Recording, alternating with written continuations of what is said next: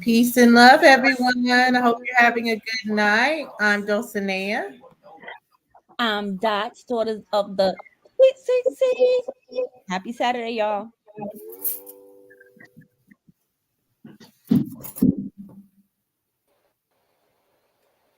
Gemini might have stepped away. Hello, it's Big Mama, Sister Freedom. Welcome to Unscrambled Minds. I got sent to Judge O'Brown again. He says he's having problems getting in. Y'all know I put my glasses. Shimon Hotep. I'm Sakina Ra.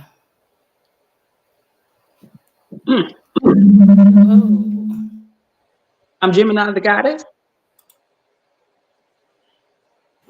And Nisha should be here with us shortly. And as you hear, we're working on getting Judge Joe Brown on. He's just having a little trouble with the link, so he should be up shortly. But how are you ladies doing tonight? I'm doing good, baby. There's so much going on. I'm trying to get myself in.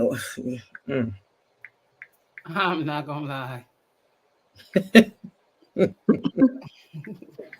You stressed? It's stressful. You find nothing. Damn. I can't find while we're getting readier and everything, and I'm sure people have heard of the news that has been going down with Palestine and Israel, and knowing that we're a great friend of Israel. Do you guys see any kind of draft in the future? Or you think it's gonna, like, war is definitely on its way? Oh yeah, for sure. War is definitely on the way. The UN is going to get involved. We don't have a Speaker of the House right now. That's going to complicate things slightly because you need the Senate in order to be able to pass certain bills. Like the president just can't make decisions on his own. He needs a full cabinet in order to pass anything. He has to, respect the process. And so it's going to be interesting to see how they're going to pull things together. It's going to be real interesting. This is what I'm saying. You could be walking the street one day, minding your business, getting in your car, coming from the grocery store, picking up your kids, anything. A bomb is coming at you. Next thing you know, you wouldn't even know because you ain't here. That's crazy. Life is no joke. And people play with stuff too much. This is crazy. So y'all almost sure that we're gonna get involved in that. Well, I'm pretty much sure we are gonna get involved with that. Yeah. We've always gotten involved with trying to settle peace, and at the same time, I don't know if we're not bullies, but we've known to be bullies, but we've known to be peacekeepers. Excuse me, y'all, for a second. But and the president has already said that they have our full support. which means that we're definitely going to get involved. Anything that they need, they're probably going to, start getting the troops prepared. The military is, and wait for orders. So can figure out what the next move is. I'm not sure too if they're going to put somebody temporarily in as a Speaker of the House. So I mean, again, it's going to be interesting to see how they pull everything together, so quickly, so that they can, be ready for a proper response. I think too that, you know, all right, so Hamas, I don't see, okay, I don't see us necessarily having to necessarily go to war in the traditional sense with Hamas, because Hamas doesn't really represent anything to that would destabilize, you know, the United States. I know they weren't about destabilizing Israel based on based on the treaty that was signed, and just based on the 1947 after the Holocaust, when Germany, England, some of the big three, if you will, signed on for reparations to say to the Jewish people, we're sorry. Yes, this was a bad thing that for 4 years you guys went through the Holocaust. Germany issued an official apology, and part of their reparations plan, aside from giving money to each of the either descendants of those who went through the Holocaust, they got their own country. And it didn't just start just from German Jews, but that meant for anybody who identified as a Jew, that now they can perform Aliyah, which is to return to their homeland, which they consider it to be Israel, right? Because they take from the biblical perspective. And so 1947 comes, and they come, and you have this landmass that has people living on it that's been there for centuries and centuries. And literally, that land is partitioned to what we now know as Palestine and Israel. So you can only imagine from 1947 onwards, right?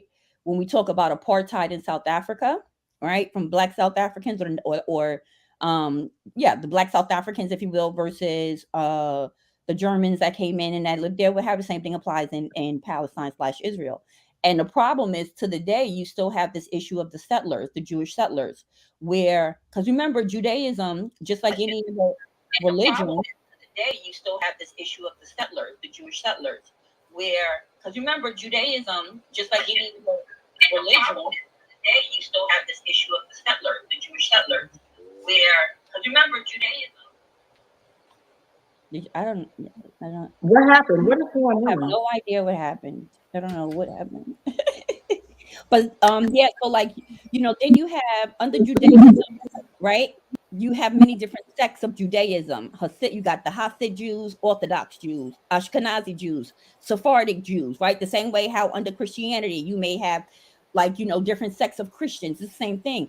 But with the Orthodox Jews, they feel like this is our homeland. So if you are not Jewish, of Jewish descent, I don't care that you and your family and your have been in this house or been on this land for 150 years, technically by law, because it's written in the Torah, this is ours. And so the military, the government actually protects them. They put a wall up. Palestinians cannot travel freely.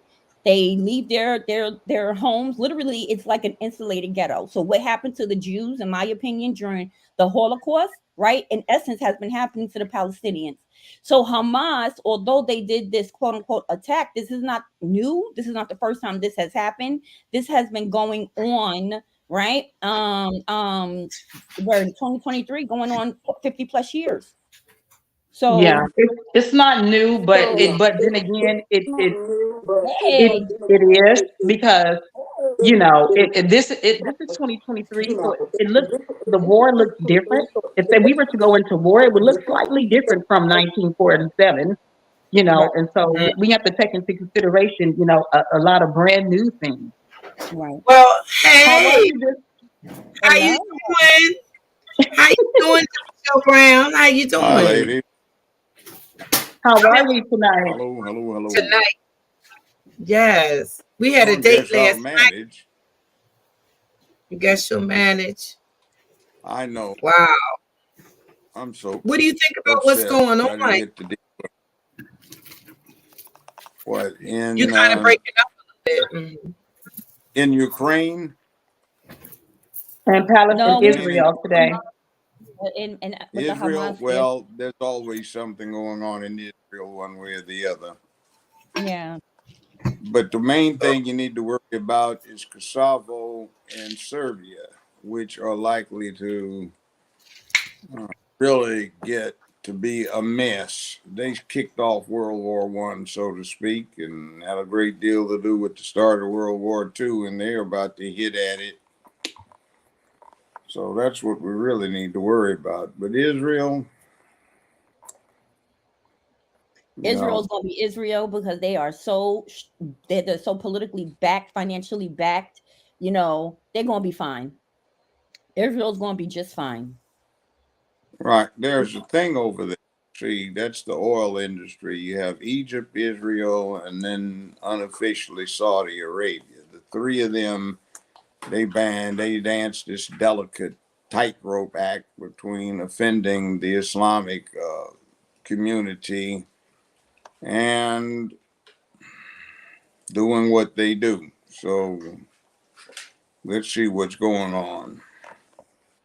That's So what I said. What do you think about Israel? What do you think's going on there? I'm curious. I hadn't gotten a chance to listen in on you. So, what's your opinion? got you speak first. Okay. Um.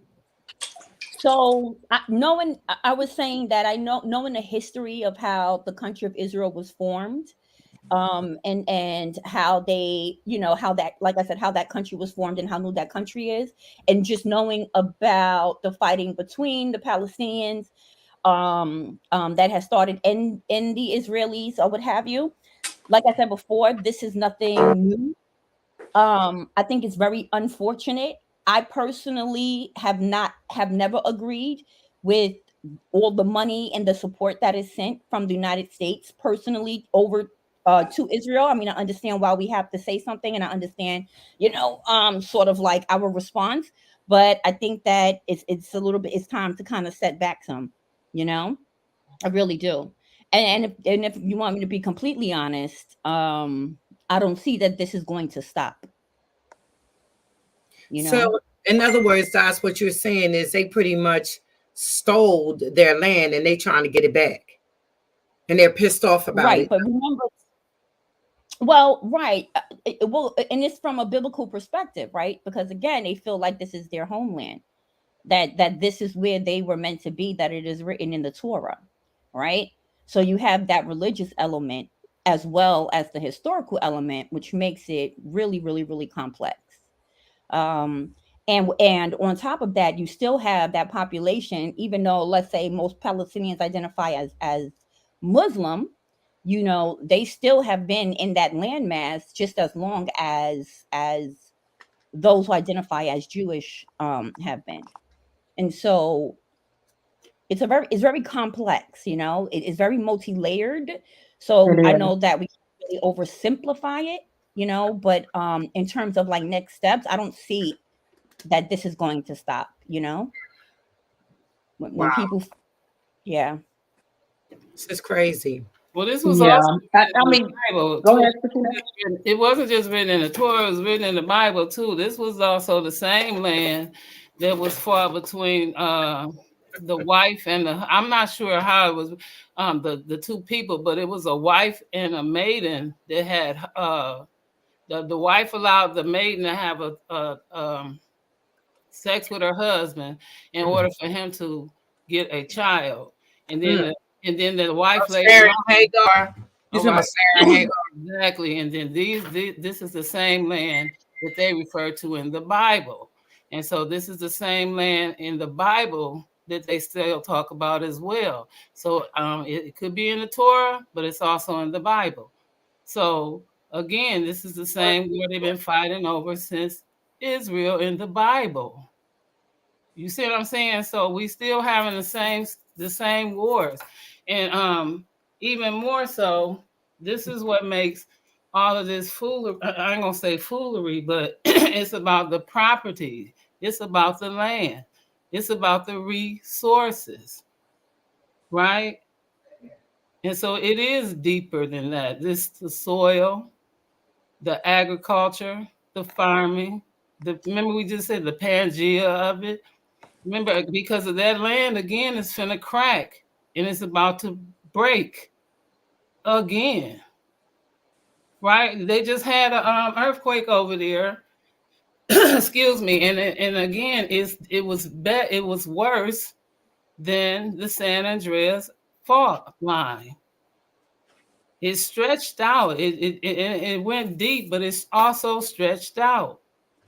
And so the next earthquake that happens is going to cut it off. This is deeper than they've been waiting on the San Andreas fault line. This also happened at the same time that those other continents got flooded, as well as Japan. So when we're talking about all this migration stuff that's going on, the United Nations are all trying to come together with a plan that deals with all of the world crisis. And what land are they fighting over? Around the same land and the land masses that are having the same fight. Interesting. Mhm. Anybody I'm else? just interested. I'm very interested in seeing how our government responds, and with the Speaker of the House gone, how does that impact everything? So I'm just really waiting for, some more information to come out so that I can, start to understand, our position here in the United States about everything, about it all. Okay, you've got a Semitic people, Arabs and the Jews over there in the Middle East. They're all DNA wise basically the same, except for some of those that came back from Europe. Uh, they're somewhat different. You had the diaspora, and you had a guilt trip thing going on amongst the Europeans after World War II. You had a lot of British commandos were Jewish. They went to the Nazis, and they were some badasses, excuse language. They come back. We want to set up a state of Israel. They do. A lot of the people that were in the Palestine area got dispossessed. They got pissed because they said Arabia and Islam provided the only safe haven for Jews for 1,000 some years, and you were allowed to practice your religion in peace, and here you go trying to do this to us. So there was a whole huge bit of anger that developed, and that started back 1946, whatever, 47, and it went forward from there. So we've got this flare up, Hamas, which is Excuse me. the entity that deals with the Palestinian question from the Palestinian perspective, apparently launched some missile attacks and then went in with some raids, if you can call it that. And they're doing some retaliatory sweeps, fighting and whatever over there right now. I don't think Hamas is going to be able to overturn Israel. I think it's more a matter of anger, point, principle. Israel will probably maintain its situation in terms of being militarily prominent, dominating in the area. So let's So see. are we just as a backup then? Is the United States then just as a backup just in case something Well, else goes wrong? most of the Israeli Air Force is composed of U.S. flyers, Air Force, Navy, and Marine Corps who are on extended leave, furlough from the U.S. military. Sometimes it produces some interesting results, like, for example, in the late 60s, the Israeli Air Force sank a U.S. Navy military vessel. And most of the pilots involved in the strike committed treason because the flyers were, to a great extent, U.S. military flyers on furlough, and they sank U.S. vessels. That's treasonous, but that got overlooked. So let's see what goes from there. Yeah. Thanks for sharing the screen. This is Dots again. So just real quickly, right? So here's the landmass that we're talking about of Israel slash Palestine. So 1947 again, right? So remember, Holocaust ends, right? Germany apologizes officially, feels bad. Part of the reparations packages is that they get to repatriate and they get their own homeland. Right. 1947, they come, right? So here's Palestine. So in 1947, the green is Palestine land, white is Jewish land.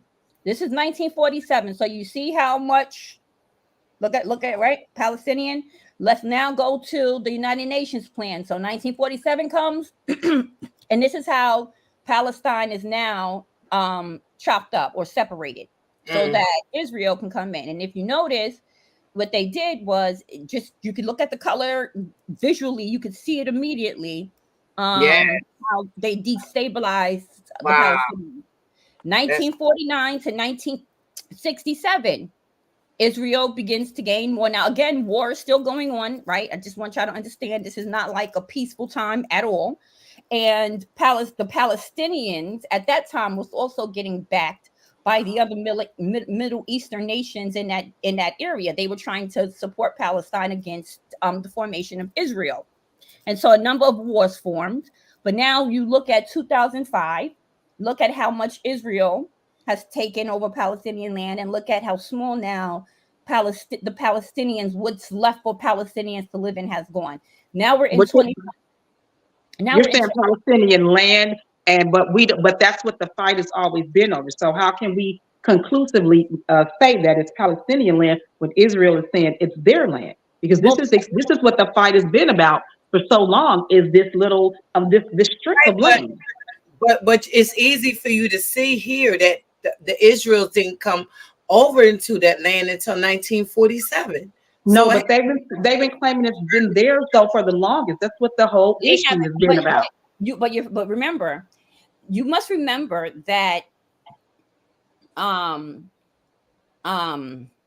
Palestinians and those who identify as Jews have, prior to this, like centuries, like biblical times, they coexisted just like many people did, right? Human Right. migration patterns, people live in agricultural land, trade, bartering, all that. They coexisted with no problem, right? No war, coexisted. However, when we are introducing like when we're talking about like political hemisphere, right, when we're talking about international law, or when we're talking about just in terms of how governments operate, you got to understand now we're talking about not just a belief of, oh, because this was written in the Torah, because like Sakina made a very good point, this is considered the birthplace of Christ, right? Right. This is Right. also considered the Holy Land for Jews, and it's also considered the Holy Land for Muslims, right? Mm-hmm. So you got that. Exactly. However, in 1947, the bottom line is going to cause war. It's going to cause problems, because how dare you're now from the outside. Now you got to understand, 1947 comes and you got hundreds of thousands of European, mostly Sephardic, not Sephardic, Ashkenazi, they're more white Jewish, now repatriating or leaving where they were born in different parts of Europe, be it Poland, Hungary, Germany, wherever they were, to now leave there, and they relocated to live now in Israel.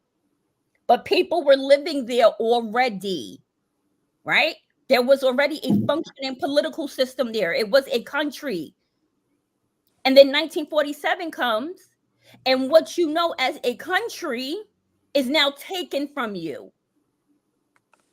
Okay, but it's still the Yeah, you can say issue that it's in the of the Bible. people who That's fine. live there and are fighting each other because they're saying this is my land, this is my land. So when you're teaching it this way, it almost looks one-sided. It almost looks like we're saying, hey, Israel took over their land, and so we are feeling more, hey, we're taking the side of the Palestinians versus being neutral. The neutral, when we're being neutral, we to be quite honest, listening to both sides, even from when they had this issue some time ago, it is very complicated. So I see you showing us, and I understand that. And I've heard both sides for a long time, but in all honesty, I don't know whose land it is. They've been fighting for the slither of land for so long that there's no way I can take the side of the Palestinian and say in an indefinite manner, hey, that this belongs to them. Okay, let me Let me say something really quickly because I definitely understand not taking a side. I would say I am more so on the side of the Palestinians. But what I will say about like what's been going on with the Gaza Strip and a lot of Palestinians even standing with Black people in America based on what's going on is because they've done peaceful protests around the Gaza Strip, and Israeli police force have been terrorists to them. They See, have that's as much one-sided they have still. as much of the problem of the police killing them as we do in America. They have just as many police that are killing them during peaceful protests. There's been young kids that have died, ages 12, teenagers and everything because they are protesting out of it, and they've adopted a lot of the things that we've done, like hands up, don't shoot, different things like that, based on the Israeli police. So they have had some other altercations more so than just arguing back for land back and forth. This has been something that has been taken to. This isn't the first airstrike. Israel has done airstrikes against them, and we know of these young kids like teenage college age that are getting killed by the police for protesting.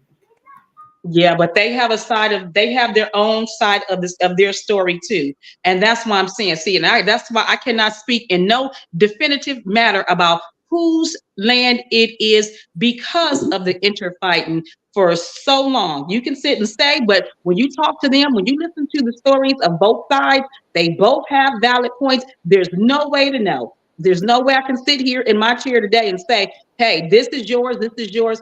You have police brutality, you have police brutality. Israel have their side of the story, Palestinians have their side of the story. And it's always been that back and forth banter forever. So wait a minute, let me make sure I got this right. Because it looks like it was Palestine, Palestinians owning the land.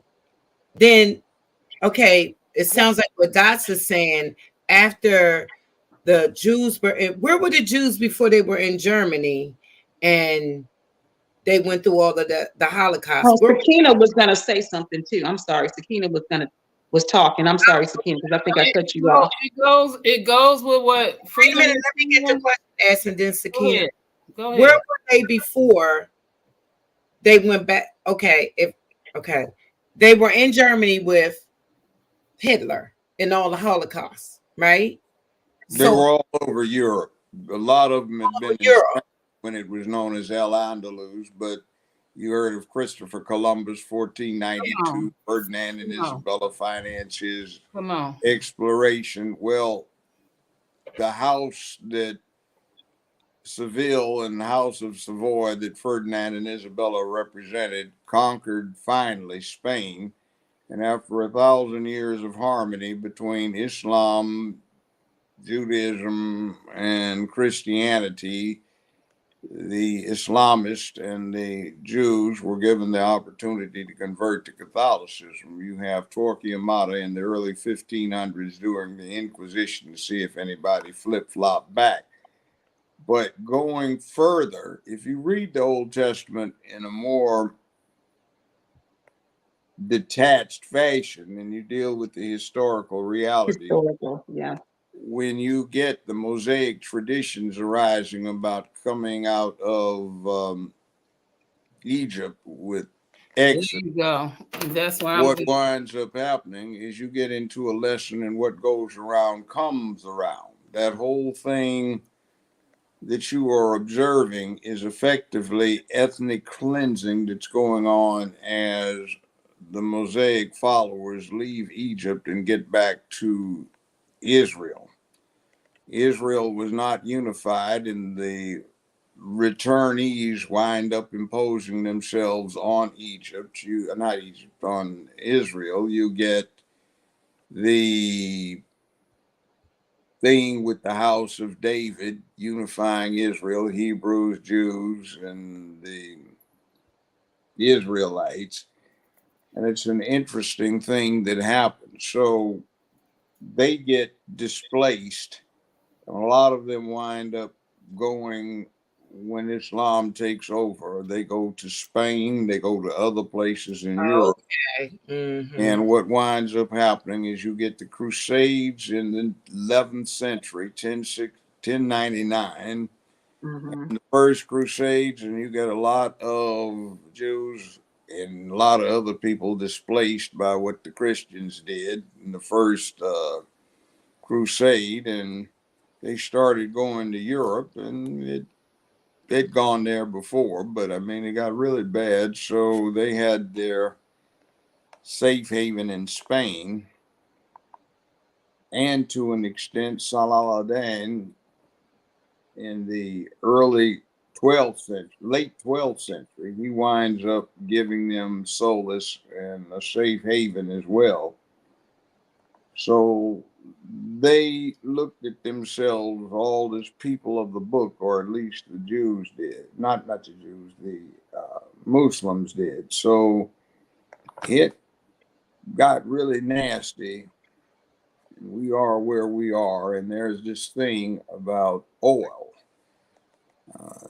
The Middle East was found to have a great deal of oil, so there was a lot of interplay back and forth between Europe, the United States, the Arabic entities over who's going to control the oil. Henry Kissinger, a Jew, who was Secretary of the State for several administrations, he calls a meeting through the Shah of Iran with Islamic, and they set up OPEC. And then Henry Kissinger demands that OPEC create that first oil crisis back in 1974 for a number of purposes. And well, all kinds of crazy stuff has been going on over there. So I have my sources and get some of the inside 411, and it's really kind of tragic, but of people that are Semites, they are Islamic and they are Jewish. And they're killing each other because of a question of who's going to heaven versus who's going to paradise. And I guess they're helping each other to resolve that question by seeing who gets a chance to go there first. 44,000. Wow, that's so deep. So sad. 44,000. And so I just want to add to that, Judge O'Brien, so handsomely, that that little piece of land, right, was the Palestinians and the Canaanites, because the Canaanites was in that land, right? And then the Palestinians came in, and that was a little war that they had going on, right? And then the Canaanites, right, were the ones that left. Well, who are the Canaanites? Well, look. No, it's just another phrase, Go but back. this is called in Africana history. But you know that the Canaanites Are they the Hebrews? and Yeah. they're Well, in a sense form, right? But they're still one of these 144,000. So it's all about the land, right? And you broke it down. well, it's more than that. It's gotten into this thing about the religion thing. It is an But it's really example about of land. why.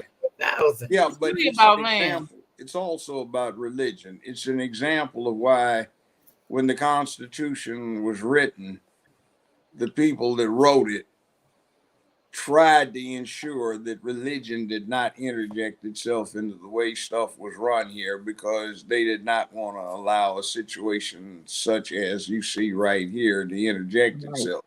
They'd had the 100-Year Wars, the Protestant Reformation, and a lot of folk died and got put on a stake and burnt, and Christian, Jew, Muslim, whatever, it got crazy. Now, if you get back to the Mosaic thing, all right, Jews are supposed to have gone under Joseph to Egypt, all right?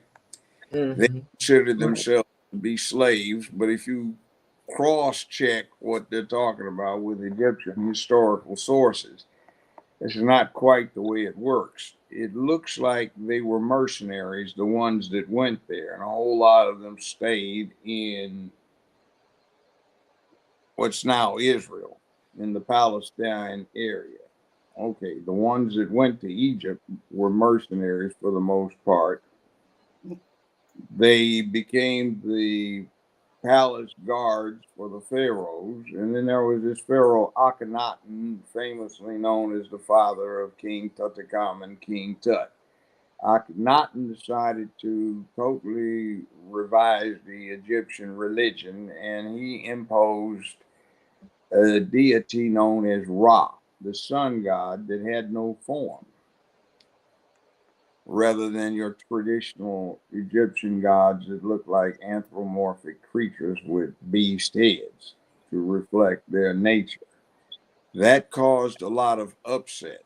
Akhenaten died, his 19-year-old successor died deformed because of interbreeding, pharaohs dealing with sister and brother marrying. And 75, 80 years later, you get most likely Ramesses II, aka Ramesses the Great, who ruled for a long, long time until he's in his 90s.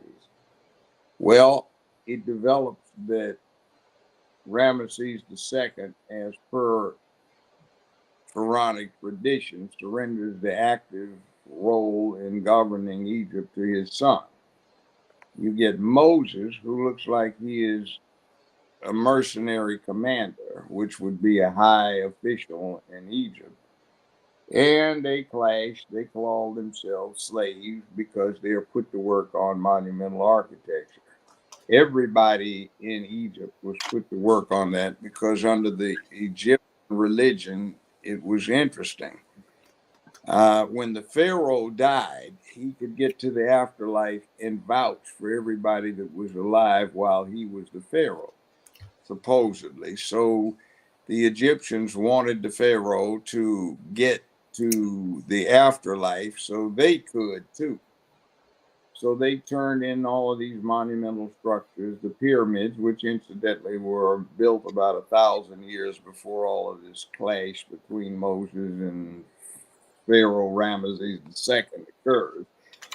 And these things are looked at as resurrection machines to ensure that the Pharaoh gets to the afterlife so you can get to the afterlife.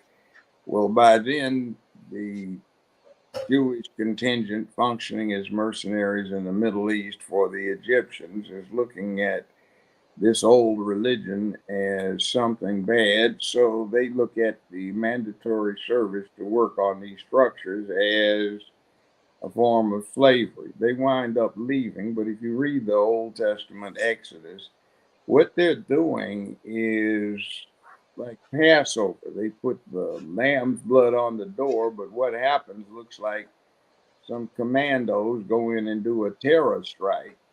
Mm-hmm. When you get to this thing where Moses tells his people that they have to kill every man, woman, and child in this tribe, that a lot of them are married into, have great grandparents, grandparents that come from. Moses' own wife comes from that tribe, and they rebelled and they refused. So Moses sends the Levites, that's the priestly caste, in, and as it's reflected in Exodus, to kill one Jew in each family tent in retaliation for refusing to obey his orders. It looks like he doesn't make it to the promised land because they simply assassinate him out of vengeance. So you'll get them finally descending into the Palestine area, and you get what you get, and eventually under the house of David, you get a reunification of Israel. So there are all kinds of things about, was Abraham in fact monotheistic? Well, the actual clay tablet records of Ur, which is about 65 miles southeast of current Baghdad, they mention him, and he was a pagan, but that is at odds with the biblical Old Testament, New Testament traditions. You have to remember that the Old Testament was not written contemporaneously with events, but somewhere around 1500, 2000 years after the event in question, simultaneously with the New Testament in the first century AD, now known as CE, current era. So a lot of stuff in there is like George Washington threw a silver dollar across the Potomac. If you've ever seen the Potomac River, that's not likely. But why do you say George Washington threw a silver dollar across the Potomac? Well, the origin of that tale appears to flow from the revolutionists bragging about their commander. When the average guy in America was 5'5" to 5'6", and George Washington was 6'5", looking like a white edition of Shaq, they were bragging about how strong their commander was, and he's big enough to throw a silver dollar all the way across the Potomac. So that's reduced to George Washington threw a silver dollar across the Potomac, which did not happen, but could not happen, but was puffing to brag about how tough the commander of the rebel army was. So look at the American army like you do in Star Wars. The rebel army fights the empire, and you get kind of an indication of what was going on, and kind of it looks like they got that Star Wars thing from the American Revolution, but it is what it is. So we get where we are, and now we have a big mess. Now I'll put bragging rights out here. I got an award by the Olinder Foundation at the Watergate one time, and that was the same award that they'd given Menachem Begin from Egypt and Menachem Begin from Israel and Anwar Sadat from Egypt for setting up peace. So I got that same award. So did Muhammad Ali, Ronald Reagan, Bob Hope, and a number of other people. I keep forgetting about that, but I just remembered it, so I thought I'd boast about it. But we got a real live mess going on, and it looks like history's repeating itself as it has over the last 2,000 or 3,000 years. So we are where we are, and humans are as they are. Agreed. So true. Agreed. So true. But that's the kind of history that you have to work to get to, because it's not going to be in the mythological sources. The book, which is the same book to an extent for the Jews, Christians, and Islam. And the funny thing about it is Islam comes last, Christians in the middle, the Jew thing first, and Christianity for several hundred years was looked at as a Jewish sect. Its distinction between traditional Judaic practice of the religion was that in Christianity, you could remain totally ignorant of the precepts of the religion, whereas you had to learn them for the Jewish side of things. The Christian side of things, you could be totally ignorant so long as you had faith that your anointed leaders would lead you correctly. When they went back into this, and Islam came about in the 7th century, what they're talking about, for example, is no pork. So do the Jews, no pork. Why no pork? It's got nothing to do, it seems, with how healthy or unhealthy pork is. Because technically, you're 10 times more likely to get trichinosis from eating pork in Northwest Europe than you are in Arabia, since the weather is very bad for the trichinosis parasite. But it has to do with this. When they take the satellite images and they look at the Sahara Desert, and they can see the villages that once used to be in it when it was green rather than sand, They have excavated those areas and they found that there was ritualistic cannibalism. That cannibalism wound up getting reserved for the aristocracy. Then, after the aristocracy, they switched from eating people to pig. And interestingly enough, the explanation for that is simple. It's got to do with taste. In the late 19th century, early 20th century, when the Europeans encountered cannibals around the planet, the word for people meat in whatever their indigenous language was all the same. It was long pig. In other words, it tastes just like a pig that was long and tall. Now, that became the symbolic substitute. So Judaism and Islam rejected any form of cannibalism, symbolic or actual, but Christianity embraces cannibalism, at least symbolically. You know, communion, eat the body of Christ, drink the blood of Christ. And there was that throwback to the Middle Eastern thing.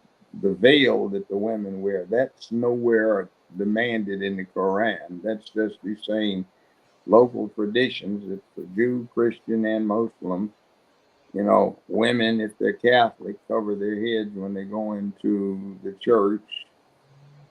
Well, it's in the For hot. Protestants, you wear them hats, you know, that you sport when you go into church.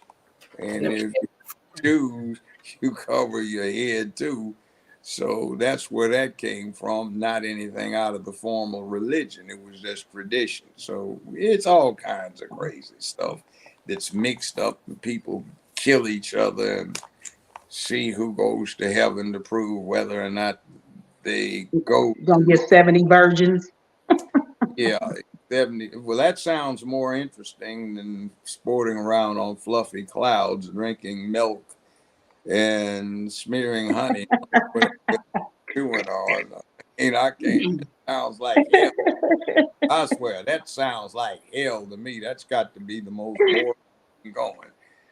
But I like the 70 virgins, you know. Yeah, But give you your 70 virgins. Yeah, that's a better I story. prefer them to have a little bit more experience. Not that sounds like hell to me trying to bring in 70 amateurs on how to get it on. I prefer mature women who know they.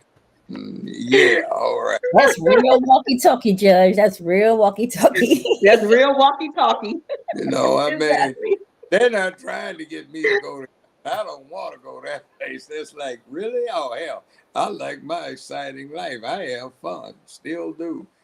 I It's know an, that's right. but can you see floating around on a cloud, I slurping cannot. milk and how Cannot. bad your breath stinks if you can't get a toothbrush, you know, to brush your teeth? Why, you know, milk is funky when it gets old, you know, and baby's breath does not smell good. You know that. So milk and honey and that sugar and the honey, and you put that in, you got to have some foul breath. Ooh, man. So that's where everybody is trying to get to, one version or another. So I mean, you know, who Well, and am they I? would die for their principles and beliefs. So trust me, they go in there. But the concern that we're having is they're sending kids there. They didn't ask to be. They didn't ask to go to either place. Well, So we do that. I mean, that's humanity. World War II, a whole lot of Japanese kids, Filipino kids, Korean kids. They didn't make it. They kind of got postnatally crazy. aborted, you know, by the bombs, fire bombs, and 500 and 1,000 pounders that the RAF and the US AAF dropped, and that went for Italian kids, Czech kids, English kids, French kids, German kids, a whole lot of German kids, A mess. the Italian kids. You know, they blew the hell out of a lot of youngsters and cut down the population. Imagine how many people there would be around now if they hadn't had that, you know, cleansing, I guess. but it is what it is. Now those kids seem to have been all right. Now, if a dog comes and breaks a leg on the playground, they got to have PST, PTSD or yeah, Yeah, post PTSD. Yeah. stress syndrome counseling, and bring in 25 shrinks to deal with the children who are upset because the dog broke his leg. You know, I guess we're raising them weaker. I mean, I can remember when I came to school at John Muir Junior High in the ninth grade, there was this guy that graduated the spring before. He went to Manual Arts. When we got to school, he was hung by the neck from the flagpole, and front pants were drooped down around his ankle, dick hanging out, and his guts were drooped down 10 feet, put on the sidewalk. We just say, hey, man, dude, mess with somebody, man. He should have been cool. Nobody brought in a shrink for us. It was just kind of nasty. You know, some people didn't want to do lunch that day, but it is what it is. That was about 1960, 61, somewhere in there. I just want to make sure I said to you that the Quran doesn't specifically say what the woman, how the woman should wear it. It just says where you should, how far down you should be covered in the modest split, whatever. But it's the hadith that describes how the woman should be wearing the niqab and head covering and things of that nature. Mm-hmm. They go hand on hand. Tradition in the Middle East. That's why you have that. It's tradition wherever you are, Muslim. Christianity, Islam, and Judaism. Mm-hmm. Well, I just want to make sure I said that. Yeah, that's exactly what the thing is. Yeah, but yeah, this has been really interesting. What you're telling us, it's a lot of knowledge concerning this situation between the Muslim and the Israelites. In other words, I'm asking you. So the war that they're having right now. That's not a war.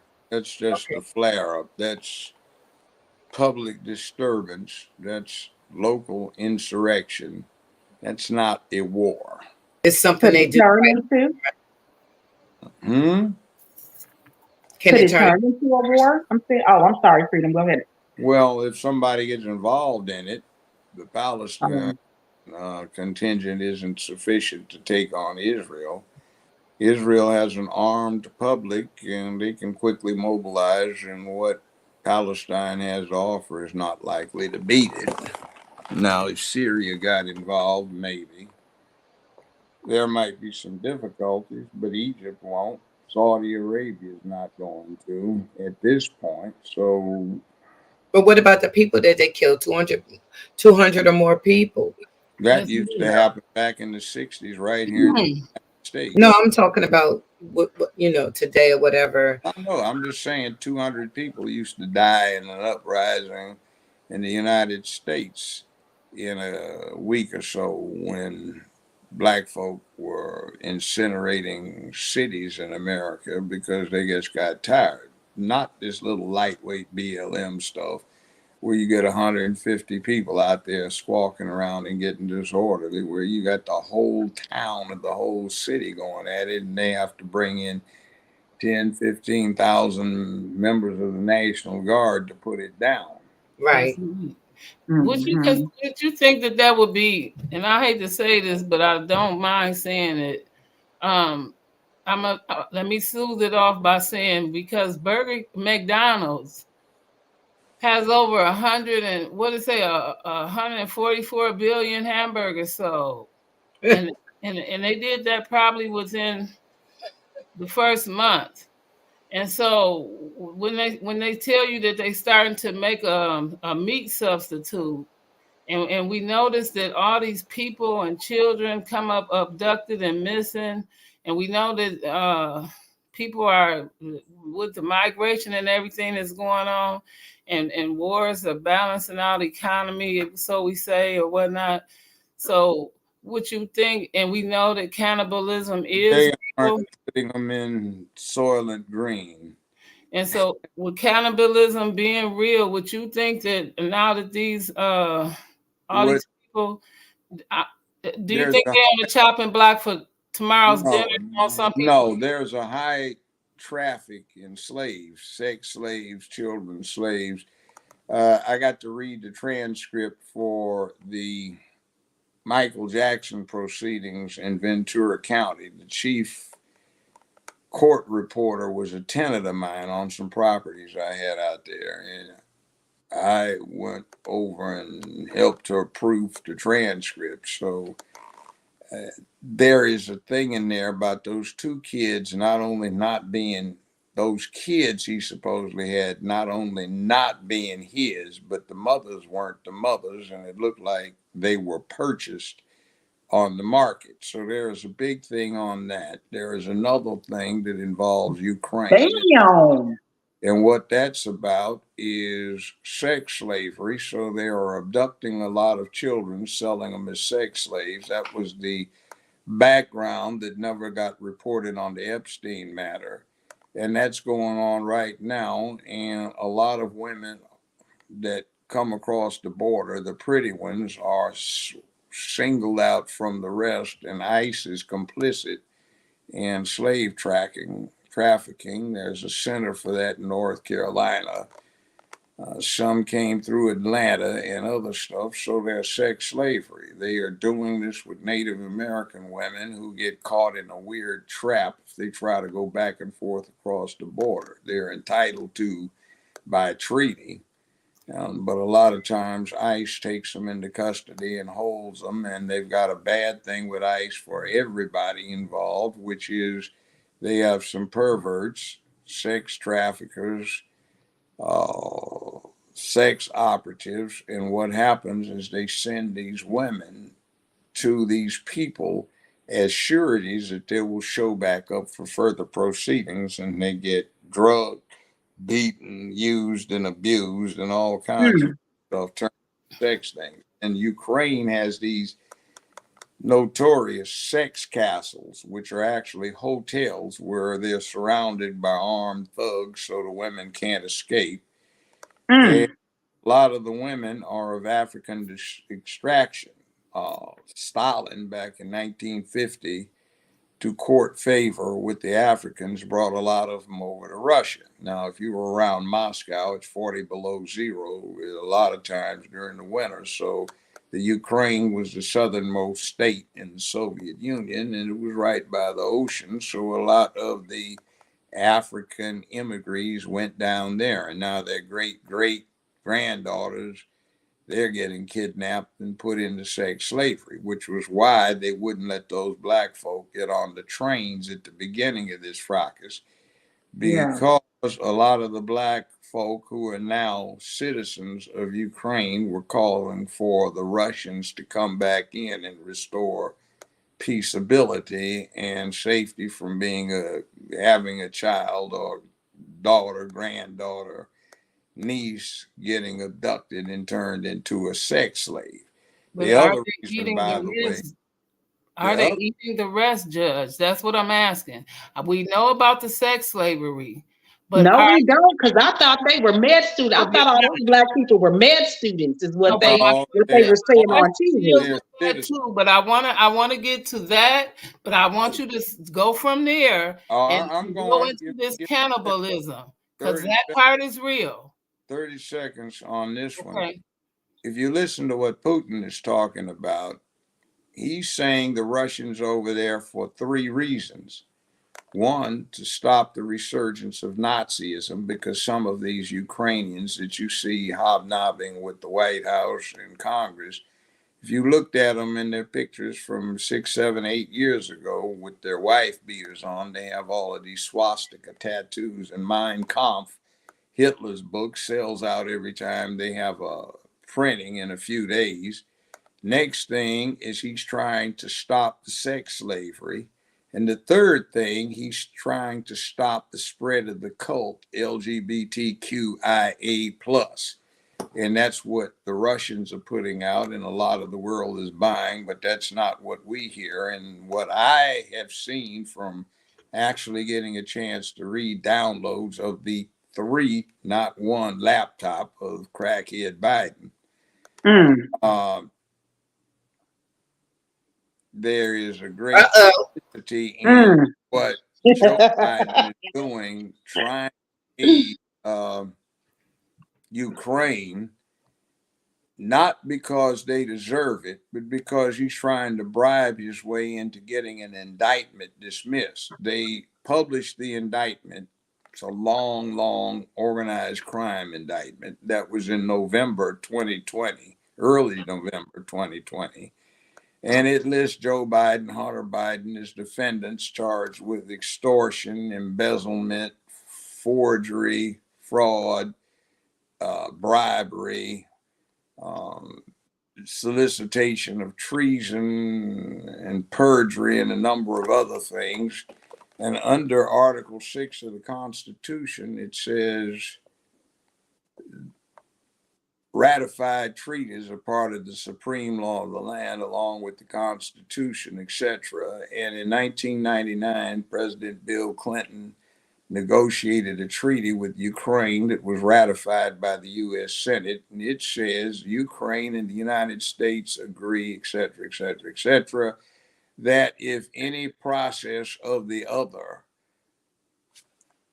charges a person with criminal activity, etc., the other one will apprehend, that is arrest, detain, that is hold in custody, and extradite the individual. So Biden has been duly indicted, both of them, Hunter and Joe. So under the Article 6 to the Constitution and the 1999 treaty, the U.S. is supposed to technically take Biden's, both of them, into custody, detain them, and extradite them to Ukraine, which isn't likely to happen because of the mess and security things, but that's what the law says. So when he's no longer president, technically the law demands that that happens. So I take what I see over there as an effort to bribe your way out of being sent back. He's already admitted he attempted to bribe them, and that was in, I think, a 2017 conference on C-SPAN in January. We got up and boasted he was guilty of bribery and extortion because he threatened to withhold $14 billion in U.S. loan guarantees to the Ukraine if they didn't get rid of this prosecutor who was trying to indict his son. Wow. So a lot of stuff is not what it seems at all. Sorry ass press won't report. Wow. Did I yet? Now, back to your thing, the cannibalism. Torquemada came up with an idea that if you go to Spain, you can find delicious ham, because it became a tradition. When you had a visitor, you'd serve them a ham dish. It wouldn't spoil. You go to an old time Cracker Barrel and they have a country hams hanging out in the open in the back of the store, but they'd slice up the ham dishes, and traditionally you had to eat one of these ham dishes to be welcome into the house. That was to see that you were still Catholic rather than reverting to Islam or Judaism. A lot, by the way, of the Islamists, they were mercenaries for the Spanish armies that were sent up to the lowlands. That's Belgium, Holland, and such like. And they wouldn't come back and deal with Torquemada. So a lot of them went over to Ireland when Ireland was a Catholic country, was asking for help against the English who had become Protestants. So a lot of these folk went over there. And by the way, a lot of them were very dark and came from northern Nigeria, House of Fulani, where they were basically the light cavalry for Islam. So a lot of black got dumped into the Anglo-Saxon population that way, and there had been a previous big dump into that population at the beginning of the 5th century when Rome left England because they had to bring the legions back to fight the Huns, but a lot of the legionnaires had retired and they'd been there for 100 years, and they were recruited from sub-Saharan Africa. So a lot of black dumped itself into the English population then, and then when they got to slavery in the 15th, 16th, 17th centuries, and then they ended it in 1743, I think it was, somewhere thereabouts. They didn't deport the 1.5 million African slaves, so they just kind of mixed in with the population. So you take your typical English Anglo-Saxon, and you might find quite a bit of color peeping out of his DNA. Additionally, Meghan Markle's not the first black royal. King George V was broke. That was Queen George III was broke. That's the one that was on the throne when the U.S. had its revolution, and that, by the way, was one of the justifications of the revolution, because his wife was a quarter African. Her mother was the daughter of one of the king's relatives who extended him a very generous loan so he wouldn't be broke. And this cousin had been in Africa and brought back an African wife. So the child of that English aristocrat and African woman became the mother of King George's wife. So the Americans were justifying their rebellion, amongst other things, by we can't have a king who has a hen queen. So the English royal house has a bit of color in it as well. So that's things, see, things that are unknown. Well, not That's wide. juicy right there. That's juicy. Yeah, it is. Boy. So what is the, so is that why they sent Meghan Markle and what's her husband?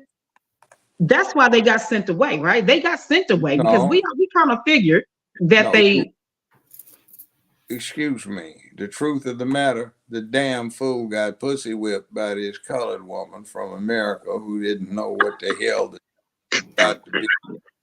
Queen of England, or very next to it, or one of her children could be king, and this damn fool ran her mouth off talking that whoop. It came out of Hollywood, and she screwed it for her pussy whipped husband, who got himself in hot water with his family. With his fam bam. You're about to be a princess in the last living monarchy of sorts in one of the richest history, and your dumb ass is alienating your fool self because it was so stressful doing what you had to do. I thought that was the worst PR ever. That's the same thing I said. I'm like, what in the world? I mean, think about this job. This is so bad. Oh, we're so happy in the Royal House of England to welcome this new hospital into the array of medical treatment facilities. And she's going, oh, it was so stressful. Damn, Emma, what's the matter with you? You lost your He couldn't mind? see the big picture. She didn't see the big picture, and he was whipped, definitely. Yeah. Well, let me ask you this, Jojo Brown. Are you still running? No. Are you still running? Huh? It was really strange. The lowest turnout basically in about 80 years. So I didn't win. But the guy that won is 36 years old. He's a punk. He doesn't know crap. He can't walk the street.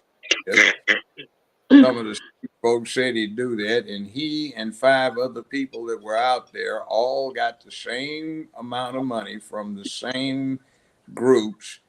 And they were bought. So basically, they were trying to keep me out. Newspapers refused to even mention that I was running, except when they mentioned the name, they'd put somebody who wasn't me in there as this picture, and there was another. Are you serious? Yeah, there Wow. was another elected official whose name was Joe Brown, so they were putting his picture in the article to get hopefully him That's not. crazy. Anyway, Not the lowest turnout in 36 I years. Did do you really say that? be nice I anymore. know, right? And by the way, it rained all day on election. I don't have to worry about it, but you know, you ladies don't like to get your due wet. You know, So, you got an attitude. That's why they didn't vote you in. They like, oh, oh, we they don't want said Judge that. Joe Brown with the attitude. They said that I had an attitude. So I they, know, I know. so when I'm not one of these punks that gets run over. See, Right. interestingly enough, I went to a function just the beginning of this week. It was crime down night. And I was there, and people were saying, "Where you going, Judge?" Well, down there, where all those young men are. Judge, you don't need to go down there. Yes, I do. So this guy that was my cameraman, he just got out of prison. So I had brought him in to do his thing. And well, he'd been out of prison 4 years. So we went down there, and he said, "Should I tape?" I said, "If you feel comfortable with it." People said, "Judge, don't go down there." So I went down there, and it was some Crips. Oh Lord. So one thing that I did not like, I said, "Hey, come here, man, shake my hand. You know, I'm Joe Brown, Judge Joe Brown." Somebody said, "Oh yeah, man, my granddaddy told me about you, my grandmama, whatever it was." So when I'm shaking hands, all these badass, well, you know, types, they shake hands like the 9-year-old girls. This little weak, like, "You crushed my hand." I said, "Yeah, I did." I said, "You know, Tookie Williams is, don't you, or was, you know, co-founded the Crips." I said, "He used to work for me. When he was 14 years old, I was his playground director, and we used to give him money to go run errands." She, "Yeah." I said, "He'd have crushed your hand with that handshake. Man, the hell up. I pumped around and played ball. Don't give me that." So I got to talking to him. I said, "Hey, man, you know, we'll meet again. It's all cool." So I shook every one of them's hand, talked to them, kind of conversation. So I go back down the street. And what I'd said is the next mayor of Memphis needs to be somebody that can get out in the streets and lead the Right. people, That's what all we the did too. people that were killing too are still killing. And you got a punk down there that's ass too scared to walk within a block. Like one of the candidates came down there. It was a she. She shouldn't have been down at the other end, but she checked in, got a hot dog, and left. So Well, we yeah, gotta be but they asked for I what have a they get, question. so they got their Go ahead, guys. stealing left. They're trying to steal money big time. So yeah, I have a question yeah. about. I have a question I, on top of that. but What, anyway, forget that. Go ahead. and this is not just for you, Judge, but also for the ladies. You know, what are your thoughts around the migrant crisis and how it's being played out? You want me to go first again? I don't want. Anyone. Well, let me say what about Article One of the Article Dusty there? Article Anyone. 1 of the Constitution says every 10 years there will be a census conducted for the primary purpose of apportioning representation in the House of Representatives. Now, what that means is they don't want these people to vote. They just want them to be counted. So California can perhaps keep the number of congressmen it has or pick one or two up, as could Illinois and New York. These people would not be able to vote, but they would be counted. It's kind of like what happened with you women. Until Mm. the amendment in, you were counted toward representation in the House, but you couldn't vote. That was also the thing about slaves and indentured servants, which, by the way, it never says black people are 3/5 of a human. It just says for purposes of apportioning representation. 3/5 of all of those counted who are in involuntary servitude or slave status shall be counted toward that number.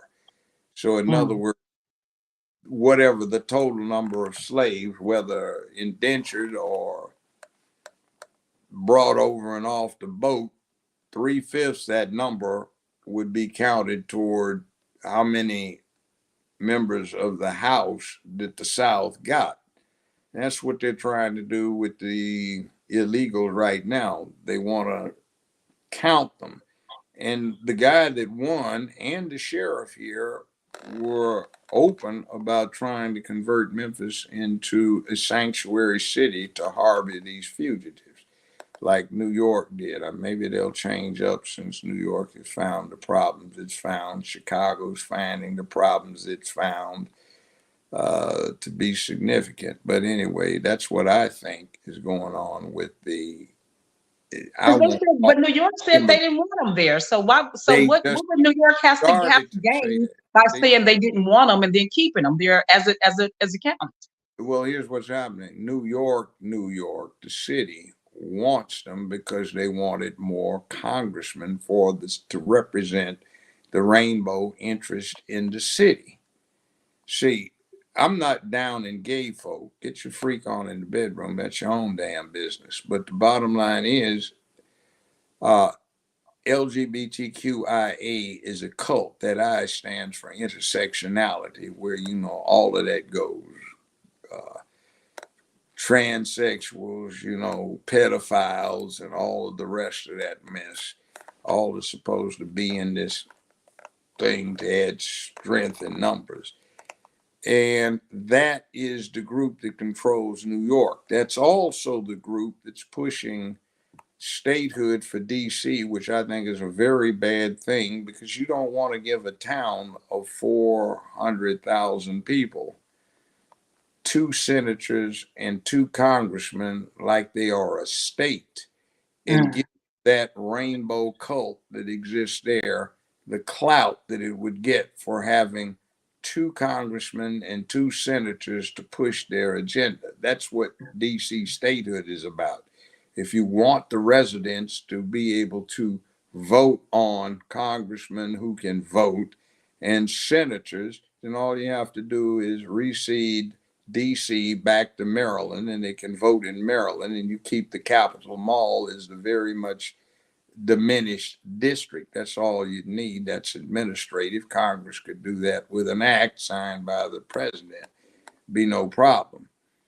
Because the reason they seceded the District of Columbia, now known as Washington, to the federal government was it was assumed that people would only be there in transit while they took care of governmental business, with a few housekeepers and hostilers who ran hotels and pubs and stuff like that. So here's what Okay, so but again, you have all of these people who are coming out saying that they're coming out saying that, hey, by having all of these people here on the sidewalks and in the streets, is a hazard to them. It's a crisis, a humanitarian crisis. They want these people. Biden should be doing something more, about the situation. And then when he puts up, says, okay, I'll put up 20 more miles of fence, then they're saying, oh, well, see, now you have reneged on your promise. So make it make sense. Is the immigration a real issue or not? Make it make sense. Al Qaeda, ISIS, and other terrorist organizations and drug cartels have been having a freebie field day by this free access across the border, and they're bringing in arms, explosives, no telling what, suitcase nukes. You get it. They don't have to worry about hijacking airplanes and doing another 911. They brought the stuff in already. Snuck in Stinger missiles. There's a huge increase in drug trafficking. No telling what kind of communicable diseases are coming in, because nobody's quarantining anybody and checking to see if they're infected. You've got sex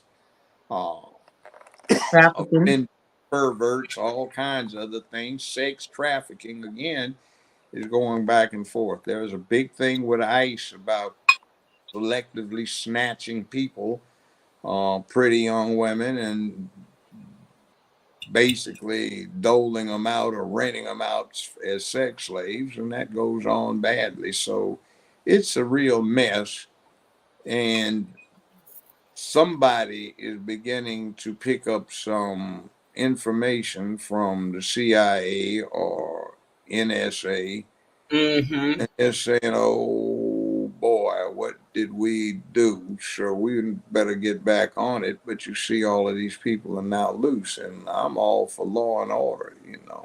Follow the law. Let me ask you this. I'm skipping off the subject for just a second. You ever heard of a governor stepping down to run for mayor? Depends upon mayor or what and why. Wilmington. Governor Carney. Delaware, Delaware. Governor Carney, yeah, because see the mayor that we have now, he states that he's not running next year. So we had um Miss Velda Potter.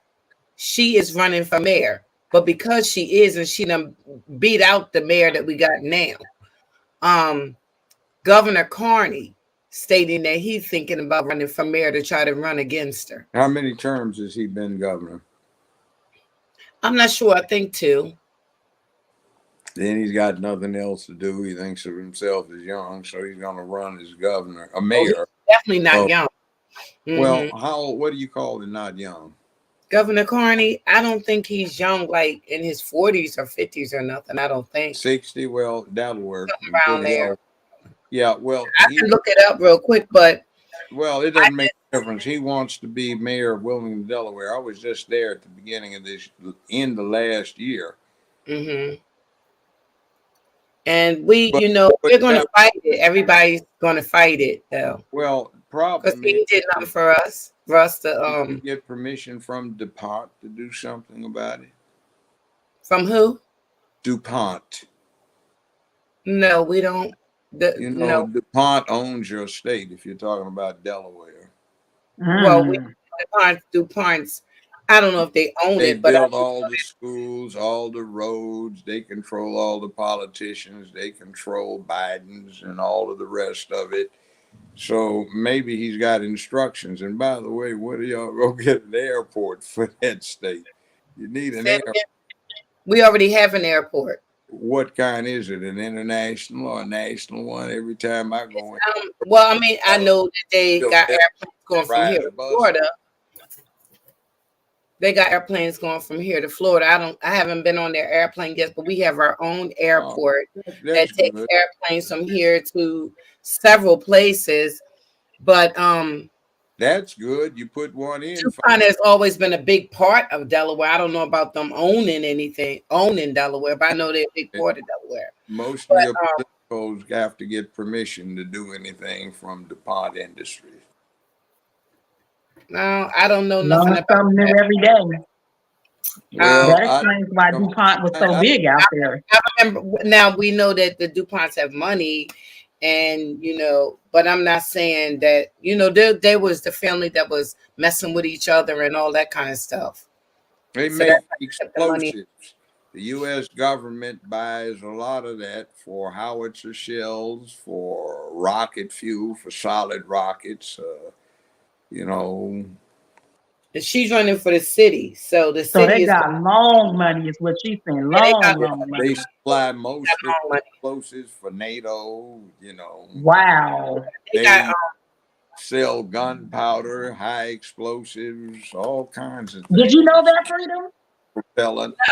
No, I didn't know that they did all that he's talking about. They did. That's called DuPont. I've got cans of gunpowder here made by DuPont. I know here they got an experimental station here. They have hotels here. Yeah, things of that nature. A lot. They own the state.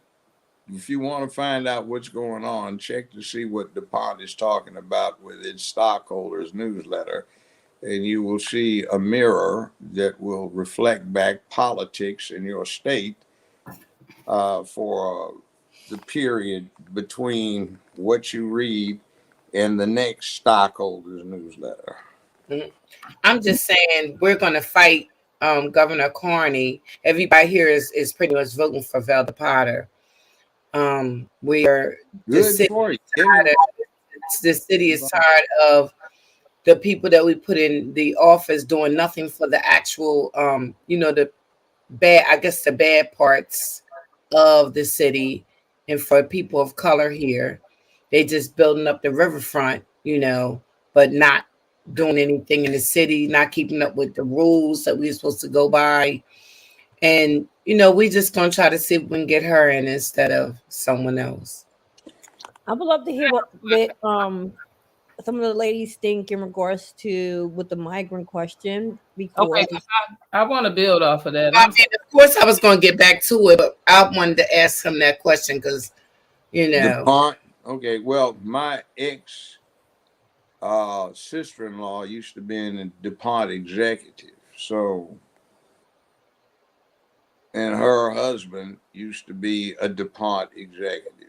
So both of them made it up to vice president status for the industry. So some interesting little inside information that you could pick up. So yeah, that's okay. So I'm gonna find out how long he has been in office, and if this is just something that he's trying to do to keep him,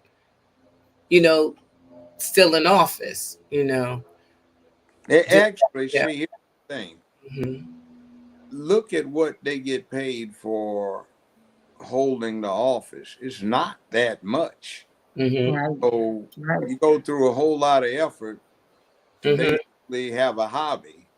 Mm-hmm. Question is, what else is going on and what's promised for after? In other words, it sounds like the governor was not independently wealthy or had not set up a career outside of politics that got him wealthy. So he made some mistakes and he hasn't gotten invested in future income sufficient to be able to afford to retire and maintain his Right. lifestyle. Yeah, because I think he's pretty older. I'll check the age too. Well, 60s ain't that old. I don't So know if he's just in his 60s. I think he may be older than that. I have to check it. maybe But he's bored. you might want to go back to Dot's question, but I will check that. Thank you.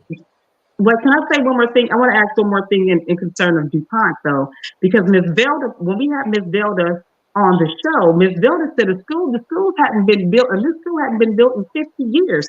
So what was the DuPont's gain by keeping parts of the city extra poor and underdeveloped? I'm not Well, understanding that part. the last time I was in Wilmington, I took about a 2.5, 3 hour hike around the city just to see what was there. It's not good. And basically, it's like we can get what we get out of here. We need the geographic location, but to hell with the people. Strategic.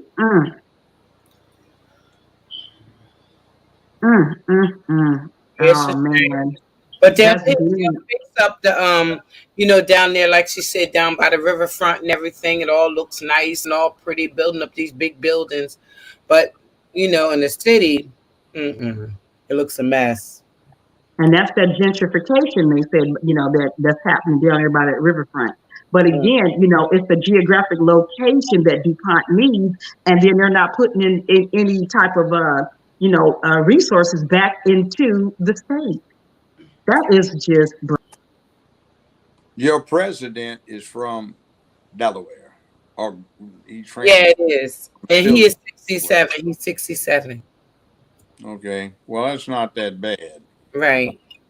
What happens is you got a president who was Philly trailer park trash, and he moved to Delaware early on, and your president comes from Delaware, and you have problems that need to be corrected. Good luck. ooh. Hey, Sakina, what Nisha? I don't know. Both of y'all have Wow. wanted to. He's been the governor since Ask a question and also 1917. I'll You let hear before I say. Now go me? ahead, sis. He's been the governor since 2017. Looks like. He's termed out, in other words. Okay, Mm. sorry about that, Sakina. Okay. Well, my question goes back to my question is about the borders because I remember when I saw Bush and another president, and they signed a treaty, if you will, discussing the opening of the borders. And when this happened, um, they were having another meeting, and they were talking about how this was going to create problems in a couple of years with people coming from all types of refuge and whatnot. So now, now we're at this point where they're Chicago calling them asylum seekers, and you can't turn them back. And they were Yeah, having. you can turn back because to be an asylum seeker, the rules are you have to check in with an embassy or consulate abroad, get clearance and declaration as such, then you can come in. These people are just going through. Remember that thing in New Mm. Harbor, the Statue of Liberty? It's welcoming in the hordes, but they have to stop at where before they are admitted into the country and get processed. Nobody's getting processed, and it's a lot Exactly. more critical now than it used to be. Now, when we go back to that United Nations and all of them coming to a meeting, a lot of them were going back to the treaties of age. That's what I'm gonna call it, because a lot of them were complaining. And you were having this discussion where they were saying, "Hold up to your end of your or hold up to your promise." A lot of these promises were from 1970, 1950, 1960, right? And so a lot of them are saying you didn't hold up to your promise, hold up to your promise. So And what? in Canada, because a lot of the immigration, so we will say, was supposed to apparently go through Canada or whatever, because they're stating that that's how it was supposed to go. And then Canada was supposed to be one of the distributors of how they were supposed to go so that this did not happen. But apparently it happened and it's happening now.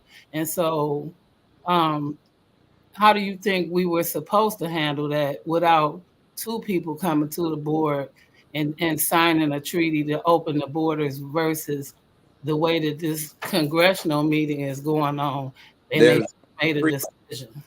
there's no treaty that opened the borders wide open, Well, but Canada and the I'm talking about the southern border. Canada and the United States have long-standing treaties, and basically it's an open border. You just come and go, and they might check whatever. You don't need a passport, so it is what it is. Now, Mm. the one that they have at the southern border, well, hell, you can't even work in Mexico in certain jobs without having an ancestral connection to Mexico. There is a thing about bringing in workers from Mexico because they have a work ethic. I had property on the West Coast, Ojai, California, and I had a ranch. I could always tell when people were subcontracting to illegals. You know how? Because they showed up early for work. They didn't take breaks. They took a very, very short lunch break. They worked their asses off. They stayed late. They asked for permission to pluck a few limes or whatever, or lemons off of the citrus trees I had. And they would bring a cooler with cervezas, beer.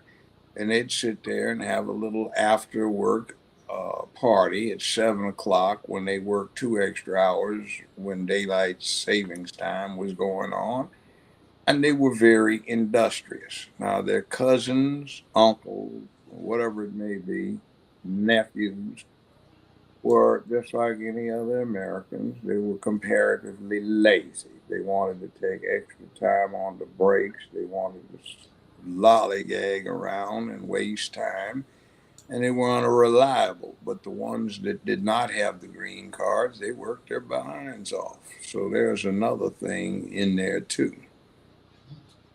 Okay, well, Judge Brown, now when the ones that went to are the 7,000 people that crossed the Mediterranean that were losing their kids and whatnot, and they ended up in Europe, they crossed a border that no longer existed because it was That, open. that's Euro Union stuff. That's their business. Okay, They but formed an after the fact United States of Europe, which is the European Union. They have rules similar to those that operated in the United States in terms of intercourse, trade, traffic, and such like. They don't have the same overall rules of governance. They have more again, elected this is parliament, one of but the things that got signed, sir, where the border was open, so that's they could Europe. cross. They could That cross. has absolutely nothing to do with the United States. See, the United Nations exists at the sufferance of the U.S., China, Russia, Pakistan, and India. The English are third rate, but they do have nukes.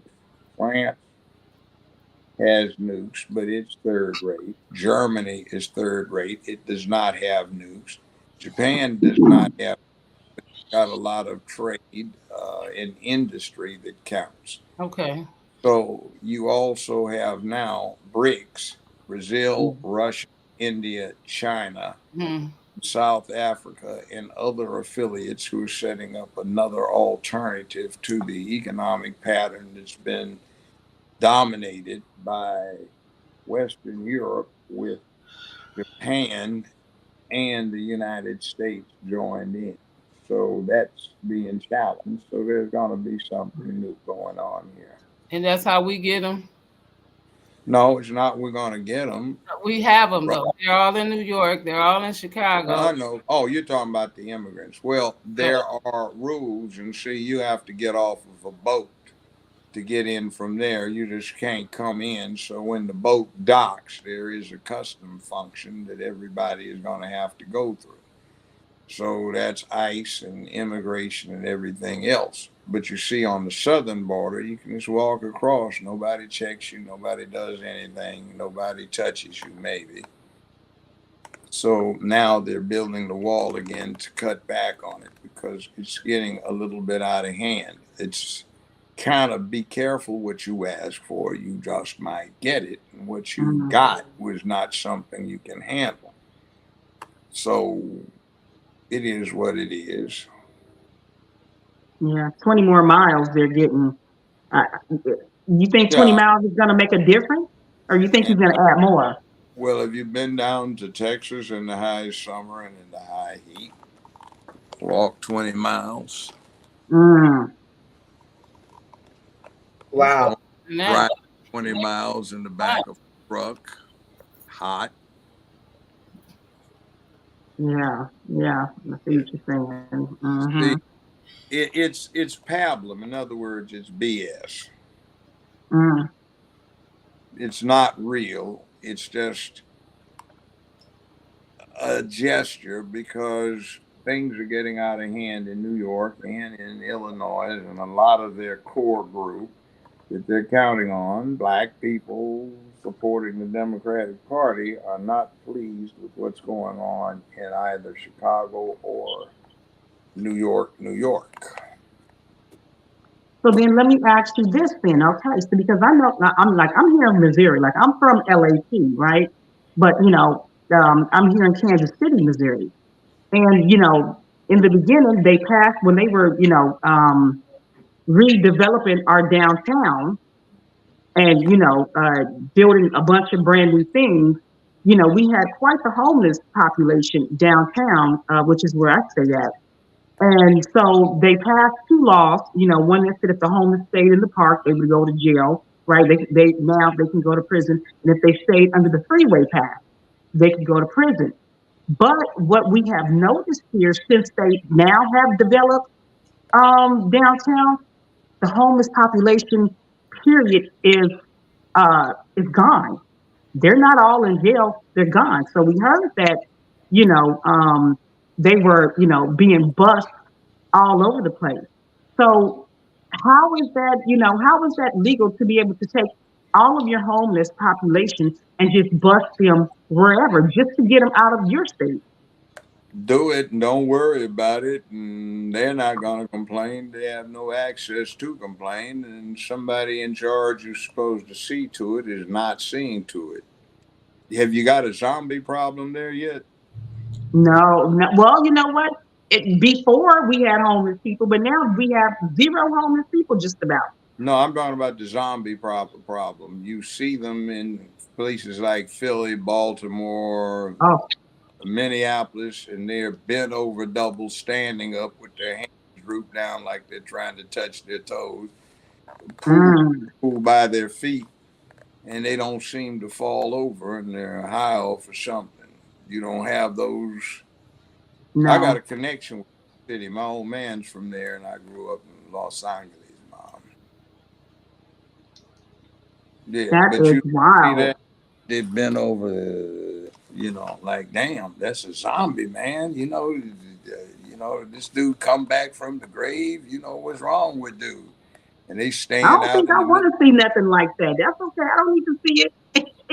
Oh, yeah, Wherever I don't need to that see that. That's wild. traffic is going around them because for 35 minutes they're standing there in the middle of the street, in the middle of a lane, and they're bent over damn near double, and they don't fall, and there are two or three of them, like, what the hell is that? They look like zombies. But you haven't got that. That's good. I'm glad it hasn't gone to Kansas City, Kansas, or Missouri. Mm, mm, mm. Wow.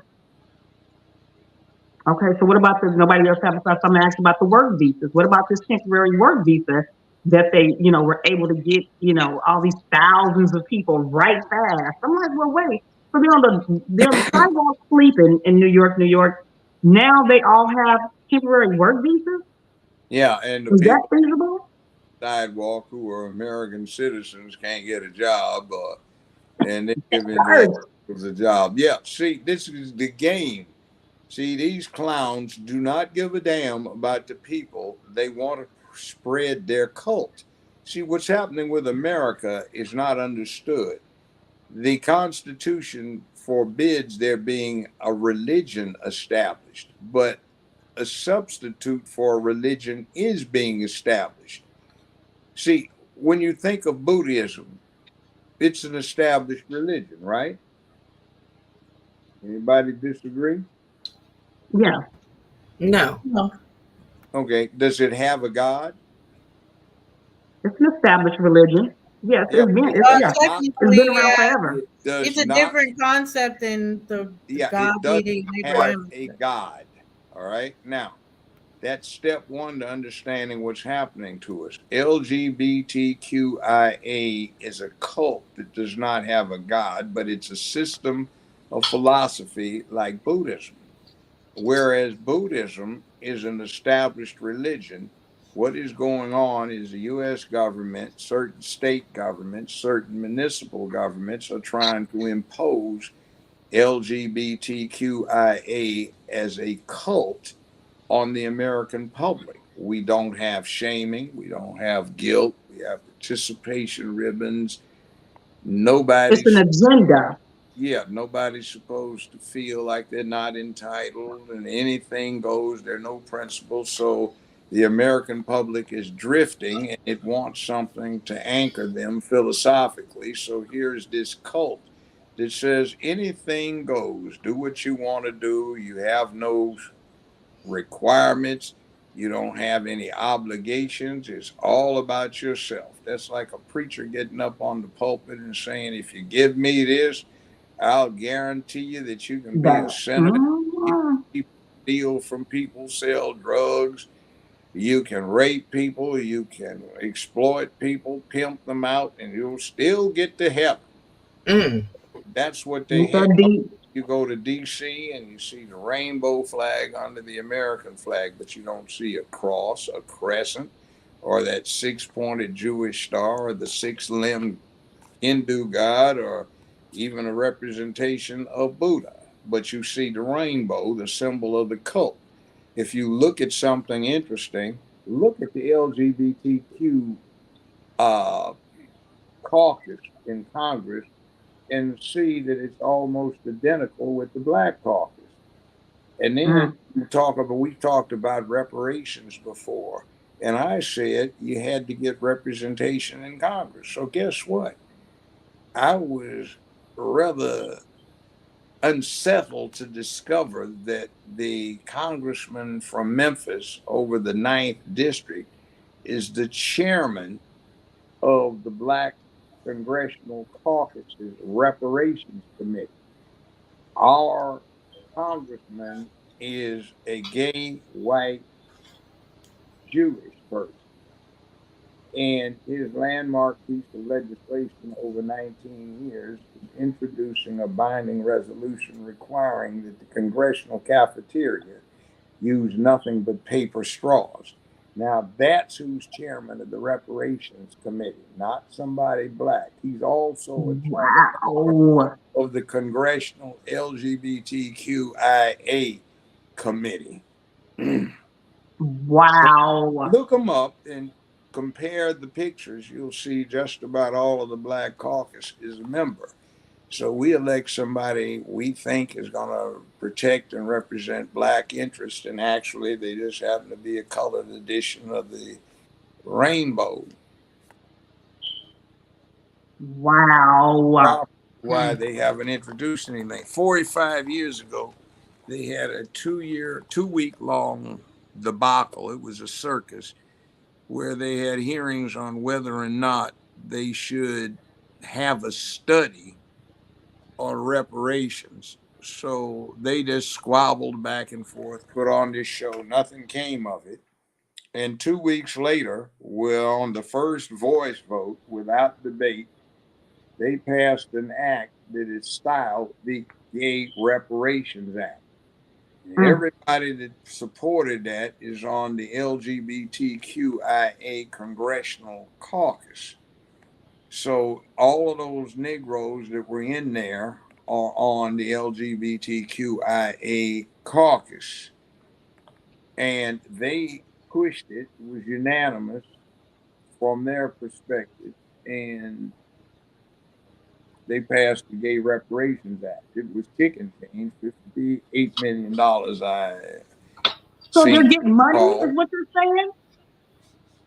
Yeah, we've been sold out. We've been lied to. Somebody that wants to hold themselves out as a black representative is representing the rainbow because they now have been able to say, I don't want to be black anymore. I want to be something else. So, oh my God, they welcome me with open arms and I can be part of this new thing, which is still a minority. It's less than about 7.5% of the U.S. population is either bi, gay, lesbian, and less than 0.5% tranny. So Okay, wait. Slow down some. Well, So you're saying that they can go and apply if they're gay, apply and get reparations? They're getting a check? no, what I'm saying is, as a charter member of the LGBTQIA plus caucus, who's white, gay, and Jewish, is chairman of the Black Caucus's Reparations Committee. Now, just think about that. Do you think they would allow somebody black, Christian, to be over something to deal with their particular ethnic interest? Wow. Nope, not at all. well, I know people don't like Candace Owens, but she kind of exposed the Black Lives Matter and how much money they made. They made like That millions. was a pimp game. Mm-hmm. And We it used was to call it pimping the movement or pimping the revolution back in the 60s. By the way, I take strong issue with we all need to unify. We don't need to unify with some of the low down sellout scoundrels Right. who are out there. We need to weed them out because I have to agree with that. we found out in the 60s that a lot of them turned out to be agents of these alphabet organizations. They were snitches. They were trying to stay out of jail. They facilitated a lot of young black leaders being killed, a lot Right, of right. bad things, and we've got a lot of them. I consider Barack Obama in that category. I consider the fake negress Kamala excuse me, Hyena Harris Imhoff. Why didn't she use her married name, by the way? Since we're talking about Israel, she adopted two Jewish children as her own. She doesn't have any on her own initiative. So, what do we really have in the White House? And by the way, I'll offer you something. You notice that the Asian, the Hindu, have meetings in the observatory, which is the home for the vice president. They call her our Asian vice president. They are. But if you are part white, part black, what do they call you? White? Hell no. You black. You Right. might use the N word. If you are part Chinese and part black, what do they call you? Black. You're Yep. part Filipino, part black, what do they call you? Well, Tiger Woods, but black. Come Come on. on. So why are they taking Even somebody Obama. They part don't even hear me. black, part Asian and calling her Asian? Because she's not. Now, I met her daddy. They don't want to hear that. I met her daddy. My ex-wife and I were sitting at a banquet table with him and the Governor General of Jamaica. And my ex asked him whether he's black. He said, no, he's Caucasian. He's Irish and he's Hindu.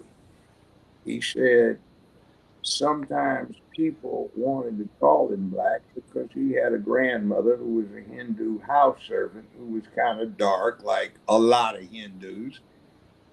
And that would be Kamala's great grandmother, who was not fresh off the boat, straight up African, wasn't African at all, but just a dark, swarthy Hindu. And she's claiming that makes her black. Mm. So that's a fraud. And I saw her birth certificate that she Wow. dealt with in Howard, and I recognized it because I had to order a duplicate for my wife at the time. And my mother in law was paternity ward RN at the time. Kamala Harris was born in that hospital in San Francisco the same year my wife was born in that hospital. And the birth certificate is interesting because it's got a mistake on it. A couple, actually. For the mother, it says race and it's Caucasian. It says nationality, English Commonwealth. Ah. For the father, where it says race, it's blank. No, it's not blank. Where it says nationality, it's blank. Mm-hmm. It says race, it says Jamaican. Now, I know a friend whose wife is born in Jamaica, Jamaican. Her mother and father were born in Jamaica, Jamaican, but she's blonde haired, blue eyed. One of her parents is that way, and the other one has gray eyes and red hair because they're English aristocracy. They just happen to be born there in Jamaica, and Jamaica's part of the Commonwealth. So they Mm. St. Elizabeth Parish in Jamaica, where they got all of the high bright like me and the damn near white or white. And you can be in Jamaica and you get somebody that's straight out of Hong Kong, or at least his parents were, and he goes, "Hey man, what's going on, man? Everything all right, man?" You know. And so You be speaking with a different accent. Mm. So it's like anything else. Your nationality is not about your race. Right. Right. So that's how they get it. And she was born in San Francisco. She's an American citizen, but she got raised kindergarten through the 12th grade in Canada. That's where her yearbook says. And she married a Jew guy, and she adopted his two Jewish children. So it should be Camilla Harris Imhoff, but she does not let you know that. But then you have Mrs. Nancy Pelosi, Mrs. Gloria Feinstein, who's dead now. You have all of the Mrs. types that are in Congress, but she uses her maiden name. Yeah. See, it's game. So Sweaters. that's deep. all of this when we get our interest representing by somebody we convince ourselves is on our side when actually they have another agenda. Wow. The 144,000 is So wait, you mentioned Nancy Pelosi. I have a question about her husband. Where was the security at when her husband got attacked? You know, I felt like it didn't matter at the end of the day what people's personal views was about Nancy Pelosi. To attack her husband like that was just insanity to me, and I felt really bad about the situation. But how Yeah. in the world was he able to come all the way up to their house? They don't have security. I thought they Yeah, I had thought so too. Secret Service or somebody, patrolling. I You thought that was talk, bad. you talk shit, you better be able to back it up. Oh. say it. See, No way, Judge. You know what I mean? No way. You know what? I don't get. He was 109 years old. It didn't well, matter that's if all he right. talked shit. That's what 109-year-old people do. I know a bunch of them.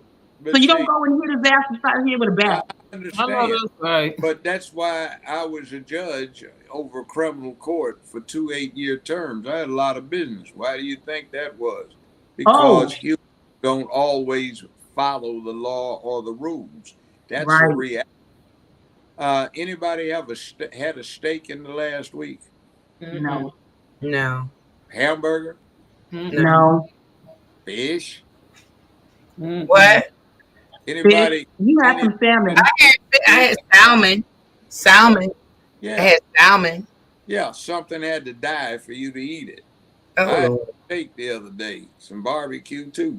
A pig died and a cow died. Something had to die. That's the truth. You have to protect everything because we make all this stuff. Those are animals. We're not gonna compare animals to Nancy No, Pelosi cousin. no. That's not the point. The point is on the planet is either protected by us or endangered by us. Ooh, But okay. we can eat it. So you take the apex predator on the planet Earth, the best killer the planet has ever produced, and you expect it to be namby-pamby-poo little Girl Scout, Boy Scout selling cookies. That's And true. when you come up to the door, no. Lions kill each other, tigers kill each other, leopards kill each other, crocodiles kill each other. Every predator on the planet will kill other members of its species when the competition gets interesting, and humans are no different. So you take So this. you saying her security detail was gone on purpose? Yeah, well, all I'm saying is when you start going around trying to act like the people you represent are not what they are, which is human beings who are at the top of the food chain, and start trying to propose a number of rules that forget that salient fact, you are in trouble. Mm-hmm. The other thing is, since he's exempt, why didn't he have a gun? Well, I mean, he was caught off guard. I mean, come on, it was the middle of the night. For No, Pete's you're sake. not supposed to be caught off guard because it might be 8,000 years ago, and you're someplace. If you're caught off guard, you don't go to the hospital. You get crapped out on the savannah because somebody ate you. You know what? They deal with you. And that was 8,000 years ago. See, now wanted to put you in the hot seat, Judge Joe Brown. Now That let's was go back to 8,000 years ago. no, We but let's don't go have back. that type of mentality no more. Who's here from California? Me, What did they have on the California flag? a bear, A grizzly bear. a grizzly They bear on used top of to be that. quite prominent. They were all over the place, and they occasionally killed and ate people. That ain't been that long ago. It's on the flag. So, see I what I'm could not talking about? deal. You see, it's like right now, Banff, Canada, where I attended a Black Skiers Association function some years ago. 2 people got killed by an irate grizzly. They had to put the grizzly down. So life is not safe. You Which go is to true. Colorado, I used to have a place up in Aspen, a couple of them. And when you got on these trails, it said, warning, there are grizzlies around. It is suggested Mm-hmm. you hike in large groups, talk loudly to warn the bear. You do not wish to surprise a bear. We also strongly suggest that if you're on this trail to have a very effective bear spray, or more preferably, a large caliber pistol, such as a 41 or 44 Magnum, etc., etc., etc. Remember, under Colorado law, this weapon must be concealed if you're on this trail. So they're telling people, hey, there's dangerous stuff up here. It Yeah. might hit you. And I walked out in the morning. Wow, there's a bear sitting in my driveway, a grizzly. Yeah. And, I always was strapped, so ready for And you freedom. didn't really even have to go that far. You could stay back home in the mountain lions in Riverside, San Bernardino. Yeah, well, and I used to like to go out because I'd think that way. I'd have a large knife and I'd go hiking at dusk, hoping to provoke one to attack me so I could get some excitement. Oh, because you was a Billy Bad. Yea, though I walk through the valley in the shadow of death, fear no evil, because I'm walking through the valley. Oh man, a No. So regular GI Joe. He was a GI Joe. let me Well, ask you not this. GI, but just that's the way you have to start thinking. See, some people think like that. I was telling you about the young people I talked to just this week. They think like that. But you see, namby-pamby-poo little cupcakes, a lot of them vanilla with chocolate sprinkles on top.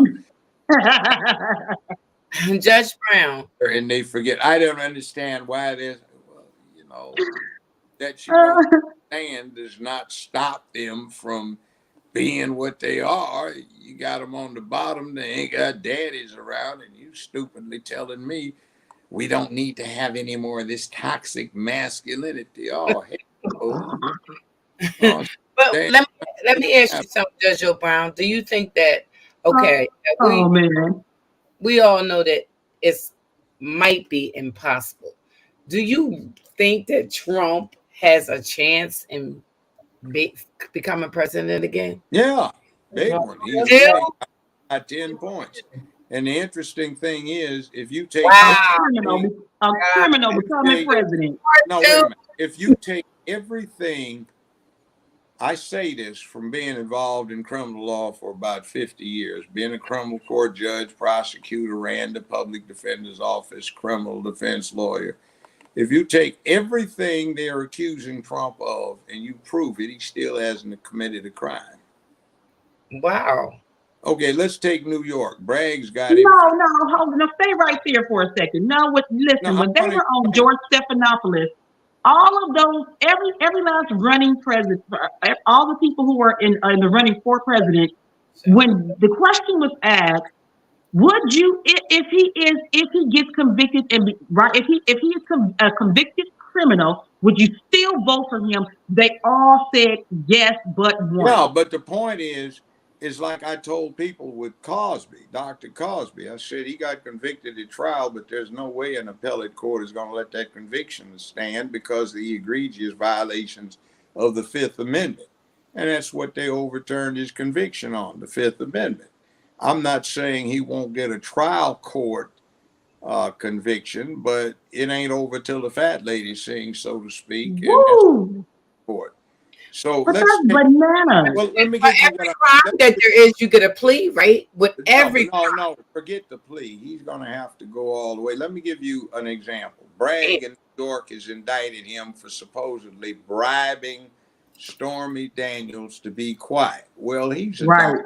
it. He didn't listen in law school because when I went, they told you always essentially flip the script and looked at it. If somebody has to be bribed to not embarrass you, that's called blackmail. Mm-hmm. Mm-hmm. What they wound up doing was indicting the victim of a felony blackmail event for being the victim. They Mm. indicted the corporation for failing to make an accurate disclosure of what the payout to Stormy Daniels was. Well, there was a gag provision that you are not supposed to violate. You're supposed to keep your mouth shut. So if the corporation in a public record detailed what the settlement was, they would violate the gag order. So you indicted the corporate entity for following the law. Go down to Mm. Florida and you're talking about the documents. Well, there is a congressional act that made it illegal, but that flies in the face of an 1803 famous foundational case in American law, unanimously decided by the U.S. Supreme Court. It's called Marbury versus Madison, and it involved President Madison. What the Supreme Court said was if Congress passes a law that's unconstitutional, it can be disregarded with impunity. And it was Wow. struck down. Now, what did they do? The case is United States versus Egan, EGAN, 1988. There are numerous concurring opinions. And essentially, what they say is under the Constitution, since the president is one, commander in chief of the military, and all other people are his subordinates, he has the authority to override, countermand, or order any of them. And two, since he's chief diplomat and can make any decisions about any secret material, whatever that in his discretion as a diplomat may be necessary for negotiations or any other purpose. And three, since the acts that established the CIA and the NSA established those entities for the exclusive benefit of the president, wherein they are supposed to acquire intelligence information and digest it to be conveniently absorbed by the president. Now, what that means is what they said in the decision. The president may declassify any document or classify any document in any shape, form, or fashion he chooses, either totally or partially.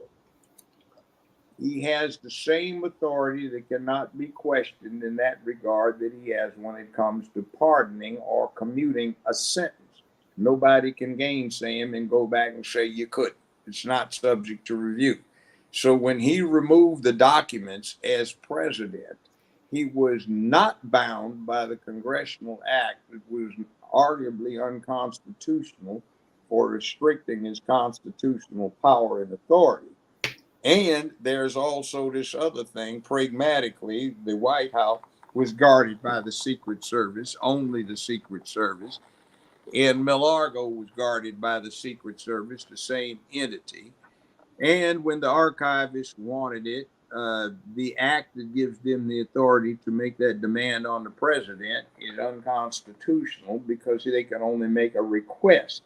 And the fact of the matter is pragmatically, he might have in his continuing obligation to remember that he took this oath to say they don't have a secret I would put classification. out the president. And also, it looks like from what I saw looking at those laptops and the downloads from the laptops is that the documents contained highly incriminating evidence against the Obama Biden administration. Mm. That's Kamala Harris. hearsay. We don't know what those Oh, documents were. yeah, if he turned them over, he would be turning the evidence over to the criminals. So he is entitled under American law to retain it. And also, he would have been acting consistently with every other president for the last 70 years. and keeping it for the presidential library. So in later years, people could come back and do research on the whys and wherefores of the decisions that were made in governance of the country. So that won't stand. The So next thing, even though he wasn't president George, and he still had them in his possession, that's all right. He declassified them. So once he removed them from the White House as president, they were no longer classified. He had the exclusive authority, so they're no longer subject to the then why did they say some of them were classified and some of them were not? because they're stupid, ignorant idiots who don't know the law. You know what? The National Bar Association, the American Bar Association, and law schools keep getting astonished when year after year they discover that less than 25% of American lawyers and judges have actually read the Constitution. They study it, but that's only aspects of it, not the whole thing.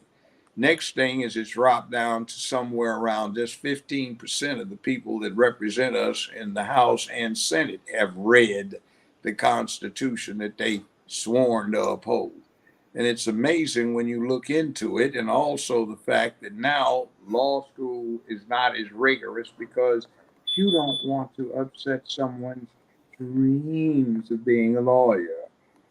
So you don't rigorously get on them about the errors that they start embracing and what's happening. Now, that's the case. Let's get to Georgia. I downloaded the entire 92-page indictment, and I think there's several sections that speak for themselves. I won't talk about the lady so badly because she's the daughter of an old friend of mine I went to law school with, and I've known for 50 years, and he used to be down for the cause militant. Okay, now let's just say this. The provisions that disturbed me that characterized the whole thing were these. Trump supposedly committed felonious activity by advocating that his followers read or watch Newsmax. Now, I go Read or to write, read or watch who? what's that? What did you say to read and watch who? Yeah, in other words, read or watch Newsmax. And Oh, I often Newsmax. Okay. Yeah. Newsmax. So I often read or watch Newsmax. So when you Mhm. read the counts in indictment, I would be committing a felony if somebody from Georgia asked me what was going on. And I said, well, check out this article on Newsmax. That would be, according to her, a felony.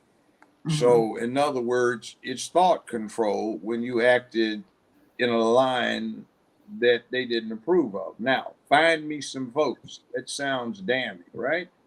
Mm-hmm. Why? They say it all the time. Personally, I remember I threatened to lock somebody up when I was an official state witness as a state judge, And they myself and always another. want to fight somebody.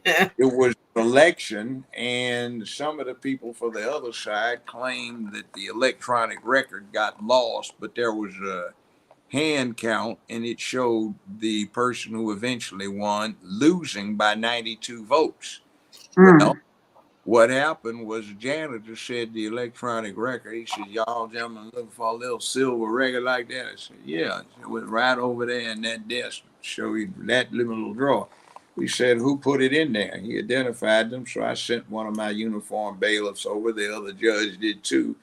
We said, "Come over here." So now, if you get your recollection refreshed and you suddenly remember where the DVD is or the CD is, Right, we'll right. about it. But if you don't, and it happens to be over there in that desk, in that drawer, then each of you's got a $250,000 bond you're going to have to make. Find me some votes. Oh. Well, sure. I guess I just forgot about that. So they went over, and the guy that won by 124 votes.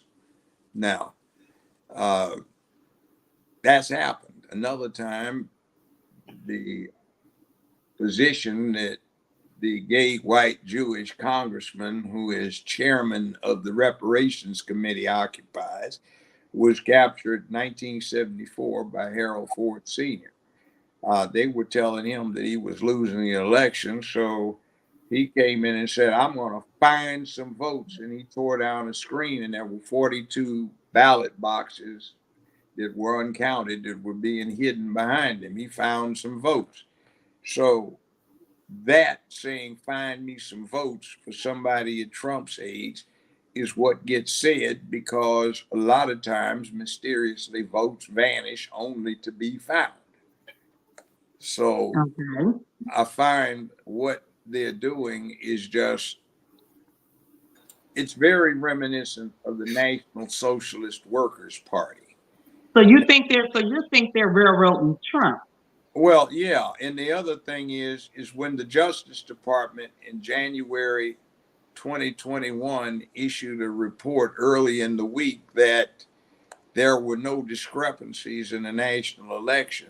2 days later, they issued a report about Memphis, Shelby County, and it said, once again, the election was corrupt because these machines did not keep an accurate count and they all were hacked.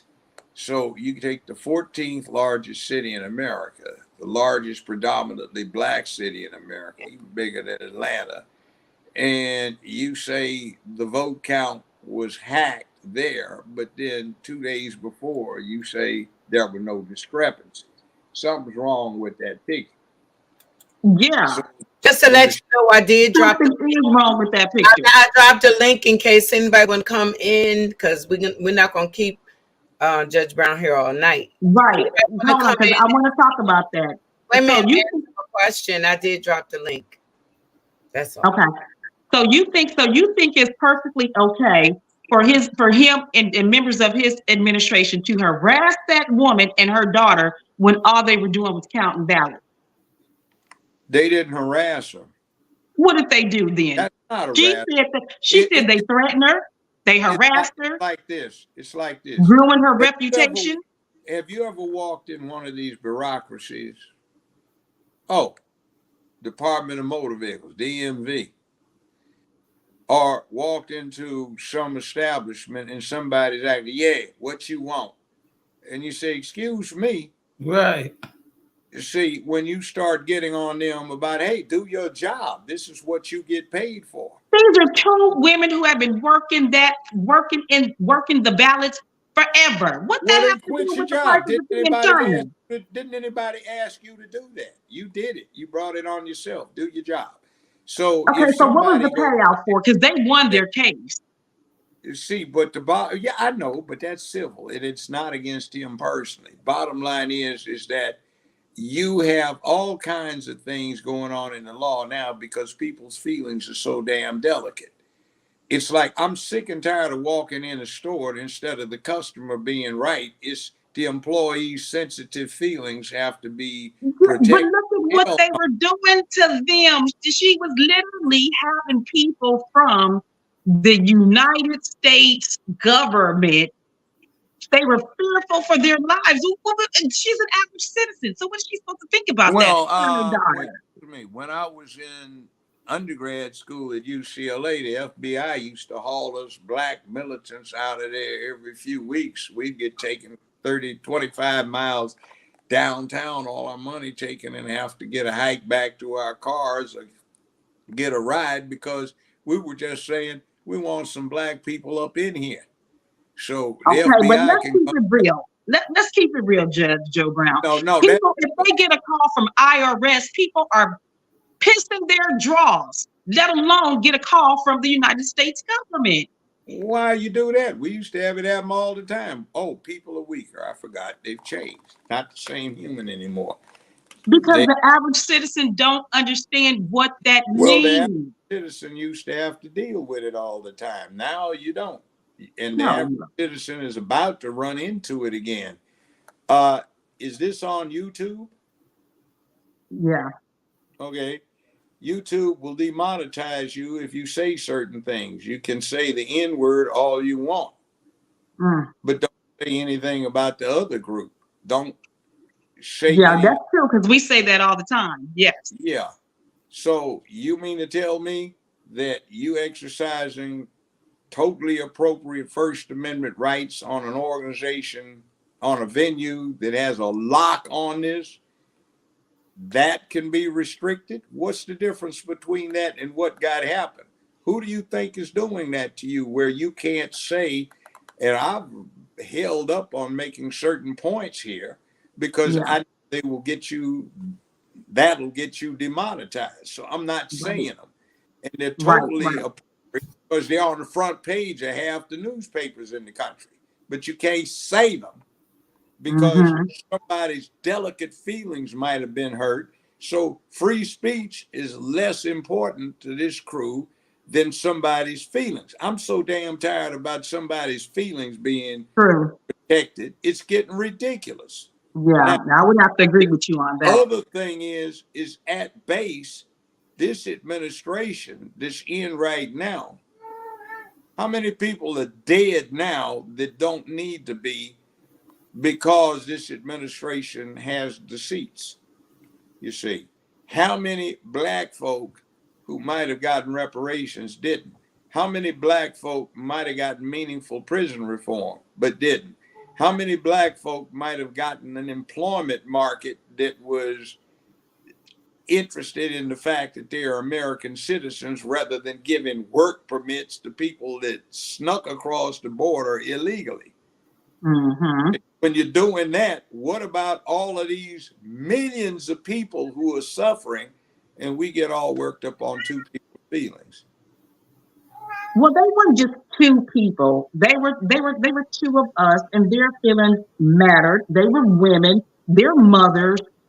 It's a big deal. It's not as easy as, oh well. What do you call Kamala Hyena Harris Imhoff? What do You you know what? call the woman in New York that's got this ridiculous civil suit who's supposed to be prosecuting people and has a reputation for being discriminatory? What about in Shelby County until last November, last August, we had a female prosecutor who was listed as the most corrupt in the United States of America? What about this nonsense with my friend's daughter down in Georgia? See, these are women.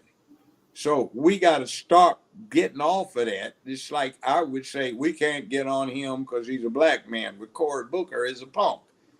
And he's worthless and deep off into the back pocket of LGBTQIA plus, rainbow cult plus.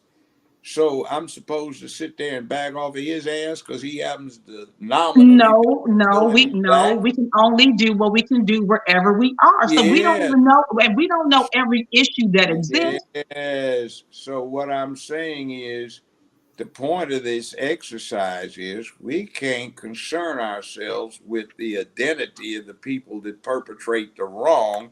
We have to deal with correction of the wrong. So guess what? Welcome to the real world. I mean, Hmm. shit happens, you know. Okay, so one last thing for me, then I'm gonna let somebody else have it. So I heard what you said about when Trump declassified all of those documents, he took them home, and and that was that. Because they did say now that those files was less of a charge than him inflating, right, his property value and inflating his numbers so that he can get a better tax break. So No, not tax break, so he could get a better financial deal. oh, okay, yeah, because they were Now, saying he wanted to but be in let me ask Forbes you or this something question. like that. I know where you're going, but let Yeah, me it needed to be like $6 billion or something, and no, they're but let saying me that's give it more to of a you this crime way. than bringing Yeah, home but let those me give you documents. this way. The victim of the supposed offense or wrongdoing said, "We knew what the property was. We always do this. We made a lot of money off it. We're not a victim." So that's like me being the prosecutor and I'm charging one of the ladies with writing you a bad check. And you say, wait a minute, I took it to a bank, I gave my ID, I got the money. I didn't get a bad check. Oh no, we think it's bad. So even though you've testified that you got your money, we're going to declare the person wrote you a bad check. You see, that's what they're doing. The victims have already given testimony and they say, we didn't suffer any loss. This is how we do it in this business. And we Yeah. knew what we were doing up front. There was no fraud.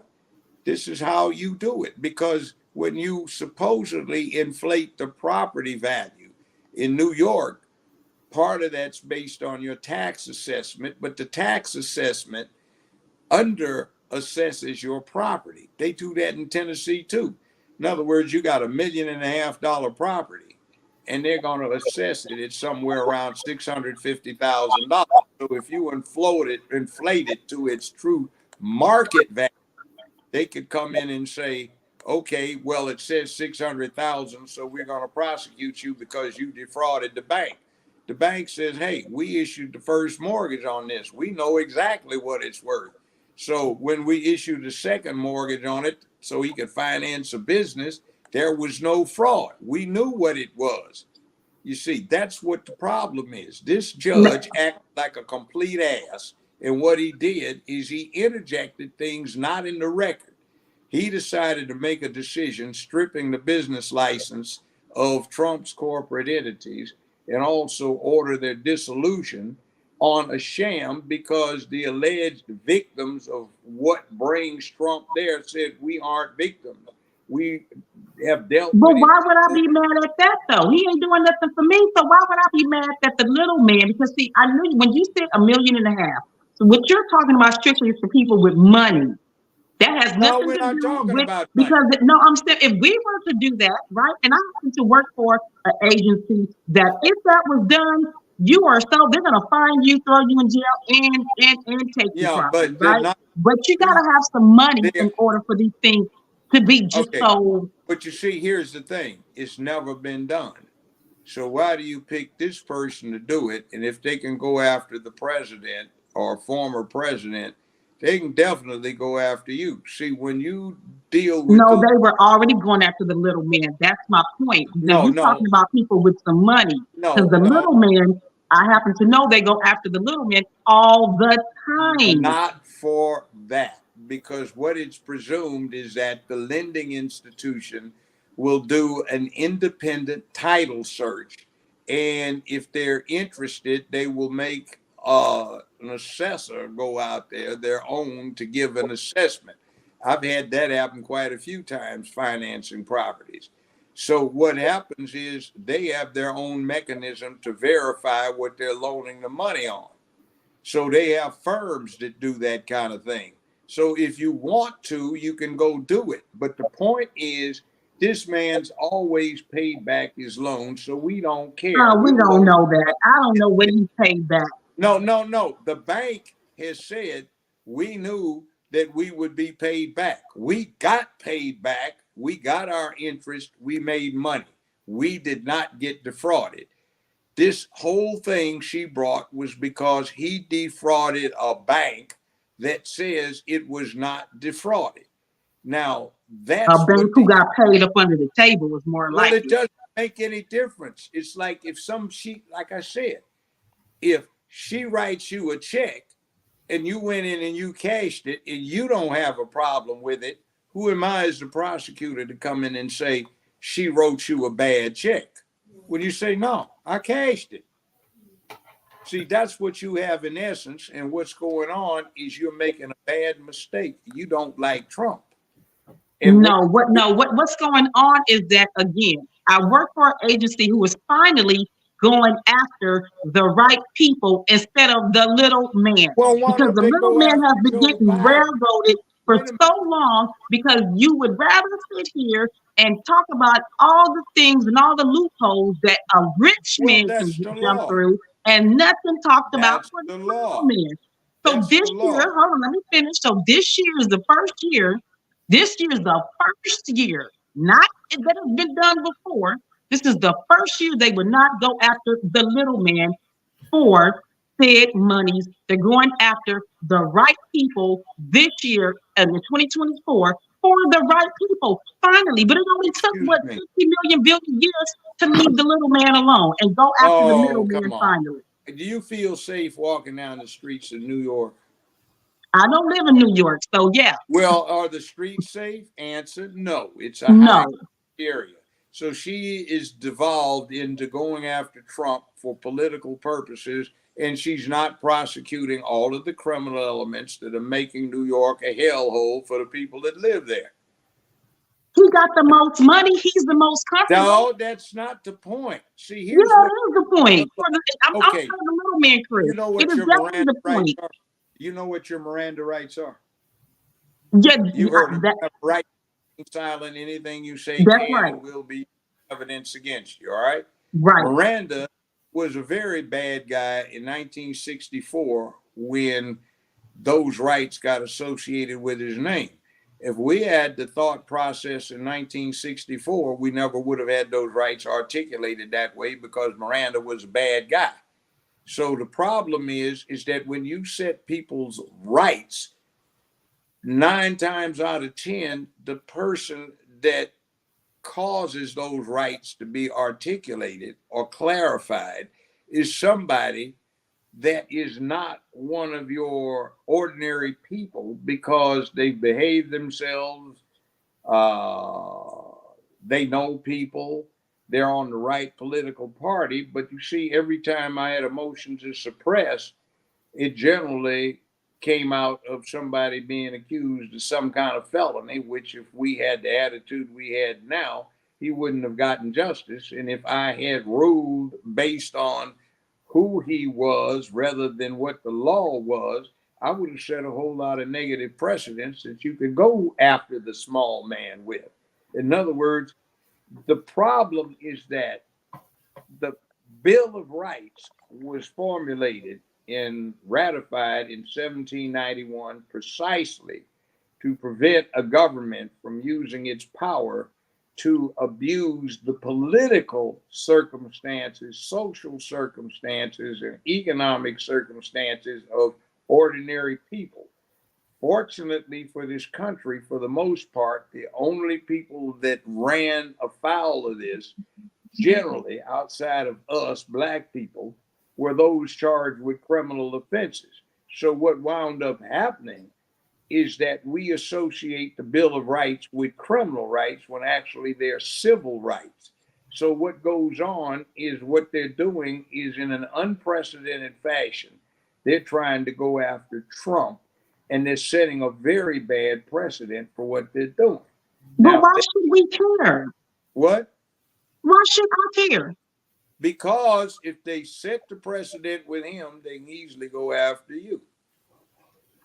They've been coming after us. That's my No, point. they They've been haven't been coming coming after after. us for the Look, longest. It's they about haven't time they been. actually went after somebody They who can afford to defend himself, no, no they matter what haven't. charges they bring. Well, let me tell you this: if you aren't able to afford an attorney, you get the public defender's office, right?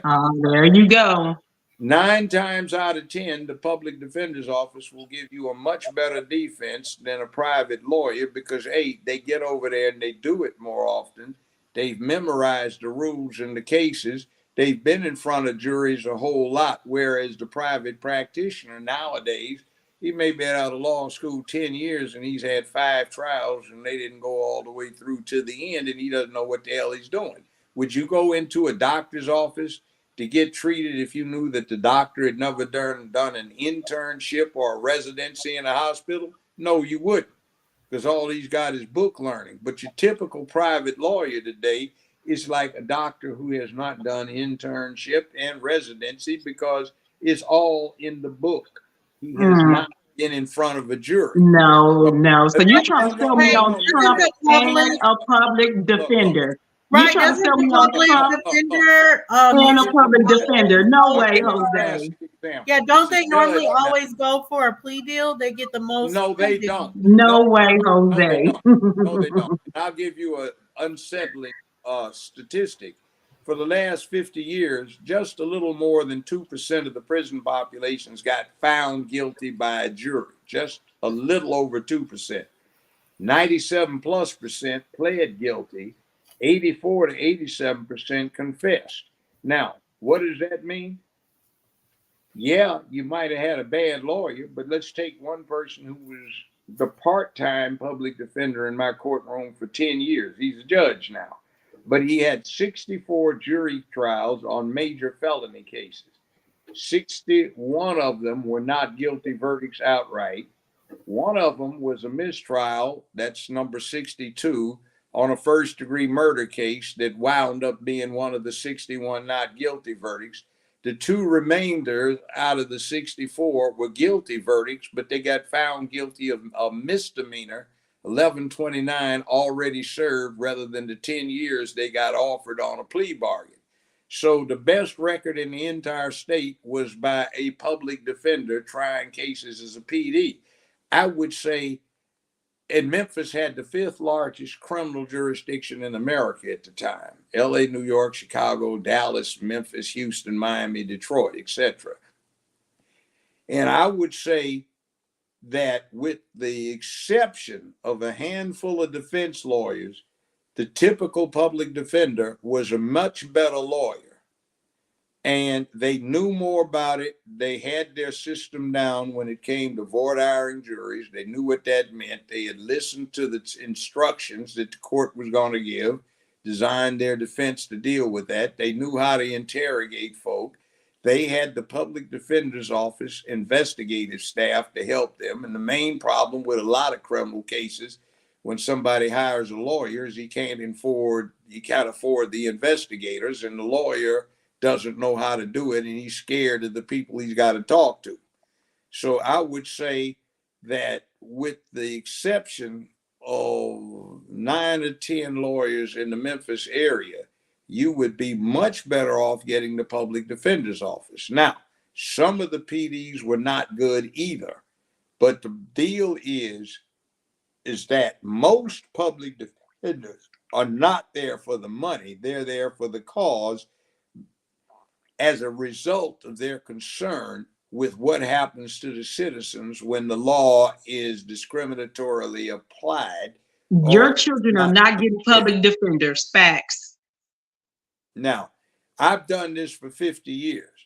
Right. I can tell you that out of the private lawyers I know, out of the public defender staff I know, there is a higher likelihood of you getting an adequate defense from the public defender's office than from somebody that you hired. First off, most of the time, well, I'll give you another example.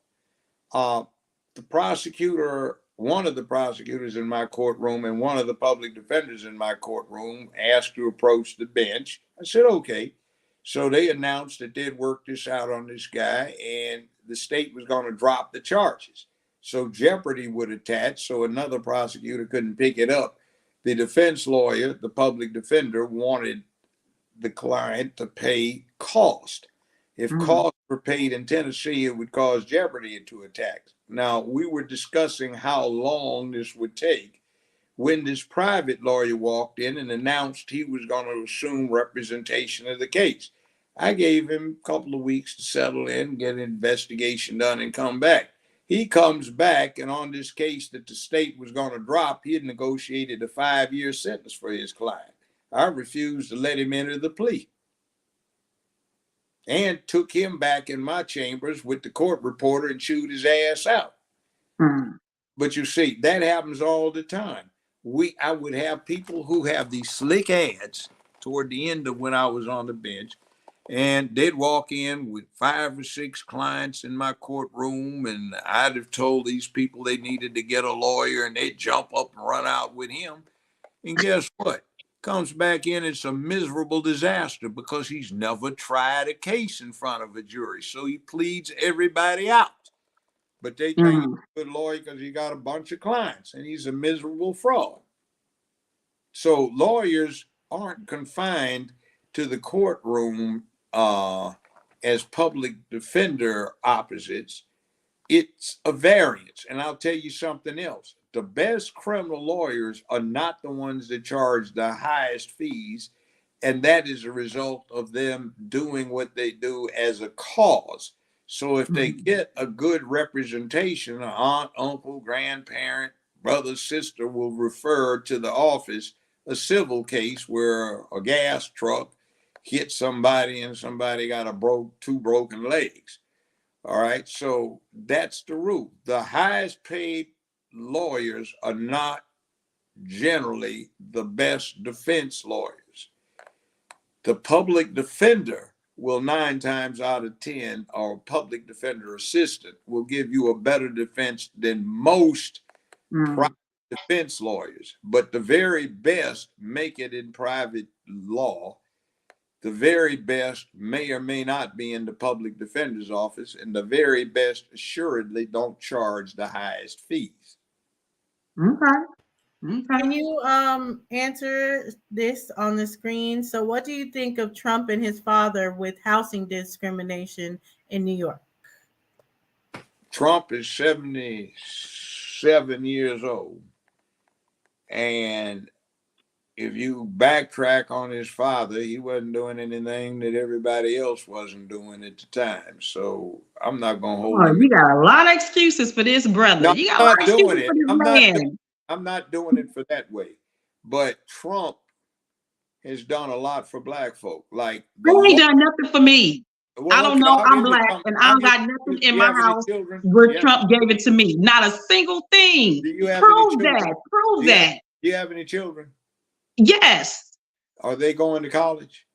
2 of them are, yes. Okay, well, Trump's responsible for the largest expenditure to historical black colleges and universities since Lyndon Baines Johnson. Then he ain't done a good job, because my son went to Arkansas State HBCU, and it was a terrible school. The only thing that was good in that school was the music department, and the music department was carrying the entire HBCU. That's not the problem with them. I'm somewhat aware of their problem. What their problem is some of the people that are administrators there have been, and the money is funny because it's not being handled right. That's okay, misappropriation. I can go with. I saw that. Yeah. Remember the coach that just went to the University of Colorado that's doing big time there? And they on him about leaving the black college. I'm not going to be associated. Oh my God. I have a friend who's business, a woman, black woman, and she gets the accounts and businesses together for charities, hospitals, and black colleges and universities. She took early retirement. She says, I'm not getting involved in it anymore. They're stealing too much. Yeah, because I'm like, can you help me get, because I need my money back. Because I paid so much money out of pocket on top of financial aid and for that man. Black Lawyers Association, National Bar Association, they had a convention here in Memphis a year and a half ago. I got inducted into the Hall of Fame. I'd be complaining, but they had several tens of thousands of dollars that had been raised in order to get young black lawyers reinterested in poverty law. These bastards took the money, had a champagne and cheese tasting party for the administration for the National Bar Association. They ripped the money off. See, I know this. So this is the problem that we're having with HBCUs. So, I mean, you opened up another can of worms. This has nothing to do with Trump. He put the money up there. Thank you, because he didn't pay for my son. I did. Well, and also I'm just letting the chat know that they can come in and ask Judge Joe Brown a question if they want to, because Lady Kier, she keeps asking questions and she wants some answers, but nobody, I can't get the questions in. Now let me just woke up. Let's flip the script. 1972, I was in Delaware. But I was going to her questions next. I was in a Washington, D.C. think tank, and I was doing research at the Capitol building in Dover, a little rundown, ramshackle old mansion, 2-story, floor slanted all in. I was bored and I heard this disturbance outside. So I went outside and they had a podium set up. George Wallace was there, wheelchaired back. You had Stennis, you had Eastland, you had Faubus, the one that stood in the doorway at Little Rock High School. So no Negroes will come in here as long as I'm governor of the state of Arkansas. You had Byrd, who had been former Grand Dragon of the Klan, and they had this young ducktail wearing fool, looked like he was something out of a 1959 movie. and they introduced him as the latest Dixiecrat of hope who understood the Negro and how to keep them in check. And he delivered a speech on how the Negroes were animals. They turned the streets into jungles, and he and Eastland were going to get together and come up with plans to put these Negroes in zoos. And he understood the Negro because he grew up in Delaware and after transplanting from Philadelphia, and he was Wow. ashamed of Delaware for not going with the South. They had slaves, and maybe if they had gone with the South, they could have kept these Negro animals from destroying the country. That was Joe Biden with his low down trailer park trash ass racist self. You got problems in the federal system right now. 1977, 79, and 81, he and Stennis and Eastland, they introduced some really poisonous stuff that allows a federal prosecutor, knowing that he or she cannot get a conviction, to deliberately file charges against somebody to obstruct them, destroy them, or diminish their capacity to rock the boat. Okay, he's the one that went around talking about one rock will get you 5 years. We're gonna put the animals in the zoo. And he's the one that introduced that thing where there is no more federal probation or parole except for certain minor misdemeanors or youthful offenders. So if you get 5 years, you get 60 months. You're in federal custody with all good and honor time for almost 58 of the 60. So Mm-hmm. you might have 2 months, 3 months in a halfway house, but they keep you in the whole time. He's Right. the one that's got the absurd thing in a federal penitentiary. Memphis, we had have a maximum security one here. They have inmate guards to guard the people who are first offenders who are doing 60 months off in there for having 1 rocks, 2 rocks, which is absolutely goddamn ridiculous. It And is. bastard is responsible for that. They keep talking about the 94 Act. That wasn't even the bad one. The 88 one was really horrible that he's responsible for. The 91 was putrid, and the 94 was just nasty. So, I mean, Mm-hmm. you got a racist in the White House who can't keep himself in his old age With from the 3 strikes black queen. boys. You know, that's the way he thinks. And you want to worry about Donald Trump, who, by the way, you may not like Reverend Jesse Jackson, but Donald Trump raised all the money that Jesse had for 2 runs for president and donated the headquarters that he used all around the country. All right, he's helped out a lot of black folk. I don't know because I wasn't there, but 3 former clients of mine tell me that he was the only source for business loans, and he tore their check up when they presented it later on. So I mean, yeah, I know people that he's helped, Well, we but need a class action know suit against those I don't HBCUs. I'm serious. know I don't know any black people outside of that rainbow crowd that he has helped. I know several black people that he pardoned. I know Jack Johnson got a pardon from him, the first black world heavyweight champion. And Yeah. everybody in my parents' generation and my grandparents' generation thought he was Muhammad Ali. And the Mann Act that they prosecuted R. Kelly on was designed to get him because white women liked him and he had a white wife, but that was back in 1906, 1907. So they created the FBI to get Jack Johnson. They Mm-hmm. persecuted him. And what they did is he had his white wife with him on a train trip that went through Georgia for 15 minutes. Georgia did not acknowledge interracial marriage. So when he stepped off, he got arrested. He got tried, convicted. He escaped, went to France. His mama wanted to see him so badly. He tried to sneak back in, got caught. He had to serve his sentence. And in 1946, when he got out, he wound up getting killed in a car wreck. So Obama wouldn't pardon him, but Trump did. Now, there is Angela Stanton King, did he also pardon? She ran for Congress against a Democrat down there in Georgia, almost won. Okay, there's another good lady that I know. She's a doctor. She tried to. All of it was a PR stunt She to get the black votes. This isn't a PR stunt. It wasn't for black votes.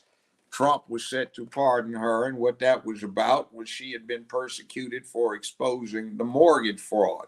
She was confined to a federal penitentiary under an ally of Barack Obama, and in particular, since it was right next to Delaware, with an ally of Biden, and she was exposing the mortgage fraud. So they prosecuted her. They discovered she was in a penitentiary where they were conducting a sting, and they found her because they were curious about this one woman inmate who was getting taken to the emergency room every 7 to 10 days. And they found out they were stripping her naked, putting her in a cubicle with heat lamps so she passed out from heat prostration. And they were trying to torture her into changing her accusation of mortgage fraud. That was Soros who was involved with it.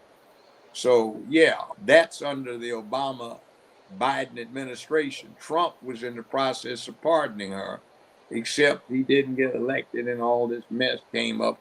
And well, we're going to have to agree to disagree on that one because I'm not buying it. I don't think Trump is no saint. He ain't. He's not a the saint. Archangel Michael. Not a saint. He's not.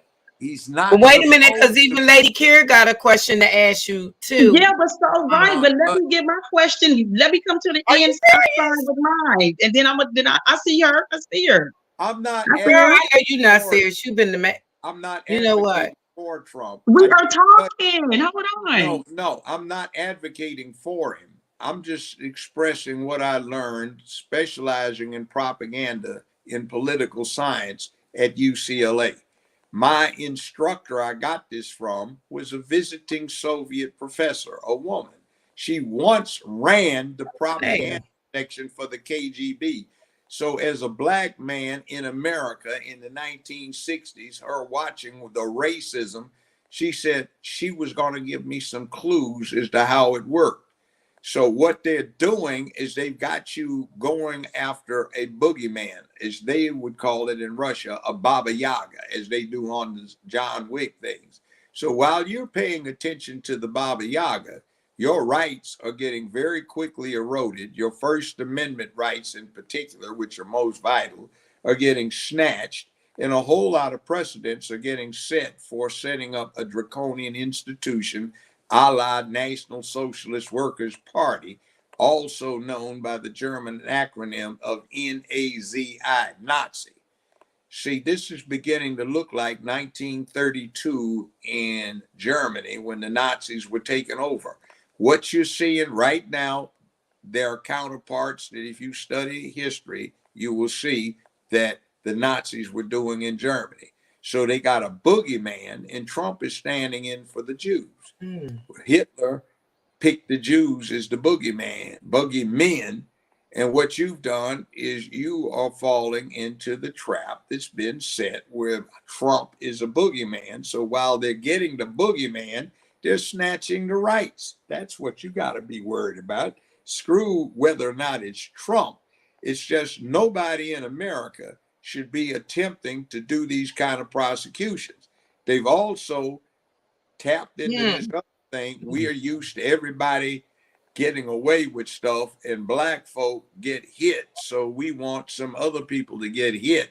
But what we at don't least I do. I know I do. I ain't even gonna lie. Yeah, but what you don't realize, say this in perspective of having been a judge and a lawyer and all of that for 50 years, is that you are making it worse for yourself. You see, in 3 or 4 or 5 years, with the precedents are set, you let some young black man or woman actually get a talking about something effective, and you will see what they do to them to suppress them. So only the good Negroes who are auditioning for a cotillion scene in Atlanta Housewives get a voice. All right, lady, you got a question, babe? Hey, sis. Hey, peace and How you love. doing? Hey. I'm How good. you Peace to doing? everybody on the panel. I'm Oh, good. thank you Good. for coming Yeah, over. Thank you Great. for coming over. Uncle Maya. Yeah, Uncle Mod, to you, Sakina Rod. Yeah, I wanted to tap in. I saw y'all was on, and And I've we been appreciate it. trying to, yeah, definitely catch y'all when I could. So I'm glad I was able to get on tonight, and especially since the Honorable Judge Joe Brown is on here. So um Okay.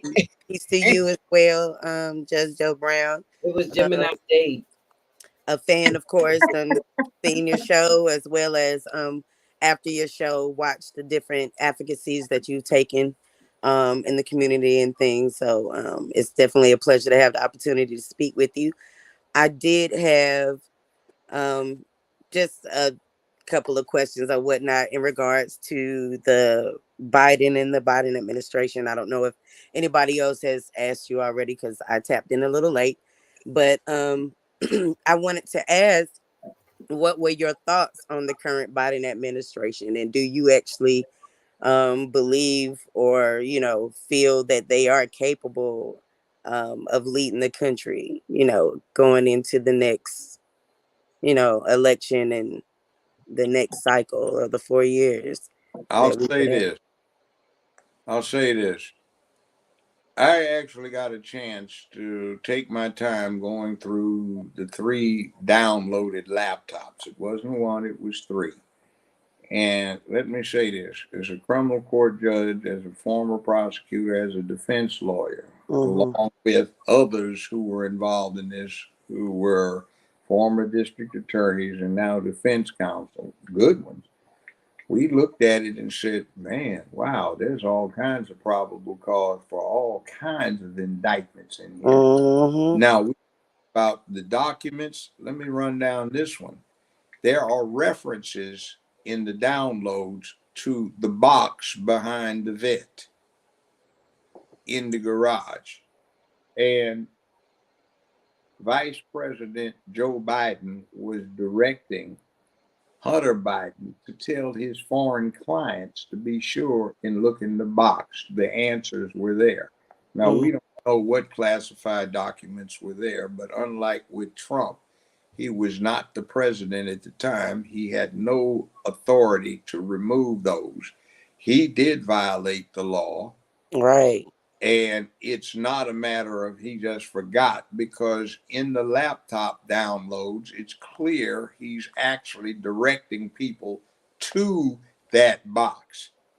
And we find out that the foreign agents that were involved, foreign entities that were involved, went by there at least 42 times. So that just sets the tone. I won't get into the rest. There was a lot of Right. stuff there that we convinced Fox not to put out because it would jeopardize American operatives and somebody was going to get put on a wall and shot. Mm, So, yeah, understood. I like it. I think he has sold the country out for the new religious cult, the Rainbow. And I don't have anything with anybody being gay, but I do have a problem with that cult. And as somebody explained it to me that I knew from Hollywood, LA, said just because you're a Christian doesn't mean you supported Reverend Jim Jones and drinking Kool-Aid at church picnics in Guyana. Right. Or if you are Islamic, that doesn't mean you support Al Qaeda and ISIS. Right. So just because they're gay doesn't mean they support this cult, LGBTQ. And it is on Twitter Spaces, I was astonished at the vitriol that a lot of gay folk had to deliver about LGBTQIA and some of the alliances with the pedophiles and the trannies. Right. A lot of people aren't aware of that, that information, and I do follow those particular type of topics and things kind of closely, because my own personal beliefs, and just like you, I don't have anything against anybody. Whatever they do is their business, but I do particularly take interest when it starts to affect our own personal liberties or the liberties of our children. So By the that way, you got any kids? yeah, I have two small children. So I have Okay. three. I have an adult child and I have two small children right now. Okay. So Do you take them to church or mosque or something like that? I don't particularly deal in organized religion, so no. Okay. Well, do you remember maybe your mother saying, if you don't go to church on Sunday, you're not going anywhere else? Yeah, definitely. I grew up Okay. in that Now, myself. Yeah. you know what's going on? You don't take them anymore. And most mothers take them to church, mosque, temple, whatever it may be. And what happens is the child falls asleep after an hour or so, but he goes every week. Now, Monday through Friday for 6 hours a day, you got this rainbow cult being shoved down their throats. You got the rainbow flags on the wall and the little sweeties running around prancing in a dress, and they still have dicks. And you got this thing about don't tell your parents what we're telling you. So you've got a Yeah, tranny that coming really in. bothered me when I heard about that. That really Yeah, bothered you got a tranny coming in and reading to the children. So the children are not getting, you go to church on Sunday or you go nowhere else. They're getting it 6 hours a day, 5 days a week. So what do you think's going to happen by the time they're 9 or 10 years old? They've been inculcated to this new cult. definitely indoctrinated. Doesn't have a God, but neither does Buddhism. Buddhism is a fine religion, but there's no God involved in it per se. So LGBTQIA plus the rainbow cult, it doesn't have a God either, but it's a system of philosophy like Buddhism, but it's one where anything goes, do what you want to do. You're not answerable for what your choices are. Right. Mm-hmm. Right. Okay. And that's what Biden is responsible for. And he's been shoving it down everybody's throat.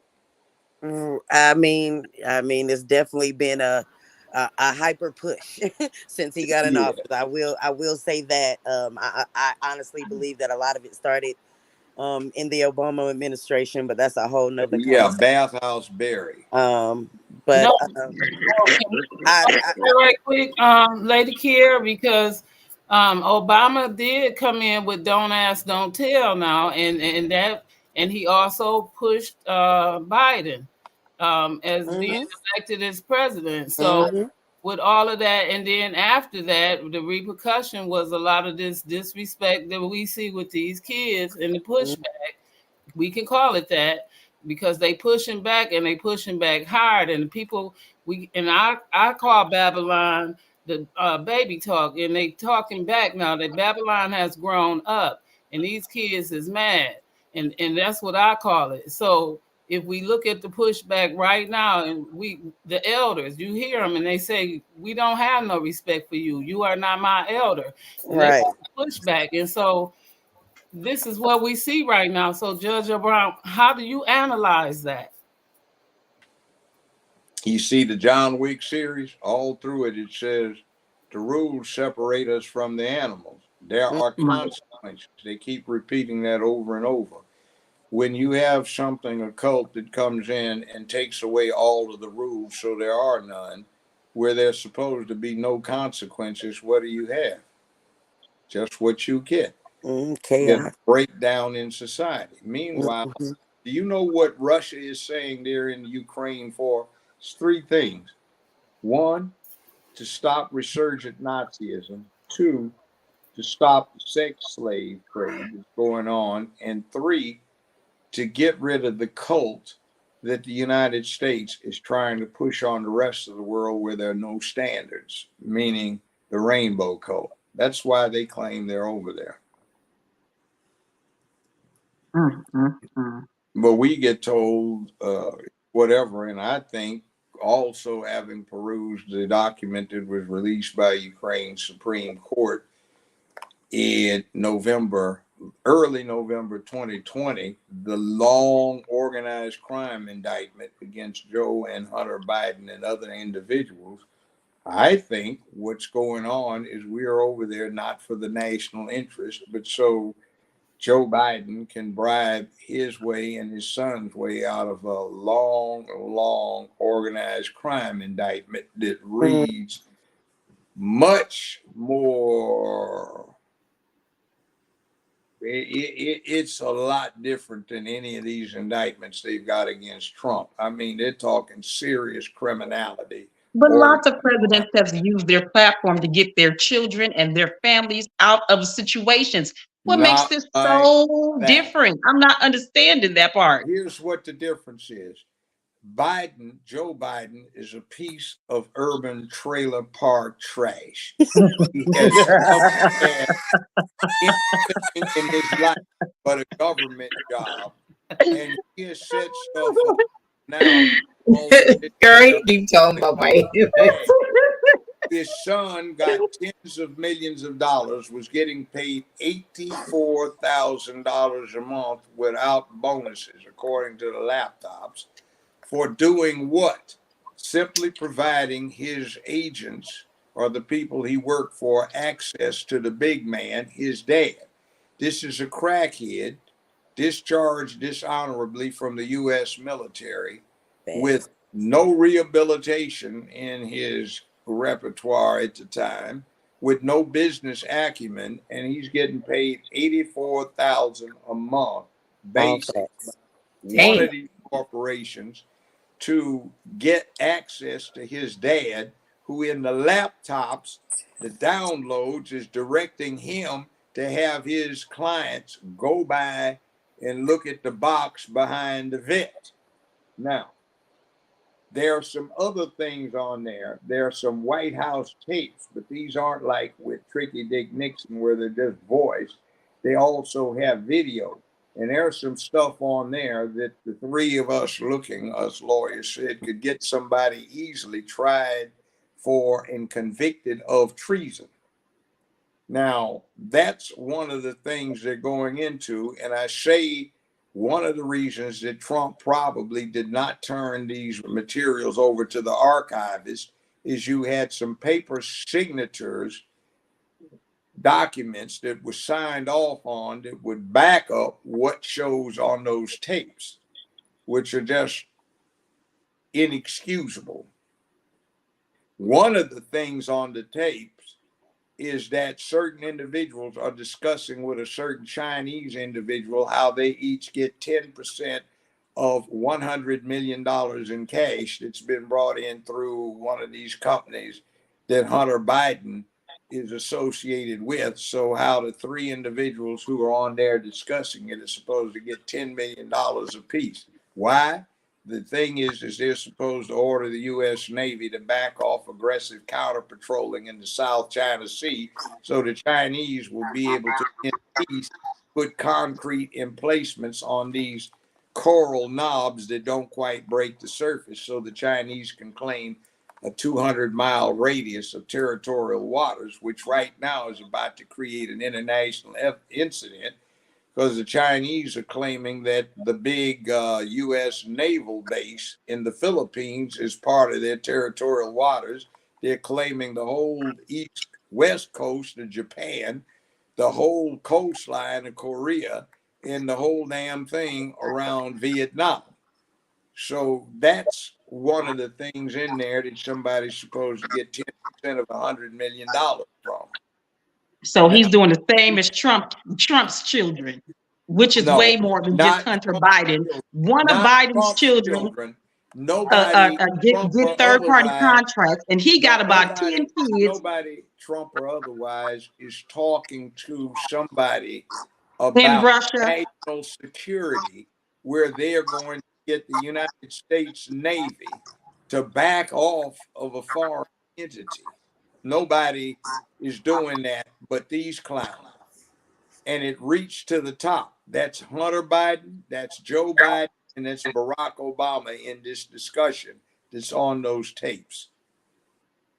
Now you see, because y'all erased the ones with Trump and his kids and all them third-party contracts. We don't know what they was over there talking about with Russia. They were making and creating jobs for themselves and all kinds of stuff. Nepotism, complete nepotism. Nobody said nothing about that. Look. If they had that, you can be damn sure that every one of the major news outlets in America would be blasting it all over the headlines. They don't. they're picking up straws that the ordinary person doesn't understand actually constitute normal practice.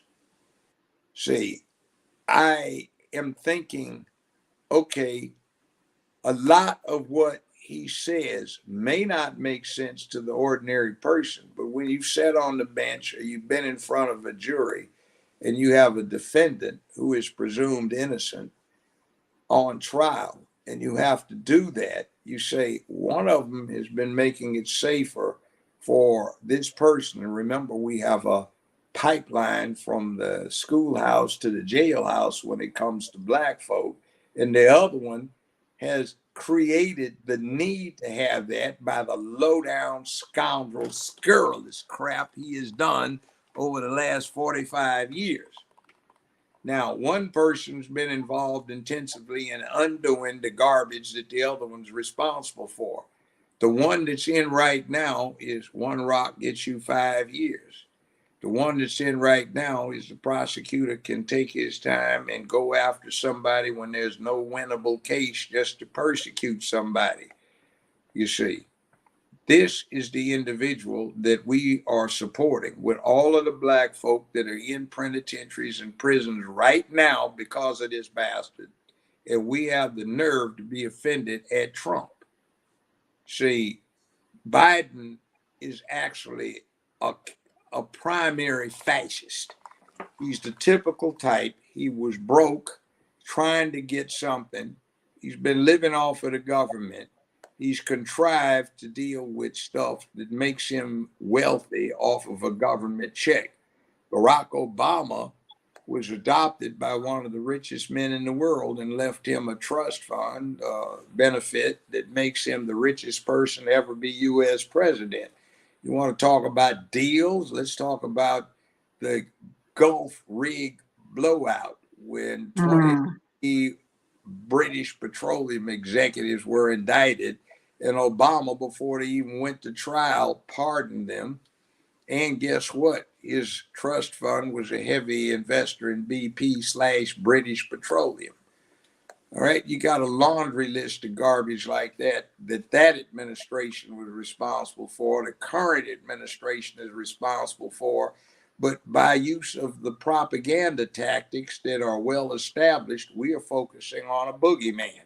And while we were focusing on Baba Yaga there, all kinds of stuff is getting run wrong to our system that we take is normal. Like right now, YouTube is private. They can do what they want to do. No, they can't. Remember the case where the guy simply refused to make the wedding cake for some people he disapproved of?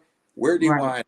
In front of the Supreme Court. Remember the woman that just got through being in front of the Supreme Court because she would do an online thing for somebody of that rainbow persuasion? See, the rule is there's a commerce clause. And anytime you do anything that impacts, howsoever slight, interstate commerce or communications, everything applies to you, including to an individual. Now, we've got an entity that controls the access to one of the primary means of communications in the world, and it controls this for hundreds of millions of people, and they want to cry that they're exempt? Hell no.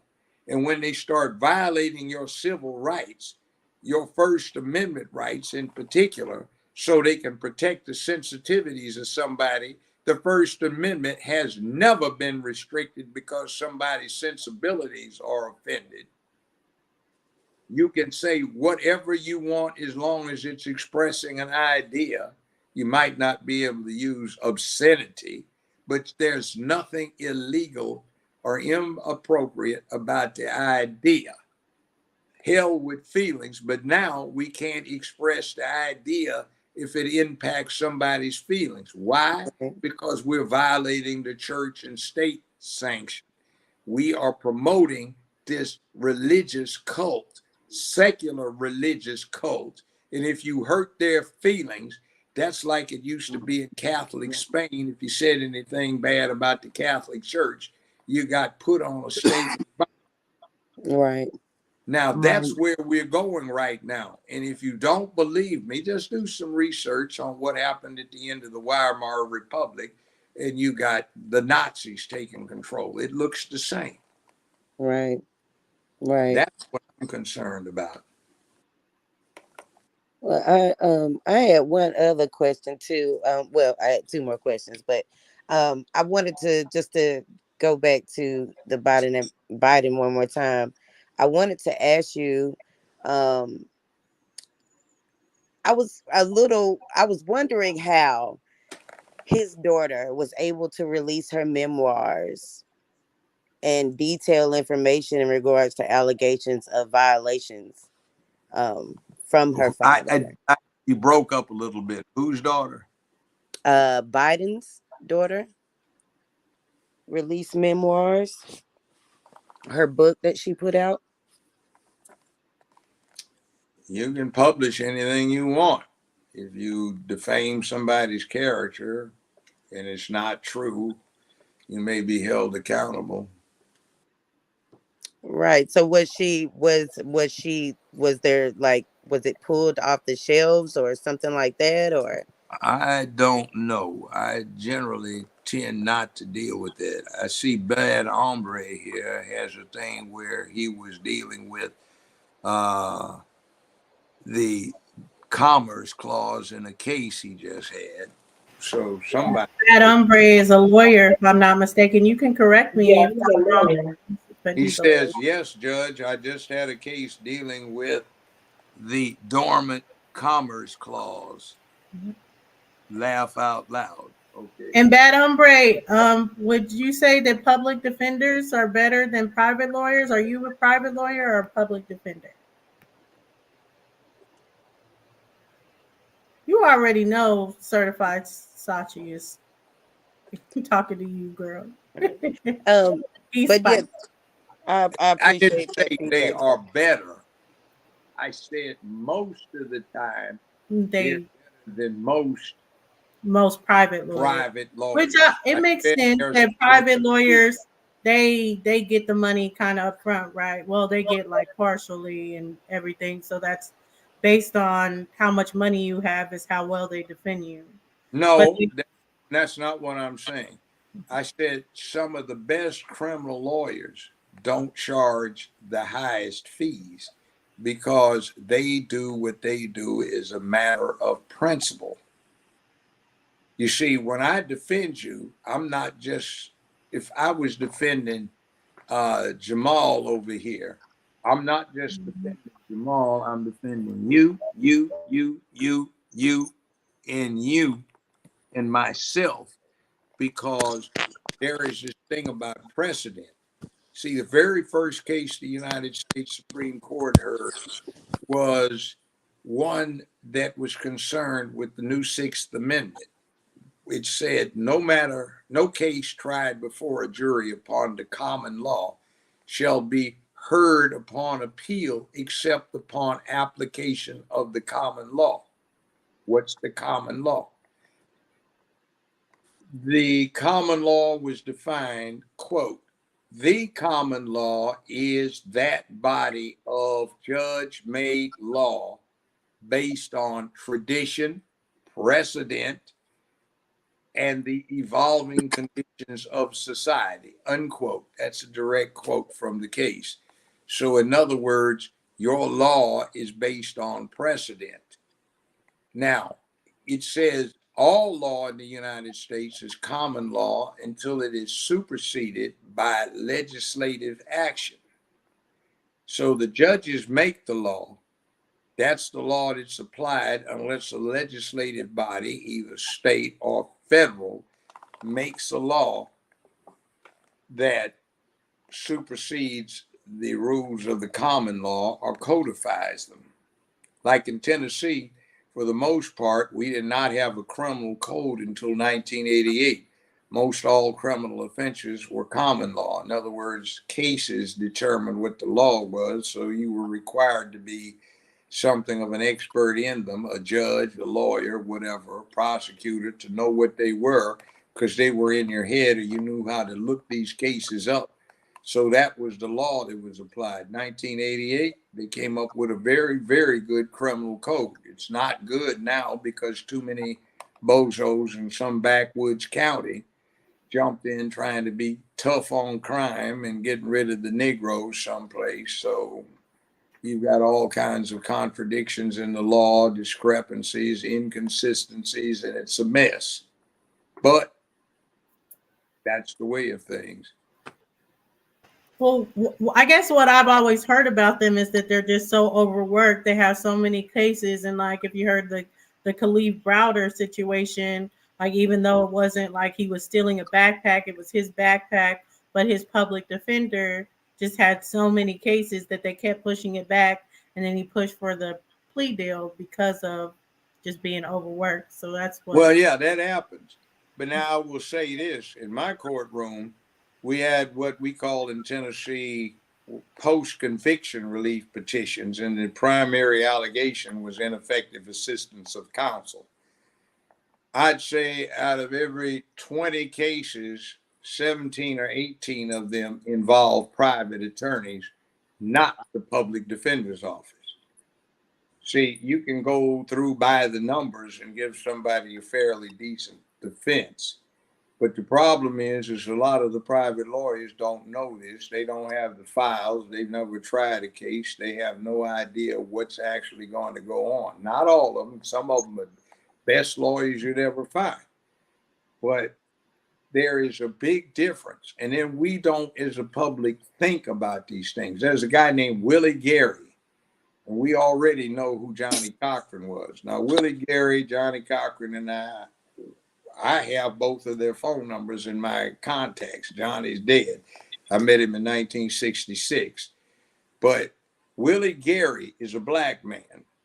The largest jury verdict in American history was taken by Willie Gary. And that was in 1981, and it was affirmed on appeal in 1983. That remains still the largest verdict in American history. Out of the 10 largest jury verdicts in American history, he's got 4 of them. Out of the 10 largest settlements in American history, he's got 5 or 6. Now, if you wanted excellence in representation in a civil matter, you would get him, right? He's still practicing, semi-retired, but he's still down in Boca Raton. Meanwhile, and I won't mention the name, we have somebody that's being touted as the great civil rights lawyer, and he hasn't gotten a single case that's gone up on appeal. There are no briefs filed, no law made, no precedent set. I'll say your name. Are you talking about Lee Merritt? No, I'm not. There are a lot of settlements made, and the settlements are low because in law, if you can kick ass in a trial, you can come in and somebody, oh, we better give him something so that he doesn't really get our ass whipped, Like Willie Gary walks in stuff, and you got the largest jury verdict in American history, and out of the top 10, you got 4 of them. You better deal with this man like he's serious. When I was a criminal defense lawyer, they had a sign in the DA's office. If one of these lawyers has a case against you, see your division head or your section chief, and I was on that list. I remember one guy who ultimately became a fine defense lawyer. He died a couple of years ago, heart attack, congestive heart failure. And I remember when he first started, he came down to me and said, my client won't take this off for 10 years. What am I going to do? Okay, I told him what to do.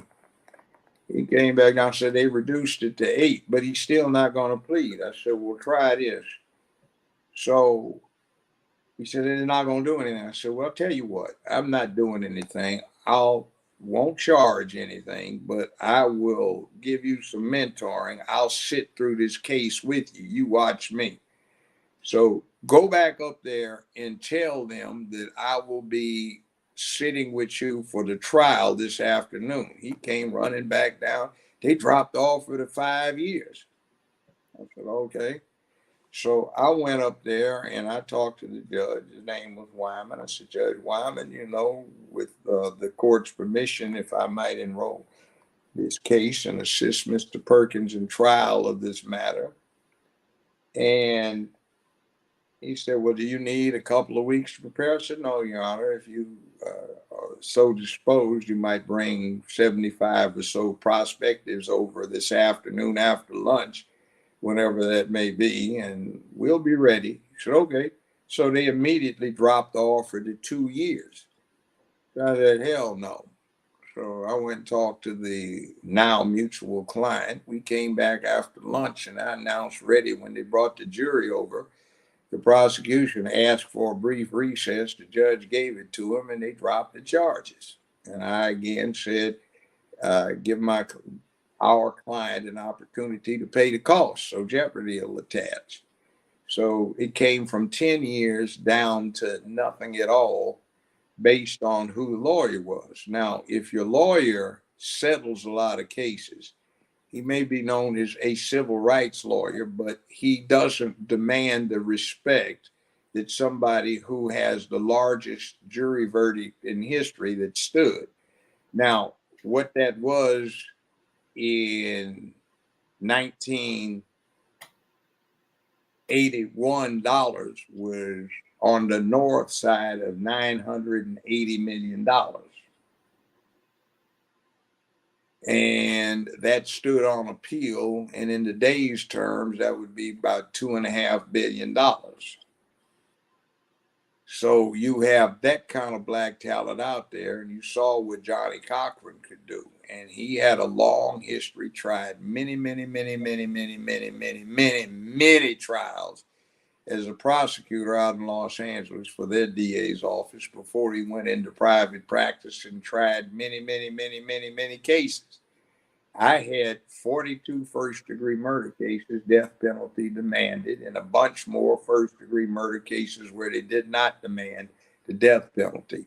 I actually trained the members of the special capital defense team that was operating under the public defender's office, but to be on this team as the second chair, you had to have tried at least a certain fixed number of serious felonies like rape, burglary, robbery, something like that. And then once you had sat as a second chair, I'd be the first chair, you wound up being qualified after you had 4 first-degree murder trials as second chair. You got to be a first chair, but you had to have a qualified individual sit second chair for you through 2 trials as a first chair. So you had to have 6 first-degree murder cases where death penalty was demanded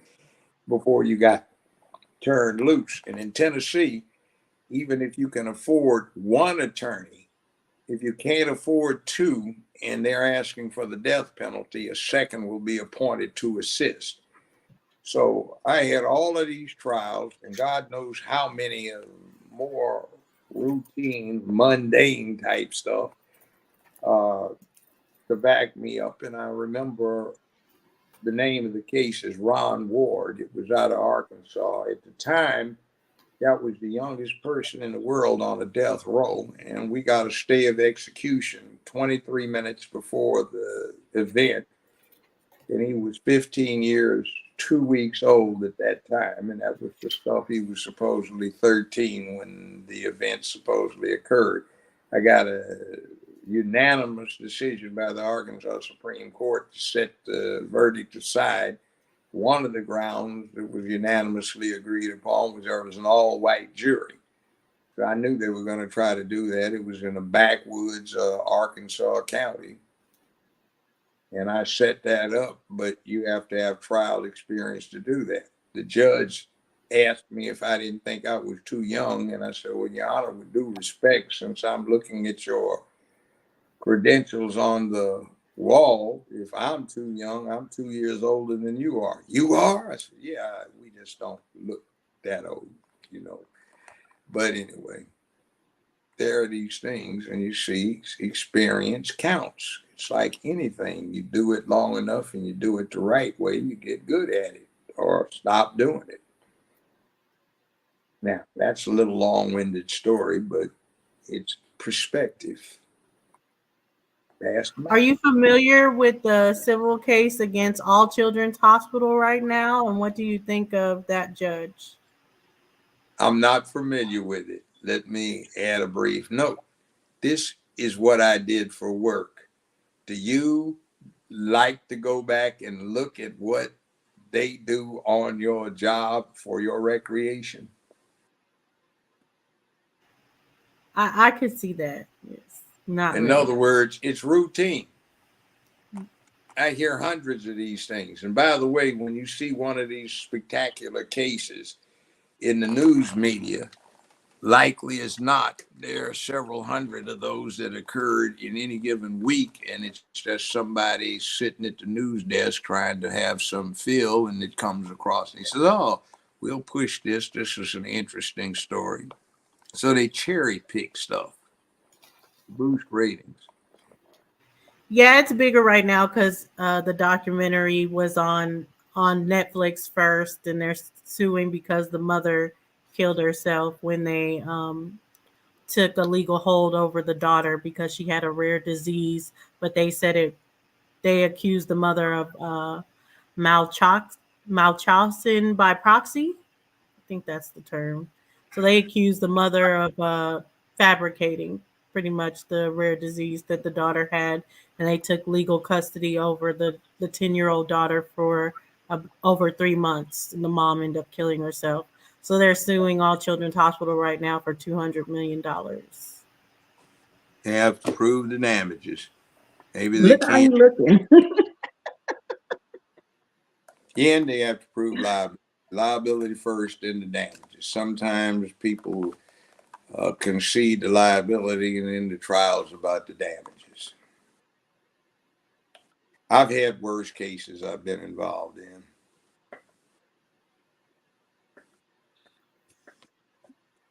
Can I Freedom, ask? you still there? Sister Freedom? I don't know. She might have Freedom? fell back asleep for a second, but ladies, here, I yeah, just, yeah, I just wanted to ask one final question before I get ready to leave out this evening. Judge Joe Brown. I was wondering what type of advice you would give to um, basically give to a political artist such as myself that does music, um, moving forward in progress and making people aware of social, political, and economic reform. Like, do you have any advice for someone that is in, the industry on that level, in that lane? Yeah, I would. Watch good stand up comics and the commentary they make about life, and do the same thing with your music. I got told by an old white guy back in the 70s, Lawyer Brown, what you think of that there? I said, absolutely ridiculous, Your Honor. I said, you know what? This shit'll drive you crazy. He said, one of the best things you can do is listen to a good stand up comic. And they got a unique way of conveying human nature in a way that's very, very revealing, and it's entertaining. Right. So learn that. And he put in why, and it had to do with juries. He said that way you can keep the jury entertained and interested in your case. They hear everything you got to say, and the other dumbass son of a bitch putting them to sleep. So Right. watch some stand-up comics, and if you pick up that art, even if you can't do comedy, if you're doing musical recitation and you're trying to be political, it's a good way to listen. Right. Get you some of the old stuff by Gil Scott Heron Mm. and Okay. listen to the political commentary. And one of the more interesting things might be it's a B movie. That's the name of the album. And it ain't nothing but a movie. And he's talking about the Reagan administration, and check out his commentary. And that kind of thing would, if I can offer it up, give you a little guidance. Right. I definitely appreciate that. I definitely understand where you're going with it. I think I kind of we try to create that type of sensation with our information, like you're saying, with adding the art in and the skill, like a comedian would do, and still make it entertaining while giving you information. So I definitely get what you're saying, and I definitely appreciate that information coming from you. I definitely take that to heart. So I appreciate that. Next. Yeah. Lady Cleaver got some good stuff. Yeah, so yes, ladies, I appreciate y'all on the panel tonight, letting me come in and ask my questions or whatnot. And it's definitely a great show. Y'all keep Oh it yeah, up. for sure. Thank Yeah, you. We need I'll a definitely song. come in. I We- know, I know. We be Y'all saying need a that. song, okay? Yep, we do. Well, Sister Freedom got my email, so just shoot me a holler. Let me know what y'all looking for, and me and my husband are definitely we'll get something together for y'all.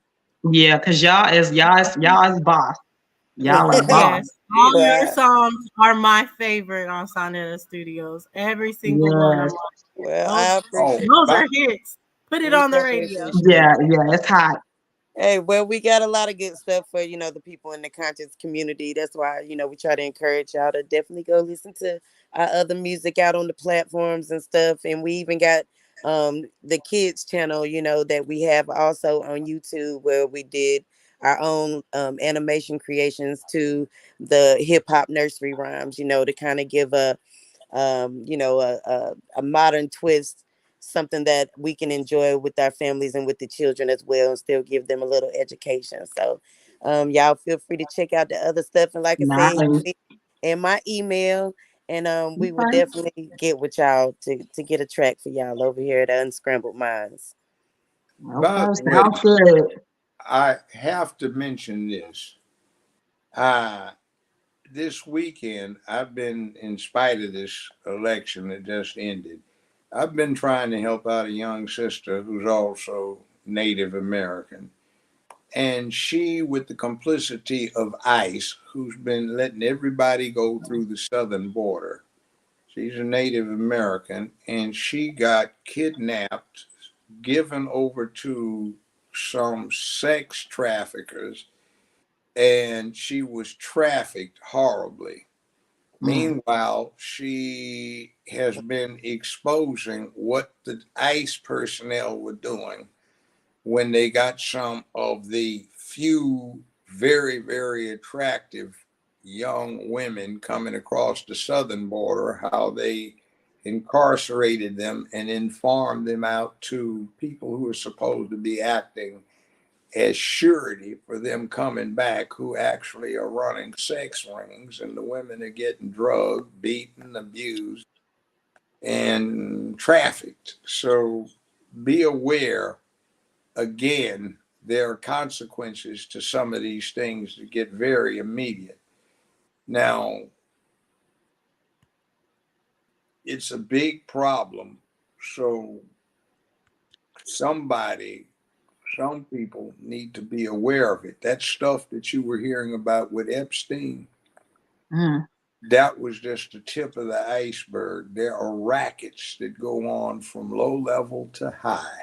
You got Epstein at a high level where it was nice, but then there's the nasty side that goes down lower, particularly in places like North Carolina, Georgia, Mm-hmm. Arizona. We are. A few other places where this trafficking is really, really bad.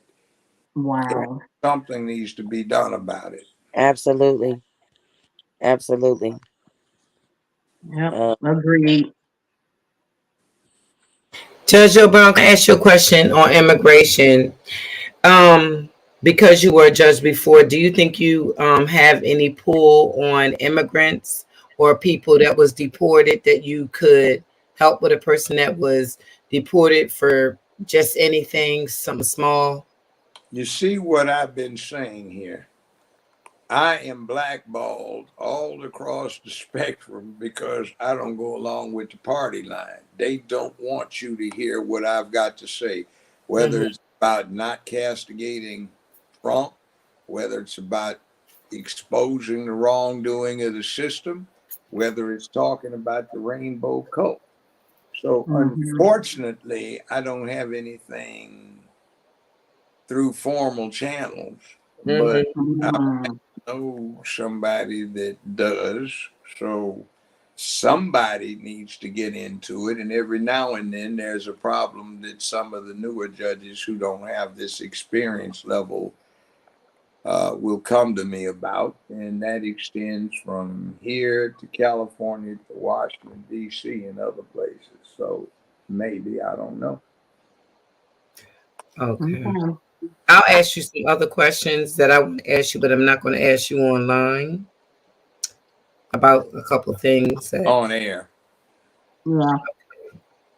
on Can air. we talk about Let LA? me give you a, Let me let ask me you. give you a hint. Wait a minute. Excuse me. Let me give you a hint, all of you. Avoid use of emails if you can, and text. Text are encrypted. The law is if you erase the text within 48 hours, with the exception of the person that you sent it to or persons who have received it, it's gone. If you don't erase it within 48 hours, they have to keep it 60 days. But when you do an email, that is ancient technology, and it's the equivalent of sending a postcard through the post office. Anybody can read it.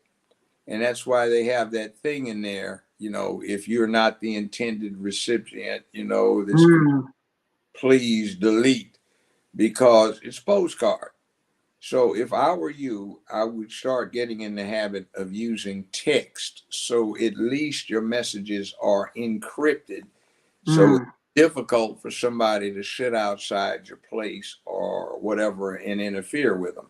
That's why a lot of times when you're getting receptivity problems or transmission problems or the server is not answering, you can send a text because of that encryption faction. Now, right now, there's a big problem. Facebook is your worst enemy. 2017 to 2018, it was New Year's, I think, in New York, and they dropped the ball. Okay, mm. they had some reports of terrorist threats. So the reporter was asking this NYPD captain, "Aren't you worried?" He said, "No. We have identified 92%, so to speak, of this crowd out here in Times Square by name." Wow. Do that. He said, "Oh, we are privy to the Facebook algorithms. They've got Wow. almost all of the American adult public in their algorithms for facial recognition." And he Yeah. said, Mm-mm. "You don't have to be a member of Facebook. You can be in a restaurant, bar, club, shopping center, and somebody is busy, you know, Taking up. recording where they are, or they're doing a selfie and it's going back, and you just happen to be in the background. They'll analyze you too." They say it's so Wow. friends can hook up with friends, but it's frightful, and the law enforcement agencies do that. Now, 35 years ago, I had a drug trial in federal court.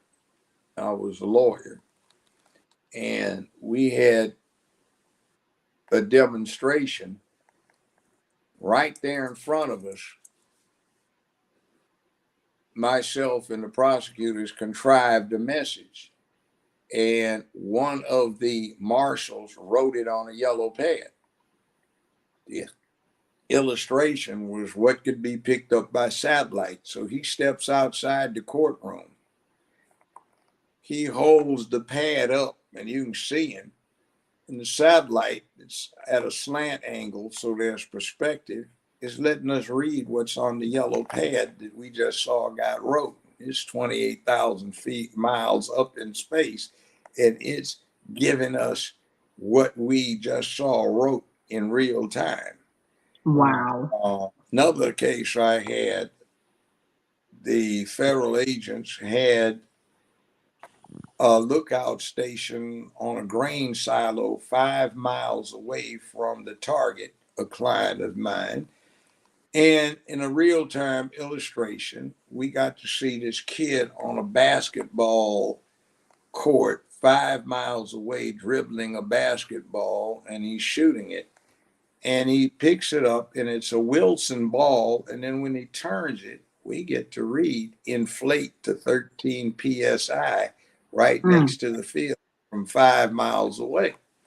They went over to my client's next door neighbor, and we couldn't see in the window because it was reflecting. So the guy's on the communications, and he tells the station, polarize it so we could see in. So we saw the old lady sitting on her couch. She was drinking coffee. Then we saw the headline of the newspaper. Then we saw the sub captions. And this is from 5 miles away. We started reading the articles. And that was in 1986. Now, So what is do you all think? that legal? They had a warrant, so we just got an illustration of how it does. I was a guest with DEA about 20 some years ago, went to 4 centers in Los Angeles, and I was looking at this wall with all of these monitors from floor to ceiling. And I said, what'd you guys do? Seize some computers? Say, oh no, we got a sneak and peek warrant. So we have the target. So we looked in his. So now we're going through the computers of everybody that he's been in touch with. They don't know we're doing it. We're not supposed to be looking at the salacious porn stuff, guys. And somebody flipped it off.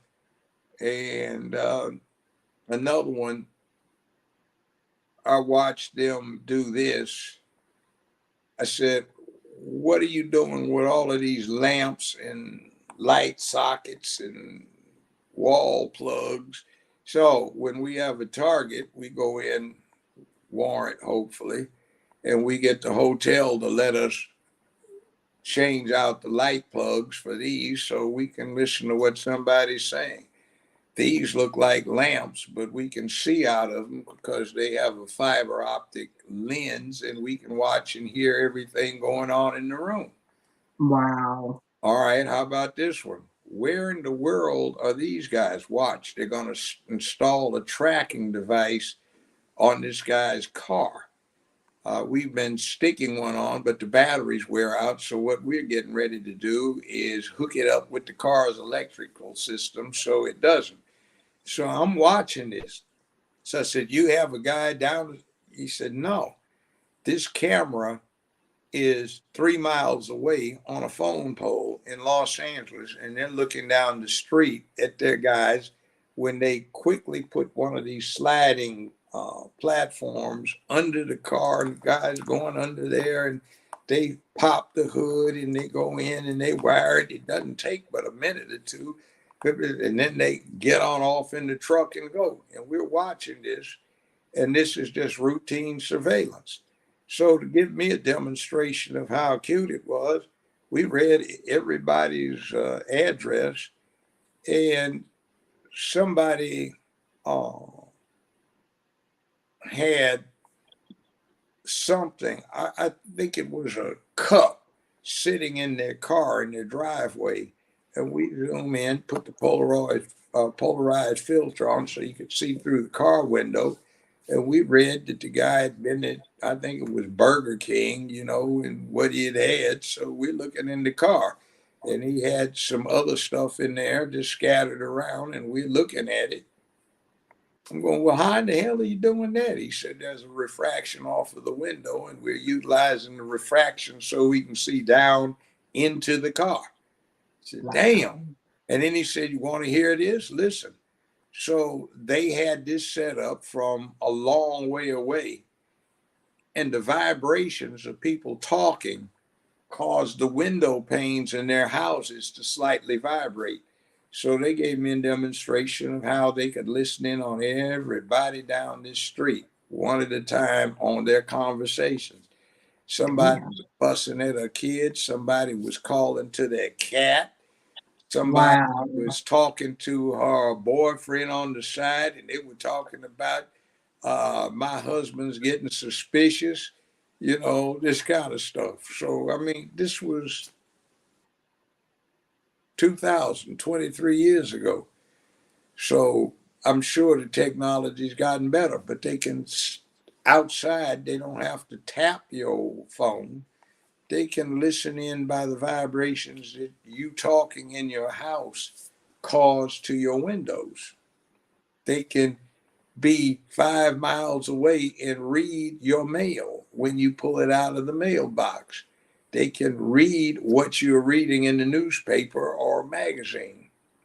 When you're talking on the phone to somebody, even if they aren't intercepting the phone conversation, you're inside, and damn near every house in America has a window someplace. They can pick up what you're saying by the vibrations on your window.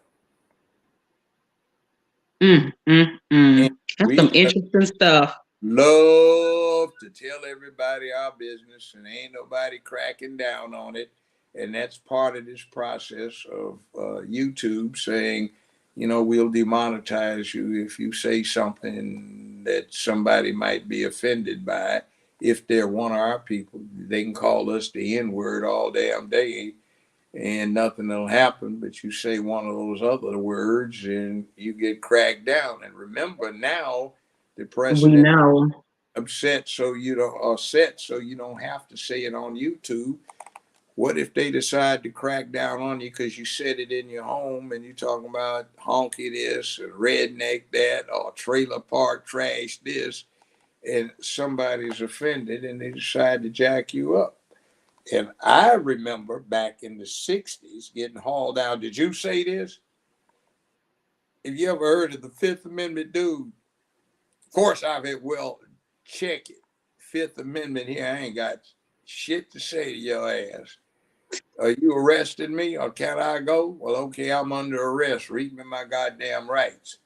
And they're questioning you on stuff like, did you or did you not say that the government is discriminating against black people because they did not? I got nothing to say. I take the fifth. And by the way, if the feds interrogate you, never say you don't know about it. Never say I don't know. Just say I refuse to make a statement or I take the fifth, because they usually tell you what you're in there for. And I remember, thanks to Biden, years later, I'd get a client with 17 counts in an indictment. I get not guilty on 16 of them, and the 17th, he's guilty. You know what it was? Making a false statement to a federal agent. And what they did is, what do you know about this so-and-so? And he says, nothing. But they've already told him, you're in here because we're investigating you because of so-and-so. So they've already told him what it is. So when he says he doesn't know, he gets convicted of making a false statement to a federal officer. You can thank Biden for that one too. See, it's scary. So Very. that's why I talked about, forget Baba Yaga. Let's focus on what they're actually trying to do to us in terms of technology crossing wrong-headed ideas about what government's supposed to do and our privacy rights. Now, this Russian professor, I told you I had a Soviet professor, the woman, way back in the 60s. She gave me a warning that I have never forgotten. She said, America is in grave danger of becoming a fascist country. She said, not from some jackboot wearing, those high, tall boots the Germans wore, not from some jackboot wearing, goose stepping political thugs in uniform, but from, as she put it, some pink panty wearing, long haired sissy beatniks who will impose the worst conditions of fascism for their protection and for your own salvation. Wow. He said, beware of them. And that's exactly what we're getting. That's what YouTube's doing to us. That's what these indictments of Trump are about, is essentially it's a political somebody who they want to oppress. Now, let's forget who it was. If they were doing it to Biden this way, I wouldn't like it either. But it is that a classic propaganda tactic. And remember, this woman used to run propaganda for the KGB. She was the chief. She said one of the tactics is to pick, she even used the John Wick word, Baba Yaga, and it meant boogeyman, and get people hating the boogeyman, and in the process of them hating it, slip things into your American system that you will not like. And that's exactly what we're getting. Woman was bring. Oh, by the way, found out my government tried to kill me and her. I was reading a book, it's called Legacy of Ashes. Eisenhower is cussing the CIA out, talking about they left him a legacy of ashes, got him branded a liar when he told the Soviets that there were no overflights, and then Gary Powers got shot down in a U-2. Well, that's the title of the book, but in 2000, 50-some thousand documents were released by the American intelligence community. They were declassified. And this guy wrote a book about it, styled Legacy of Ashes. And in there, I was reading this incident of how they wanted to assassinate this visiting Russian professor, Soviet professor, who had been with the KGB, decorated as a hero of the Soviet Union, this woman, at the Stalingrad siege. I said, whoa, wait a minute. And they detailed how on the 10 freeway, they had a helicopter directing this. So the driver of this target was taking her downtown to the Soviet consulate in Los Angeles at the time. So the driver was in the number 1 lane, that's the closest to the center. An 18-wheeler had gotten in the number 1 lane and slowed down. The driver goes to the right to the number 2 lane. Well, there was a truck up further, another 18-wheeler in the number 2 lane. It started slowing down. There was a truck in the number 3 lane that moved over, and another truck, number 4, was moving up fast in the number 2 lane with the objective of crushing the car that the Soviet professor was in. They said, fortunately for her, the driver was able to adroitly maneuver around the truck in the number 1 lane, pass between it and the center divider that they used to have in LA. I was the driver, so these son of a bitches were trying to kill me and her. And I remember what happened is it was so close that the left-hand mirror actually clipped the center divider. But we got through that. She said, good driving, comrade. Now, if you want to see who she is, there's a movie. It's called Enemy at the Gates. She is not the female sniper who's based on a real character. She is at the very beginning of the movie when these Soviet troops are going across the Volga. They are in a barge and the Germans are strafing the barge. And this woman is going around with her pistol, shooting people in the back of the head to kill them so the rest of them won't panic and will be brave. And she'd get that vodka and she'd get to talking. She said, sometimes the kameraden would get bravery when there was a talker there to the back of the head.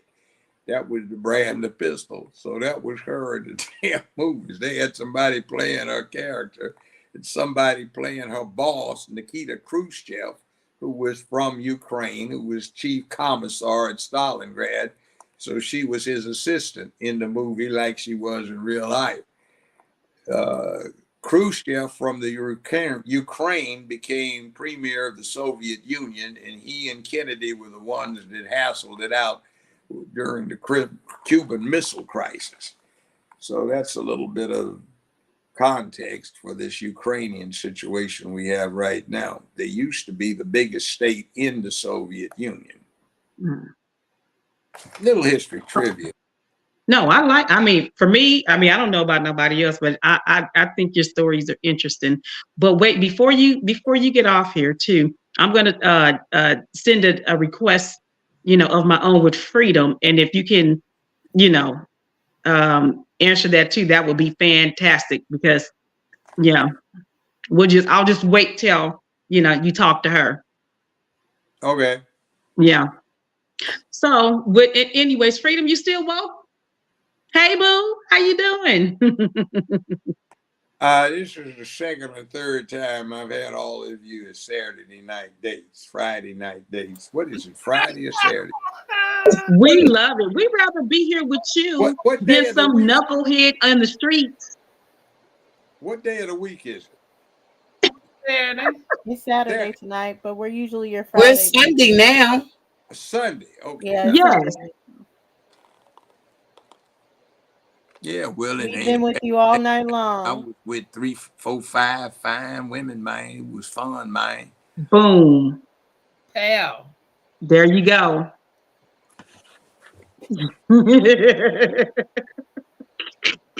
So y'all, he done been with us for hours now.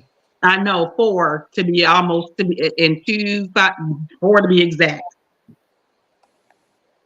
4 to be exact. But again, Judge Joe Brown, you know what? I will tell you, social media, a lot of people give social media, they're like, well, some people think, as much time as we spend on here is bad. But to be quite honest, it keeps you out of trouble. It keeps you from associating sometimes with all the wrong people. It keeps you, out of the beds of people you don't got no business being in bed with. It keeps you, it keeps you busy. It keeps you, we're always learning something new. We're always sharing things with one another, building healthy social connections, right? Sometimes worldwide, international, local, statewide.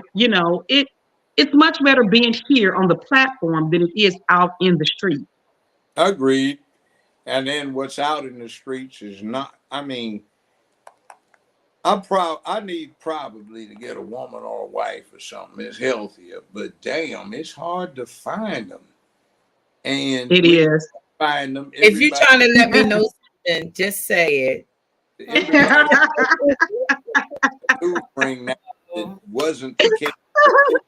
it. It's damn near. Am I getting somebody that's okay? But most of the okay ones are already accounted for. Is this a wacko, a psych job, gold digger, Exactly. or what the hell am I dealing What with? you getting, you don't even know in 2023 no more. Yeah, and at my age, what I run into is they've got too much bad history. Like, Yes, I'm not baggage, the we one. call that baggage. Yeah, I'm not the one. Hey, I didn't do it to you. I'm sorry, but it ain't. You can't undo it. Get over it. Move on. Hey, Exactly. Well, see, now you can go to state, take each one of us out. We'll sit here on Saturday with night and somebody that's keep you got to company. talk about a husband, so I don't want to get anybody upset. Yeah, Dustinea the only one with a husband. That's Dustinea. See, I'm Her too husband old will for go that out with kind you. of See, foolishness. that keep you company and talk to Right. I you was and like, make sure we you're can okay. go That's out right. as a friend. That's right. That's Big right. Friend bro. can be Too a old group for that with us. kind of And, foolishness. my husband can be your wingman. He has good vision. Wingman. There See, you go. yeah, there you go. Somebody watch your six, but hey, uh, that's the driving engine behind part of this crap we see. Everybody on here would probably agree that Hell no. well, Hey, listen, Bizzo. everybody on What's good? hey, brother, Be now, happy. listen it. This is one of the problems that's going on today. Everybody Oh that's man. on here would probably agree that one of the most difficult things for an adult human to deal with is the opposite sex. Absolutely. Now, get this. This is one of the driving engines about what's happening. If you go for this rainbow cult stuff, you don't need to learn how to deal with the opposite sex because you can get your rocks off dealing with the same sex. So you grow up learning how to deal with the same sex. Now, when they keep telling you it's all right to deal with mutual masturbation, because it ain't got nothing to do with procreation, is okay, so they neglect to take or read or get exposed to Boys and Girls 101A and B. So they never learn. So we have this constant digression, this devolution of the ability for the opposite sexes to deal with each other. Now, most women my age, most men my age, all of us, as a matter of fact, we had a sport. For the girls, it was called boy watching, and for the boys, it was girl watching. Now you can't do that. Now you don't know what the hell you're looking at. Like Joe, man, I was in the airport, man, and I saw what I thought was the finest looking woman I'd ever seen. I got up enough there, that dog turned out to be a boy. And then the Lord, the image. Hell no. So Hell no. that's true. You don't even know, and I mean, they smoothed out all the parts. I can't even tell if it's a girl or a boy, and I'm a girl who can't even tell if that girl is a boy or not. Check out what they've done. You've heard of the Emmett Till anti-lynch bill, right? You've heard. Everybody's heard of the Emmett Till anti-lynch bill. Yeah. Okay. It doesn't deal with lynching. What it does is it puts in sexual orientation into American federal law for the first time. Now, when we think of lynching, we think of a mob going out and hanging somebody, right? Guess what? Under the bill, there doesn't have to be a killing anymore. It could be a kidnapping or a beating, and it doesn't have to be more than one person. And the way it's worded, let's say a guy breaks up with his woman, all right? And he's feeling bad, and he goes to the bar, and he's drinking, and he runs into what he thinks is PYT, pretty young thing. She's got shape, short dress on, makeup, hoop earrings, and all of this and that. And they're drinking and dancing and exchanging spit in the shadows. And then this guy says, wait a minute, what the hell's this? And he notices that PYT has got a hard on. He says, wait a minute, dude. And he busted it up. Hell no. That is now where the FBI can get involved, because it involves somebody's sexual orientation and he got struck a hard blow, and it only has to be one person. It doesn't have to be a killing or a kidnapping. It can be the severe humiliation or injury. That's now lynching. See, that's what they did to us because we didn't pay attention. And we say, Emmett Till, it's time they finally protected black folk from, yeah, but you see, they already. And they used it as a guise. See, so by the way, check this one out. There's a move afoot on the East Coast to come up with a new category of rape called felony rape by seduction. So what's that about? If you go out with somebody and it's springtime, you have nice wine and candlelight and everything else, and it's spring or early fall, and you go out for a walk in the park holding hands and nobody robs you or something, and you say, my place or yours, and you go there, Mother Nature starts taking its course and hugging and squeezing and tongue twisting and everything else, and you get it on. They want that to be declared rape by seduction.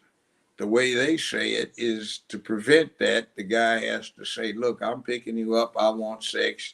We can have dinner. Do you mind if we have sex at the end of the evening? Oh, yeah, sure. Let's have sex. Let's screw. Like, doesn't work that way most of the time. So when you go out, you have to say, all right, you still want to have sex later on, blah, blah, blah. Yeah. So when you get there, do we want to have sex? And then you're supposed to, once you start, you're supposed to say, are you sure you want to have sex? And then you want to confirm that. Yeah, and then is it okay to finish? Now, there wouldn't be too many damn people on the planet if that's the way it went down, because that's worse. Oh, and by the way, dude, with Mr. that you can Oh, that is so funny. check this out. You can feloniously seduce your wife under this provision, and that would be so. Even if the woman is your wife, that would be felony seduction. So that's getting absolutely ridiculous. And that's how bad things have gotten when you get stuck on stupid. And that's Well, that's all those apps and stuff, Tinder and all that crazy stuff. People be getting catfished and proposal for law. And they want another thing for women to have a warning, like they have on the cigarette packs and on the alcohol warning. So they want warning. This magazine may produce passionate response and erotic thoughts. Like, what the hell? My God. My God. Well, Have you lost your goddamn mind? Look, Now, somebody in the chat said you might as well stay single and alone. All them damn rules. yeah. Now check this out. It's a joke, and I'll it up a bit. Anytime you see you may have heard me say this, but stop me if you have. But if you see a person, what are you looking at? huh? Any person you see, what are you looking at? Their face. No. You're looking at a successful screw. Oh Lord. Somebody got screwed, got knocked up. 9 months later, out popped the results of the successful screw. The screw Oh wow. got trained. It learned how to do it. It courted, seduced, and had a successful screw. Somebody else popped out 9 months later. That gets us from cave to condominium. And these clowns want to mess with that formula. Wow. Well, I don't know how y'all doing. Gemini, what you think about that, Gemini? Ooh, I say 2024. If this is 2023, good Lord. 2024 gonna be a doozy.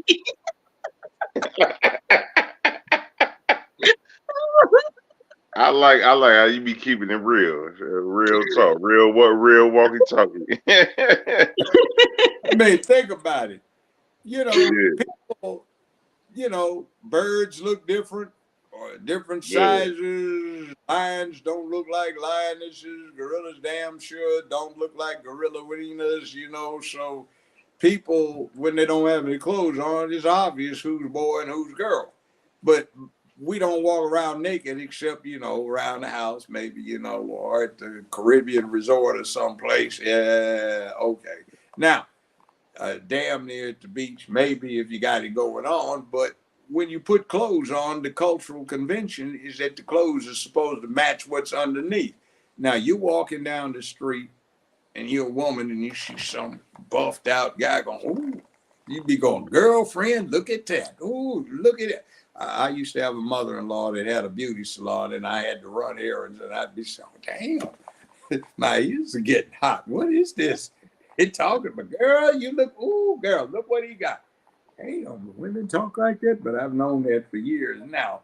So anyway, we used to look and I'd see something swaying, and say, oh, that looks good. Yeah, my favorite sport, girl watching, is going on. Now, what the hell am I looking at?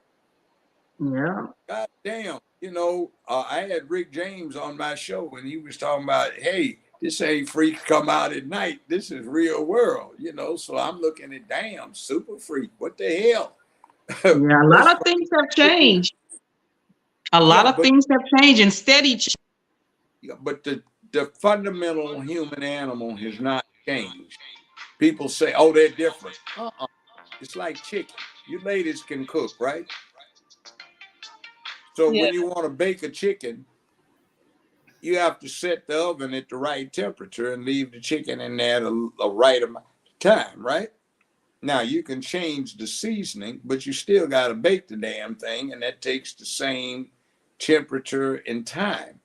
So these kids may be seasoned differently, but they're still the same kids that they have always been, and they still cook up the same way at the same temperature in the oven. So what are you doing when you start talking about that different? It's just you really want this shit on this chicken. You know, it tastes like shit. So why do you keep putting it on there? And some of these kids, the way they're getting raised, they ain't coming out worth shit. You know? Now, I shook some gang members' hands just this week, about 35 or 40 of them. They were going for bad. Everybody said, don't go down there. I said, oh, hell, they're young folk. I'm Papa Brown. I'm going down there. So I shook everybody's hand, but I was disappointed. These gangsters, not the OGs, but the younger ones, 15, 14, 16, 17, they gave me little limp-wristed handshakes like the 9-year-old girl. Man, you crunched my hand. I said, I pumped iron clay ball. Yeah, I crunched your hand. Man up, boy. Get strong. Like, what the hell is going on here? You know, it's bad. So, man the hell up. Ladies, you tired of these half-stepping, what Schwarzenegger used to call them, girly men? You know what I wanted to ask you, Judge Brown. Go ahead, sir. Yeah. You know what I wanted to ask you, and I respect you for that because when I talked to my son Deontay, we talked about the same thing as far as being a man. Can you speak on that as far as being a man in the black community? Being a man, protecting womanhood, promoting manhood. Yeah. Can Being you speak about, on that? yeah, it's your business if you are a man to make where you live a better, safer, more secure place filled with economic prosperity, sense of purpose, morality, ethics, cause, and you want to be a man of peace, public dignity, and order who can be brave and courageous when necessary. If the Titanic is going down, it's your job to get the hell out that seat and turn it over to the women and children. But then again, it ain't your job to get up for some goddamn sissy ass fuck who's got on a dress talking about he tucked his swinging dick away and he wants to see. Throw his ass, throw his ass on the other side of the boat to chum the sharks or to go freeze up so you can use him as a life preserver or something. So, yeah, that's about manhood. It's our job to make it happen. We give guidance and women give advisement. If your Yeah, woman is I sensible just wanted enough to to, be able to give you the advisement, she's not being a right. And if you don't have sense enough to listen to good advisement, you can't give guidance. So we're all in this together. It takes men and women to make the next generation. And the bottom line is there's something that you're supposed to be about. You ain't supposed to be running around. I'm 25. I won't be alive, you know. Uh, ain't no yeah. daylight at the end of my tunnel. Well, buck up, son of a bitch. God damn it. If your ass is already dead, then you're the ideal hero because you can go down there and snuff out those fire-breathing Gila monsters that are setting fire to the tunnel. So nobody else. For sure. You know what? I wanted to make sure Nisha and Gemini they get on the line right now too, so they can have a some time to talk. Yeah. What? What? What is They've you been talking. saying? Honestly, what are you saying? I don't know what Ibiza, what is you saying, bruh? Don't get beat up. No. I was just trying to give y'all some time to talk. I was just sitting up here. I was just thinking about a lot of things. I was just talking to my son about, with Judge Joe Brown. So it's all good. Go ahead, y'all can talk. No, what do you Well, mean? Ibiza, what you think of that? What he brought up of a girly, manly, or masculine woman, especially since you always be on punishment. How do you feel about that? What you mean as far as what? What Girly makes a girly masculine woman? No, girly men are the boys who run around acting girly. That was Schwarzenegger when he was California. Oh, okay, girly men. What do you think Yeah. about girly What I men? don't like, Yeah, girl, a girly. Well, okay, I'll go ahead and let them talk. I'm sorry.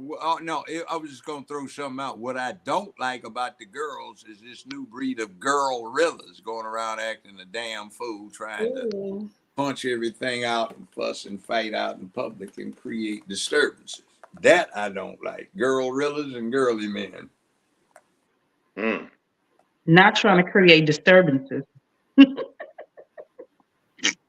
So I guess like if a girl Rilla was sticking up for like a man or something, would you feel like that's wrong if That she's isn't quite what I mean. Yeah, I'd say something's going wrong, but that's not quite what I mean. You see this stuff on social media where there's 15 women snatching each other's tops off, brawling and swinging away because somebody didn't give them enough ketchup in their Mickey D's bag, that kind of thing. Like the real glow, like the Dulcinea, like the Yeah, real Glorilla. yeah, a girl really.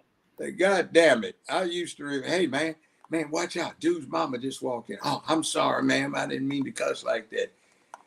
Now the woman walks up in there and somebody's mama, she's cussing worse than anybody in the place. And she acting more of a heathen than the boys. Man, See, you women have a man, way of my God, my calming God, us down. my God, So you get up in there and get the my going God. gorilla. Damn, I just want to E-Bizzle. know right quick, why damn, damn, damn.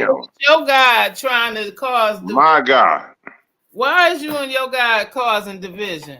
Because I didn't understand that comment. I'm kind of offended why you want to make sure Gemini and Nisha get a chance to talk while you made sure that conversation with Devontae.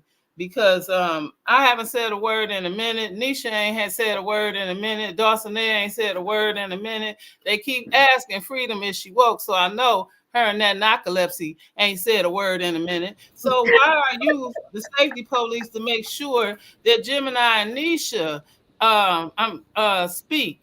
And you felt that you had to make sure you and Devontae had that conversation just to make sure that Gemini and Nisha speak. And see the division, like in the Bible, you and your guy had to make sure that they spoke. Why you had Get them, Sakina. why you had to come in here, Mr. Mighty Hebrew, to make sure that you caused division. Because this in the Bible, Boom. and you came in here with that. So why you do that, E-Bizzle? Because I thought everything was good. But see, you came in here with that.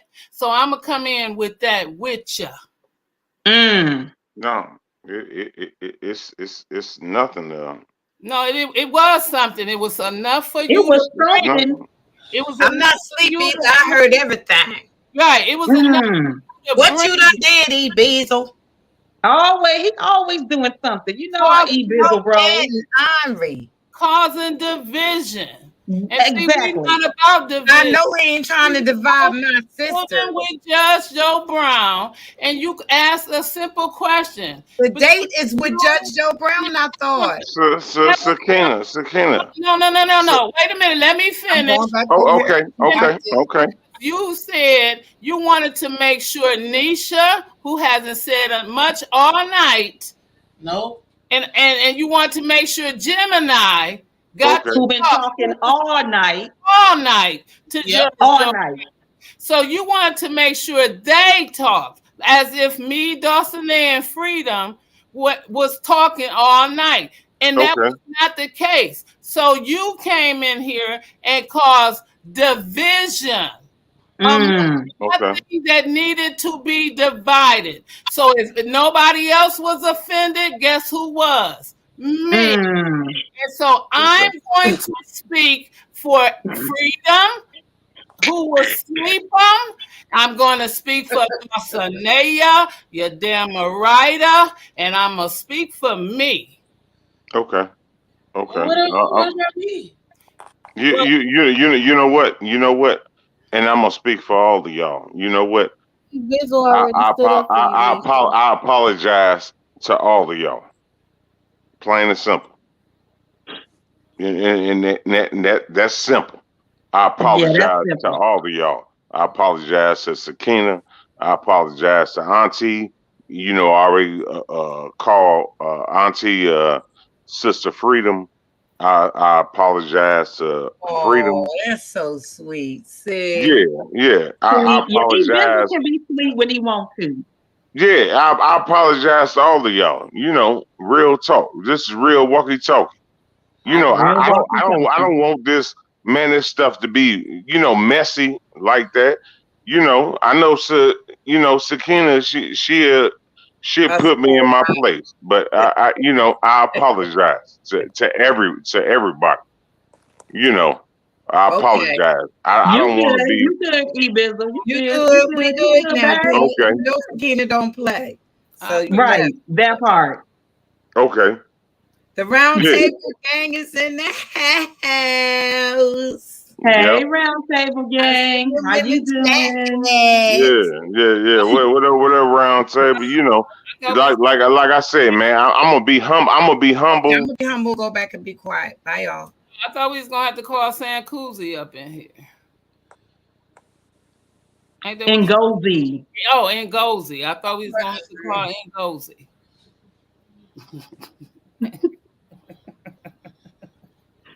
Oh Right. my goodness. It's late. Y'all tripping.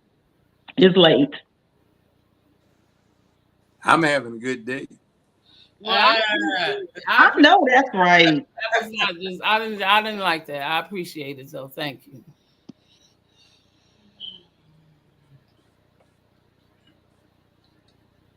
Mm. Okay. Well, ladies, it's 127. What we doing? What we doing? Silence of the lambs. We chopping it up some more? We asking some more questions? What we doing? What's the word? What's the word?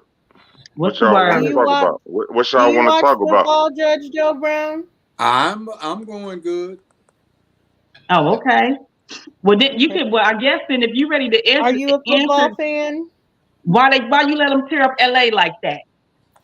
I didn't let them tear it up. Tore that place up. I can't Are you see it. going That's for not even. Tennessee? Do you root for Tennessee to do well? I went to UCLA. I played for UCLA for a while anyway. Okay. I like I know you USC seen. better, but I can I can still root for you guys if they not playing USC. Yeah. Yeah, You went to USC, you like USC. Yeah, I like I their used to football. love USC. Oh my God, I used to ditch and go watch Reggie and his sister. Who was that? Remember they used to play basketball? That was Reggie Miller and Cheryl Miller. Oh my gosh, we used to Oh sit yeah. front seat every time they played. It Reggie was Miller is good still days. my favorite, even though everybody's like a Steph Curry fan and stuff now. I do feel like old basketball was harder than this new school wave, but there's a lot of people that say the new school is better than the old school. I just don't agree. But Reggie Miller is my favorite shooter. Girl, we used to love Cheryl Miller, his sister. Oh my gosh. We used to sit here and just, I mean, try to be at each one of her games. This is so long ago. This is back when LA used to look so nice. That's why I want to know why. I mean, I'm pretty sure Judge Gerald Brown done been up and down Century. That place is unrecognizable. Growing up there, never ever would I have imagined that LA would look like the slums, that Century would look like that. Inglewood, toe up, Hawthorne, toe up, Torrance, toe up. What in the world? I I remember when mean, black folk couldn't go through Inglewood. You basically, if it was after dark, you had to, even if you were working for a store out there, you needed to get a pass from the store saying you worked there because Inglewood cops would be jacking you up. Torrance PD too. You know My Torrance PD. friend would Gardena. say We was in Gardena and you couldn't even still go in Torrance. They would, man, it was going. my friend would say the colors are real out in Inglewood. Like she's like never, you just can't wear colors at all. Well, It's for like people really who at don't live all? out there, that is true. Now I would share that. That is definitely true. But again, we're just talking about that. It used to be a time when it was so nice. I mean, like literally, and I'm chronic ditcher of school. I don't even know how I made it through school because we would ditch and go to the airport all the time and watch the planes take off. And this is before they put up all those barriers where now you can't even get past the front. You can only go to the ticket booth. We would watch the planes take off, and you drive up and down, Century, and we live right, like I grew up right there on 104th in Vermont. So when my family and cousins and stuff would come and visit, they would go, "Don't you hear that?" And we would go, "Hear what?" And they would go, "That it's so loud." And we would go, "Hear what?" They're talking about the planes because they would literally be so low, right? Because they're coming to the airport, and we only live minutes away from the airport, and we never heard the planes. But if you was new, coming right there, off Century, I mean, it would bust your eardrums out. But something about just growing up there, we never heard those damn planes. We slept just fine. We never heard planes. It is the Hey, craziest you, thing, you and it you used to be so nice back in the day. you know what, Judge? I wanted to ask you something. Hello? Go ahead. Yeah, I wanted to ask you, what you think about the situation that's kicking off in Israel right now? We With talked about this Israel, earlier. with the Hamas situation, with the Hamas and You gonna have to Palestine. rewind it back, E Bizzle. That's where we started. You late, brother. Right. Very late. Oh, okay, okay. He said very late. Business as usual with a long set of grievances going back 3,000 years. So it is what it is. Mm. You say 3,000 years? Mm-hmm. My sentiments exactly. More than 3,000 actually. But Okay, is what okay. it is. We'll see. I'm Go still check we went into a few interesting sidebars on this. Okay. How do you think that situation that's going to be resolved? It'll get put down. It'll be bloodied, and the grievances will be there in 15, 25 years, 5 years, 2 years. They aren't working it out yet. The Mm. Palestinians feel greatly aggrieved. A lot of what Israel is saying isn't true. One of my sources of information took a sabbatical over there. He's Jewish, but he's sort of a Wait. Hold on. You say one of your who? source of contacts. He went over there and he had to be hustled out of the area because the Mossad was going to do something to him. He was going out in the desert and getting the locations of these so-called missile strikes that the Israeli government was claiming the Palestinians were responsible for. He's publishing stuff like this was 381 meters west by so and so, 100 meters north from a pumping shack located at the following coordinates where these three missiles struck. It might have killed some scorpions or some desert rats, but there were no people in those structures. So the Israeli news Really? article would say a rocket attack on a settlement. So he'd go take the geographical coordinates, go look, and show that it was fraudulent. So they were getting ready to deal with him. So it was interesting. My late brother Really? had to get him out, but it was interesting seeing somebody speaking out on it and revealing that a lot of what was in the press coming out of there was not true, just like it is here.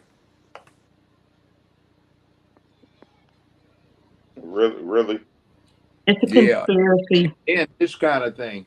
For example, uh, noise, simple noise. Somebody's got a family compound and Israelis are allowed to go in and build over the family.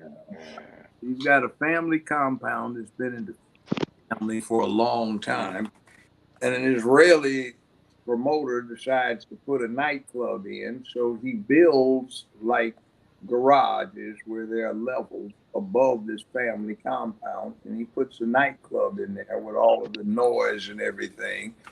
And the people that live below can't do anything about it, so they've got to be You know, there I'm telling by you, car. judge.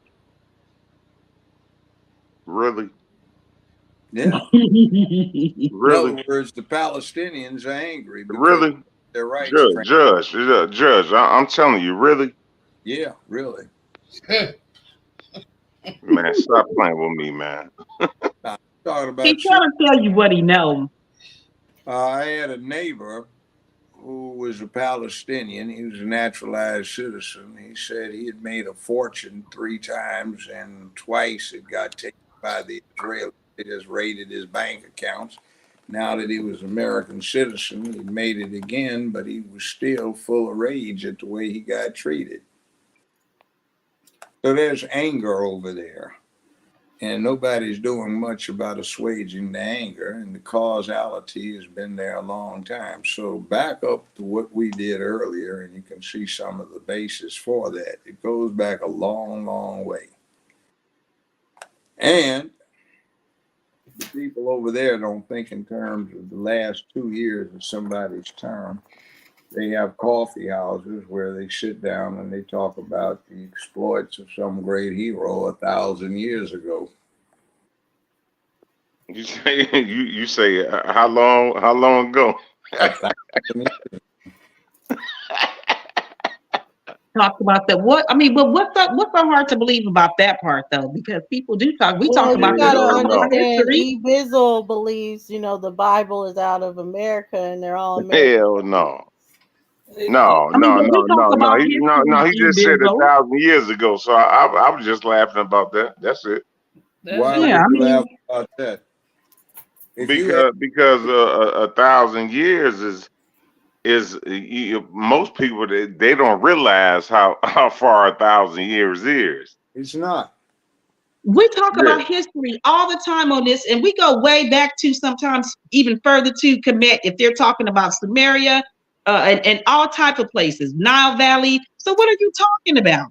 Right. Didn't How are the you missing these conversations? Hebrews travel in Egypt over 400 years before they got on a slave ship and came to America? I mean, honestly, didn't the Hebrews do that? I mean, if we think about it, and take that into fruition. Right. Someone that thinks his great, great, great, great, great, great, great, great grandfather is Abraham, but can't go I back mean, 1,000 years. we know that Jesus walked on How many sons?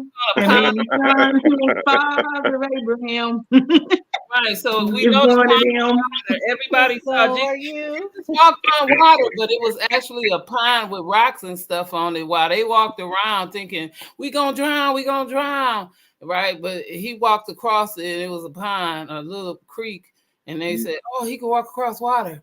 But the foolery is real. But at the same time, you want to say, He parted that Red Sea. Don't forget right? that. You And, know he did. The whole sea rose up. The and they got fish on a just boat. And they got on a boat. And Right. all All these, them animals on a boat, 2 by 2. right, they got on a that boat. part. Right, and then they said, "Oh, he parted the sea. He sure did." Jump in. Let me give you an example of 1,000. We were talking about Meghan Markle and her prince husband and how she went and did that, whatever she did. The current occupant of the English throne, the new king, has an ancestor. His name was William the Bastard, Duke of Normandy, then William the Conqueror, King of England. And in 1066, he conquered England. That's almost 1,000 years ago. That was at the Battle of Hastings. So his direct descendant is sitting on the throne right now in 2023, not quite 1,000 years ago. from then. I was in Italy and I went on tour of this winery that was established in 1024 AD. That is 1 year shy of 1,000 years ago. In the military, they most recently were using the Beretta M9 9mm pistol. It's made by Beretta, and it's been in continuous business for a bit more than half that 1,000 years, 543. So why is 1,000 years so long when you take it in context? Not the way they walked in Egypt, not them Hebrews. They should know. 1,000 years ain't nothing. The way they walk. Okay, talking about 40 Man, years in the desert. He walked, stop it, Sakina. Moses walked Stop. 40 years. Not the way they walk. That was like sweat off their back. They how them prisoners say I can do 10 years and like 2 push-ups and a cupcake. That's Easy. how right. Manna out the I've sky. 40 years ain't nothing for me to walk through this hot desert. Right. And by the way, if you want to talk about that, nomads, in particular the Greeks and the Romans and the Egyptians themselves, noted that nomads wandering through the desert tended to track time the same way that Native Americans, like my grandmother, like me, since I'm registered with the Choctaw, do. And it's been many moons since I have seen you. Now, 40 moons is 3 years and 4 months, which is about the ample time it would take to get from Egypt back to Israel, walking slowly, committing ethnic cleansing along the way.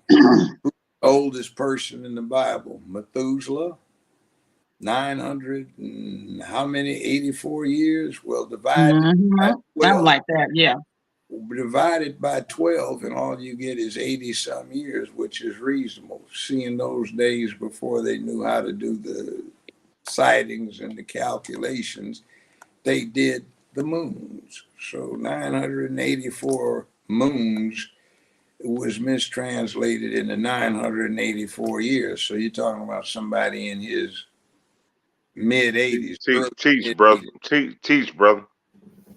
But then again, the 1,000 years we're talking about, remember they have modern calendars, writing, they have invented Arabic numerals 1, 2, 3, 4, 5, 6, 7, 8, 9, and 0.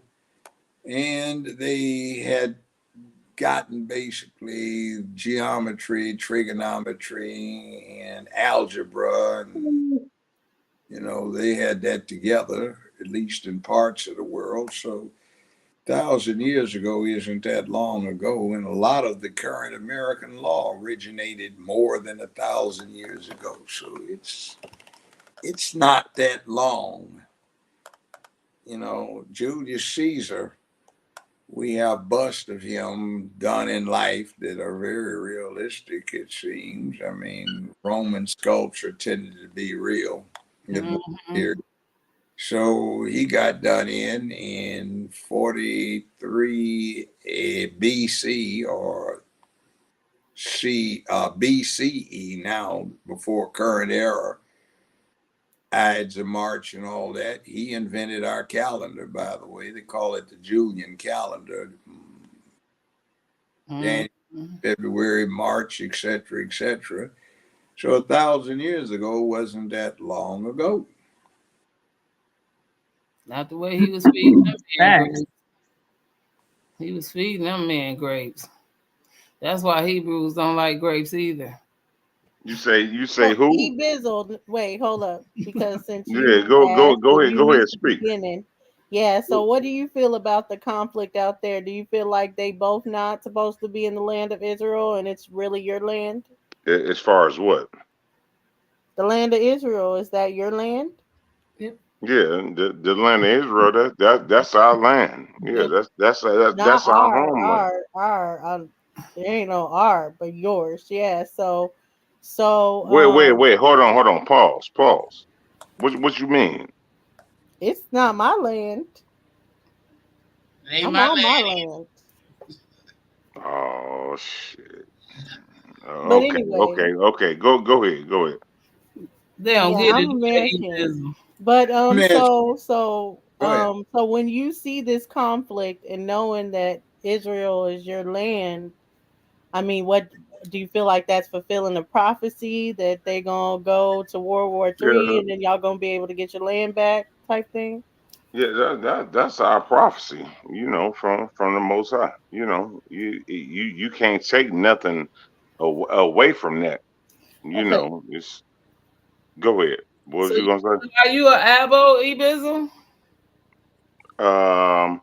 You know what? It's we have certain things in me and what's the name um Natalia? dang. Yeah. We have certain talking points, and it is what it is. You know. So you an You admixture? He's a yeah, Hebrew admission. Indian, Yep, but yep. Admission. Yep, Okay. admission. Yep, Okay. yep. So I can rock with that. So Yeah, certain admission. You know, it is but what it don't you is. feel like Indians are in the 12 tribe chart? Yes, yes, See? yes. I Yeah. could say that. Yeah, I could say that. Yeah, Mm. yeah. Do you have a problem with that? No, that's why I'm asking you questions of what's going down. So it's not your land. do you have a problem with that? No, I that's don't all care. you. That's all you, I don't care one way or the other. I'm telling you. Right. Okay. What Buddy got to say right now? What Buddy got to say right now? Yeah, what Buddy got to say right now? I'm ready to rock out with Buddy right now. Let me ask you a question. If it's Go ahead, your bro. territory, how are you going to take it? You say what? If you claim it is your territory, how are you going to reclaim it? As far as what though? You As far take as it. what? The Israelis are occupying it. The Palestinians have been dispossessed to a great extent. How are It's, it's you gonna- as far as us is just the Most High. A lot of people that they don't understand that you've been already gifted by the Most High, so they don't understand that. So I when you earned look at what it, I when you look at hard. that, you say what? I earned what I did, worked very hard. Nobody handed me a package that I could unwrap Yeah. out east. Hold But on. Let me teach you something, brother. Let me teach you. Let me uh-oh. teach you. Mm. You want to be taught. Lord The have king. mercy. Oh. So Mm, hold on. Let me teach you right now. So when the Most High, when He taught us, when He kicked us out here in the West. He kicked us out here. Oh, there goes Sakina. She bullshit. She bullshit. She bullshit. She bullshit. So wait, are you talking about kicked y'all out like in 70 AD, or are you talking about the transatlantic slave trade when you Yes, got over here? yes. And Which one? It's a They're good not the thing. It's same. a good thing Judge Joe Brown is with the shits, Ibizo. Otherwise, you'll be kicked off this damn. Otherwise, your ass will be kicked off this damn panel too. You'll be kicked out of Israel, kicked out Judge of Joe Man, Brown, look, did you look. say? I'm gonna let y'all go ahead. Go ahead. Yeah, Go ahead. one Go ahead. second, y'all. Today. Judge Joe Brown, did you say that you're Choctaw? my maternal grandmother was Choctaw. I told you. I told. Okay, But he now didn't that's say not he was an my Israelite. He Listen, said Judge his Brown, grandma was Judge Brown, Choctaw, not Judge Brown. Israelite. I He didn't say told the anything sister. about I told the Hebrew. sister Don't that. say you told us anything. Okay, he Yeah, didn't say I that told they're you that. Hebrew. I told you that. Are the Choctaws gonna take back Israel? Did no, I not tell you that? we're not interested in it. No, they're not. They're Did I not gonna not take tell back you that? Israel. peace, DQ. I see. Oh Did man. the pseudo alert go out? Is that what's Oh happening? my God.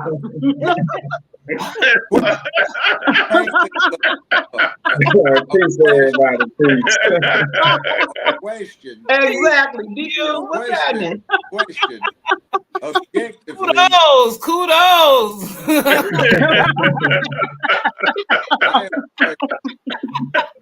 I have a question. Man, y'all the fool, man.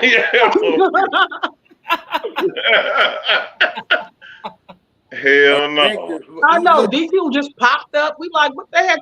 Right? What happened? Yes. He tag in the sky. Look up in the sky. It's a bird. Who knows? Who knows? I have a question. Hold on. Go ahead, man. Go ahead, bring it out, man. Go ahead, bring it out, bro. Other than being a place where somebody could get sanctuary, why would anybody want Israel anyway? You say what now? Wait a minute. Say it one more time. Other than the spiritual, religious fetish about it, Right. Why would anybody want the land of Israel? It's in the middle of a desert. It's not. Man, let me tell you something. Let me tell you, man. Let me tell you something. Why would there's no Okay. Let me tell you something. You heard? We heard you. You heard? Yeah. Man, the Most High, he sent us. He kicked us out here in the West. He kicked us. Nobody, no other nation was kicked out here in the West besides us. You heard? You heard? I did. Wait. You heard? Run You heard? again. No. You heard? You heard? Benzo. You just said I'm trying to tell you right You now. don't sit here and get to the point. No, I'm trying to tell you right now. Listen, nobody, man. Listen. Are you talking about North America being kicked out, being where the West is, that somebody got kicked out? And listen. Ain't no other Negroes been kicked out here in the West besides us. We've been kicked for a long time. The Most High kicked us out. The Yeah. I'm trying to tell you this. I'm trying to tell you that. Already know. They already know. History. The Israelites. I mean, when you say getting kicked out, well, damn. My daughter. It's been no other nation. You heard me. That's why Guerrilla Hebrew. That's why he gonna do what he do on your boy. On your boy. Tomcats that's on the channel. That's why he gonna do what he do with your boy. You heard? How do you feel about that, Big Chief Tomcats? I feel like man, Big walk Chief, through that man, he gonna walk through this shit. I would never lose to anyone who believes in Jesus. I'll just say that. I know that's right. Oh, he might be a Torah Hebrew though. Are you a Torah Hebrew, or do you take in the New Testament too, Ebizzle? No. We don't fuck with no New Testament. No, we don't. We don't do nothing with no New Testament. We don't do nothing with that. We don't rock with none of that. Yeah, they down with. Yeah, I think every time you tell me to bring out the scriptures, you be saying all the Old Testament. You say what now? You say what now? How about the Quran? We don't fuck with the Quran. We don't fuck with the Quran. They down with. No. We don't fuck with the Quran. No. We straight. No. We from the book. Yeah. Right. We from the book. So you're okay with your God choosing you, and to show that you are the chosen people, He's let every single nation and civilization in history enslave y'all, kick y'all out, beat y'all up. Like, why do y'all even want to be chosen at this point? That's a test. He tested. Got 600 rules, 600 laws. Yeah. 10 commandments. The most high. Yeah. He chose us. From day To one. do what To exactly? do what exactly? Get beat up? He chose us from day one. Make You sure heard? you're strong. To do what? Show Evism, up. what You did he heard? choose you to All up. do? To Why come on are this you channel and get on chosen? our damn nerves some nights. No, Just Right. He this is God's favorite. This is You a God's fool. favorite You a fool. people. Like what? Yes, you a fool. the Most High chose all that. I understand, even if we got you. We there. Yeah, listen, take listen, it. He knew they listen, could take it. He said y'all too listen, soft.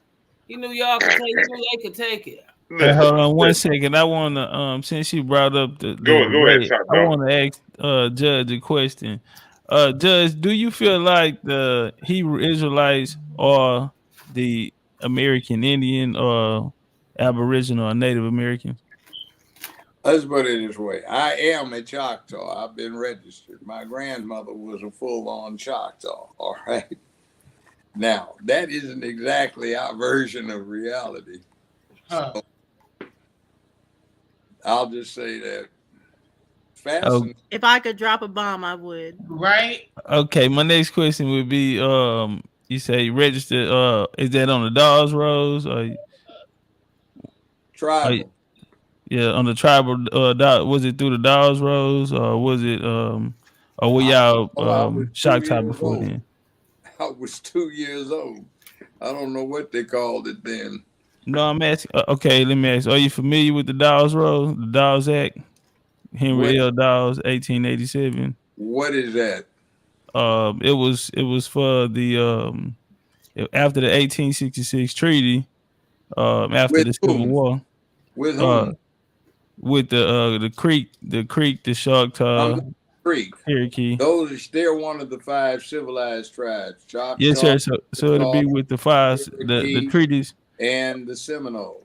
Correct. So after the 14th Amendment, they had the 1866 treaty for the freedmen, where they placed the freedmen label on the 5 civilized tribes, and they allotted them lands.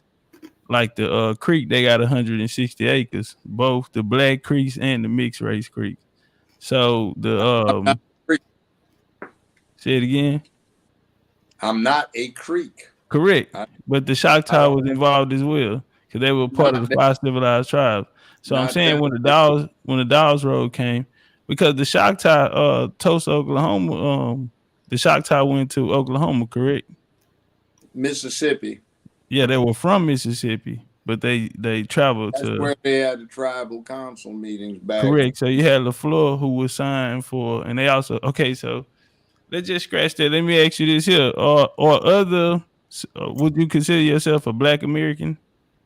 Yeah. Okay, are there other Black Americans who are of a Indian heritage? Yeah. Whole bunch. How did we get classified as Black if we were all in tribes first? Everybody black wasn't in the tribe first. Correct. I'm They, saying those who were. Indians, they had a graded mixture before the Civil War with the escaped slaves. Chief Osceola of the Seminoles, his father was an escaped slave and his mother was a Seminole. That's my 8th grade Mother- ancestor. Oh Lord. Okay.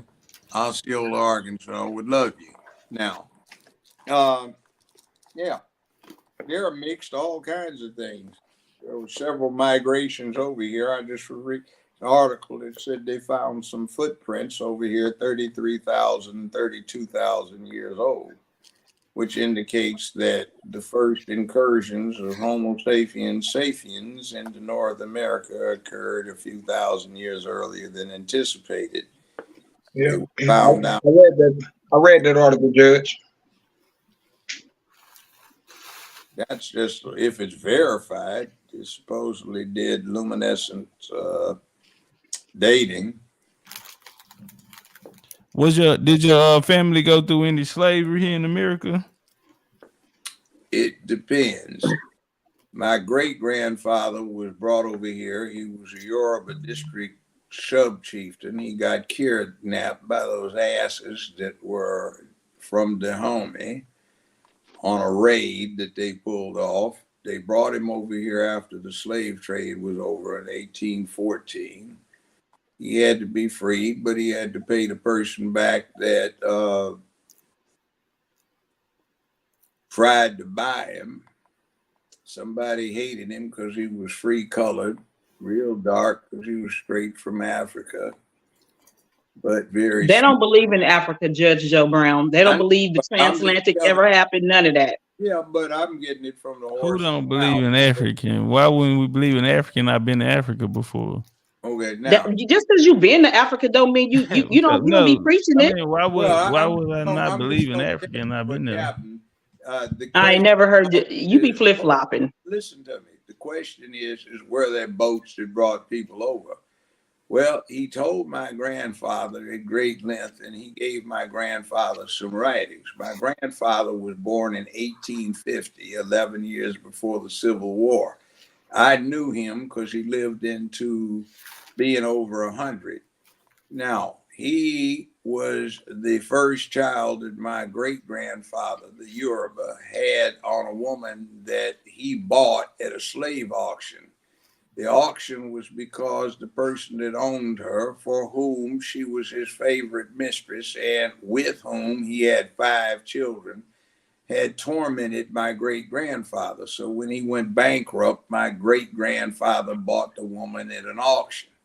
Well, my grandfather was the first child he had born to this woman. So he freed her so my grandfather's mother would not be a slave, which would account him a slave. So he was the first of 6 children. My grandfather was 15 when the Civil War was over. Now, he knew about General Sherman's January 16th, 1865 decree about reparations, 40 acres and a mule. The interesting thing about it is my grandfather and an uncle murdered 2 deputy sheriffs because the deputy sheriff had something to do with lynching another uncle. After that, my grandfather fled to Mississippi, and then he put his age back 15 years, went to medical school, so he practiced medicine from the 19th century into the middle of the 20th century. He and Alex Haley's grandfather practiced medicine together in Jackson, Tennessee. All right. My grandfather married a Choctaw. Okay. We called her Mama Cherry. Now, that's because she was red. So anyway, she used to tickle me. I was young, but I knew what she was doing. She'd look at all of these black folk in the family and say, you colored folk, let these white folk get you mad. Say, we used to take a scalp and nail it to the lodge pole and smile. Now, some of her ancestors were on that trail of tears. Her grandfather, grandmother, and an uncle were on that and died. So she didn't particularly like Andrew Jackson. Now, on the father's side, it gets more interesting over there. No Native American on that side, but one of my great grandfathers cut his master's head off and cut both hands off for the man's wife and escaped to Canada. He came back, and one of my grandfathers, the one on the father's side, was Bishop Mason's first disciples, and took Kojic, Church of God in Christ, to Kansas City in 1896 and opened up the first church up there for that. So yeah, I've got all of that in there if you want to know. So yeah, I had an ancestor that owned slaves, but he was a Nigerian district sub-chieftain, and I know a lot about it because my grandfather left me a journal that his father had started. And since my grandfather was an educated man on my mother's side, so on my father's side, but on my mother's side, when I was in my 30s, one of his old lawyers delivered it to me, and I read it. My no-good guts bag first wife threw it away, being evil, but it is what it is. So you said your African ancestor owned slaves? Sure as hell did. He brought my great grandmother on that side out of spite. He freed her, but you know, he owned for a little while and her 5 children. What a history of black slave owners in America that's not told today? It might be. Hell, I know my family. My grandfather left it in writing. It was his daddy, and he left some of his dad's writings. So That's That was the good. You one have that to come was back and stolen by share. the homie, right? yeah, Yeah, you have to come back and share that with us one day. That is some interesting stuff.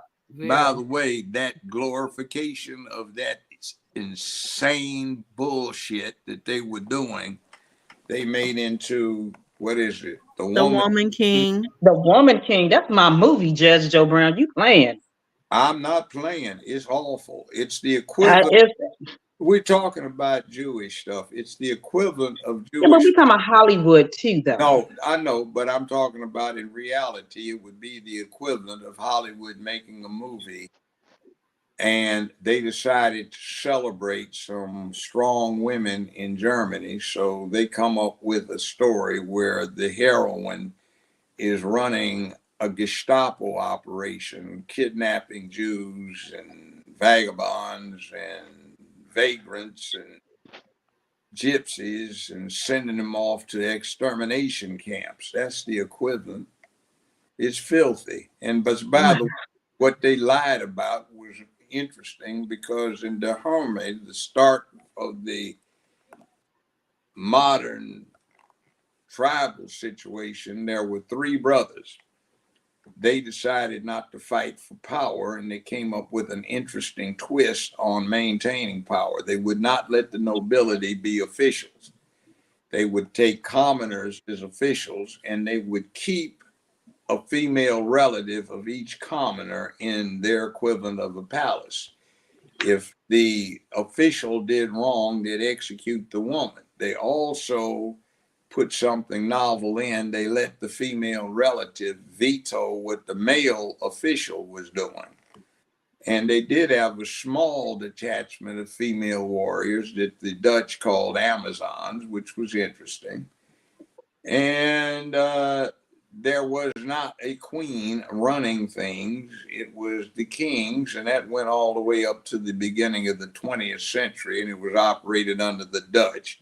They financed them, provided firearms, and they went around and did slave catching for the Dutch and sometimes for the English. So the Royal Navy shut them down at one point at the beginning of the 19th century when they started doing the anti-slave trade patrols off of West Africa. Interesting, but here's what it is. Did you have a question, DQ? Actually, just listening to it. First, peace to everybody on the panel. Peace, Judge, Top Cat. I actually want to say, you need to turn this into a story, right, Judge? Like, you have a lot of interesting tidbits and historical markers that would interest the masses of Black people, from people who believe that they're able to people who finally believe in the transatlantic slave trade. You have a lot of information that people can build upon and decipher through. But that's all I wanted to say. Let's talk about slave ships. I am a certified, PADI certified master diver. Been diving 57 years. All right, dived all over the world. Come on. I have. So you know that Black history. I mean that history of the Black divers. Yeah, I'm a member of that organization. I haven't participated in a number of years, but yeah, I've gone diving all the world, sharks and all shit. But anyway, look. I have been to the bottom. Come on. Explored some wrecks of slave ships, and you can see where the manacles were and all of the rest of them. So they're there on the bottom. So there were slave ships. Some people didn't have them because they couldn't breathe, but wooden ships are not airtight above the water line. So you breathe. You can get a whole bunch of people in there if you don't give a damn, and you treat them like they're cattle, and that's exactly. Chattel slavery. Judge, can I ask you a question? How did y'all what information led y'all to believe that they were slave ships? I'm looking at them. They made the Right? diagram. I'm looking at the She chat. said right, I'm looking like she seen the Ooh, picture what of a slave ship. information? here What else pointing. did they need, She Top said Cat? right, like she seen the picture of a slave So ship. I mean, No, but what else did they I'm need? touching them. I'm moving the silt out the way. Right, And but I'm I'm saying, did it investigating have like the a sunken sign ship. on the boat that said this is a slave ship? You don't have to. You look down the silts. You match the diagrams and the plans of the bloody things. I used to study maritime history, so I would study plans of the barks and the schooners, and that's the way they rigged them. And you're looking at the stuff down there on the bottom, 70, 80 feet down, 90 feet, 110 feet down, and you're exploring the bloody damn thing. So, yep. What was your That's a favorite place shame, to Top dive? Cat. That's that silliness right there. Like, why? Wait, That's a hold shame, Top on, y'all. Cat. Hold on, y'all. Why I, would I you wanted to put ask you, Judge Joe Brown, on are you familiar ordinary with ship navigation routes, like person of the Navy, or just navigation routes in the ships would Caribbean? go? See, they stopped in the Caribbean before they got over here. The Caribbean, Bermuda, Bahamas, Jamaica, The Barbados, Break Islands, Break all of Island. these, Canada, the colonies that split off and became the United States, they were all known as the British North American colonies. So you were free to go in between. Sometimes the slave ships would stop in Barbados and go back. Sometimes they'd come to the Bahamas and then drop part of the load off in Virginia. I mean, so some of the people, it's just like you were part of this British Empire thing. And part of it decided to revolt. That's the 13 colonies. It became the United States. So, yeah, everybody is hooked up in this whole thing. They all got stolen. There were the French colonies down in Haiti with Toussaint Louverture in the 18th century. Took advantage of the Napoleonic Wars, and he got the Haitians free. We screwed that up in the 1920s when we sent all these Marines from Alabama, Georgia, and Mississippi over there to terrorize the Haitians. Set up Papa Doc. Judge, was Napoleon a Negro? What's that? Was Napoleon a Negro? I've heard rumors of that. No, he's not. And he also wasn't that short. His bones in France show he was 5'9", and most average males in the French army were 5'6", 5'7". He used to be a badass. So the British put out a propaganda thing to diminish him and started talking about how short he was. Now we've got that he was short. we have a thing called the Napoleonic complex for short people acting over bad to compensate for their lack of height. But Napoleon was not a short man at the time. That was just what the English said.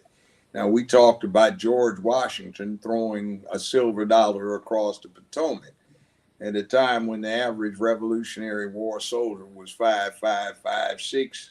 George Washington was 6'5". He was a mighty man, so his soldiers said he's so strong he can throw a silver dollar across the Potomac. That was a lie, but it was a propaganda boost to help out morale. Our guy is better than your guy. We got our Shaq is better than your LeBron. You know, that kind of thing. That's how myths get started. Now, speaking, that's how rumors get started for real. Yeah. Now, imagine what we have now. That's just 200 some years after the fact. They had writing, printing presses, and that's a myth, but it's perpetrated. Now, just imagine 1,500 years before it gets written up, 2,000 years before it gets written up, and there's no cross-checking. And by the way, the Old Testament is written at the same time as the New Testament in the 1st century A.D. It was not written contemporaneously.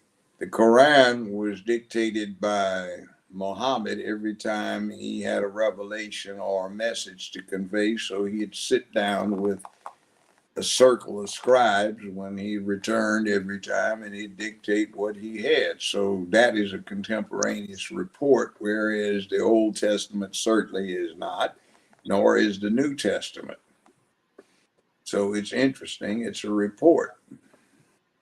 So, wait, I have a question about that though. Didn't they say that the Bible was written at the council? I mean, they at the council of Nicene. What is it? Nicene. Yeah, it was. But Nicaea. if you got the second one, the first one they had 480 some delegates, and all but three got murdered over a 16-month period. So the Emperor Constantine called another one, and they came back. That's the one you're talking about. They completely abandoned the first Bible they came up with and suppressed some of the books in that and substituted others. Now, Mm, assignment for you, go look it up. First 500 years, all references refer still in the New Testament in parts refer to Jesus as the morning star. right. Now, what's the Latin name for morning star?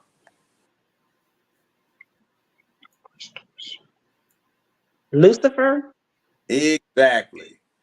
So for the first 400 or 500 years, Christianity refers to Jesus as Lucifer.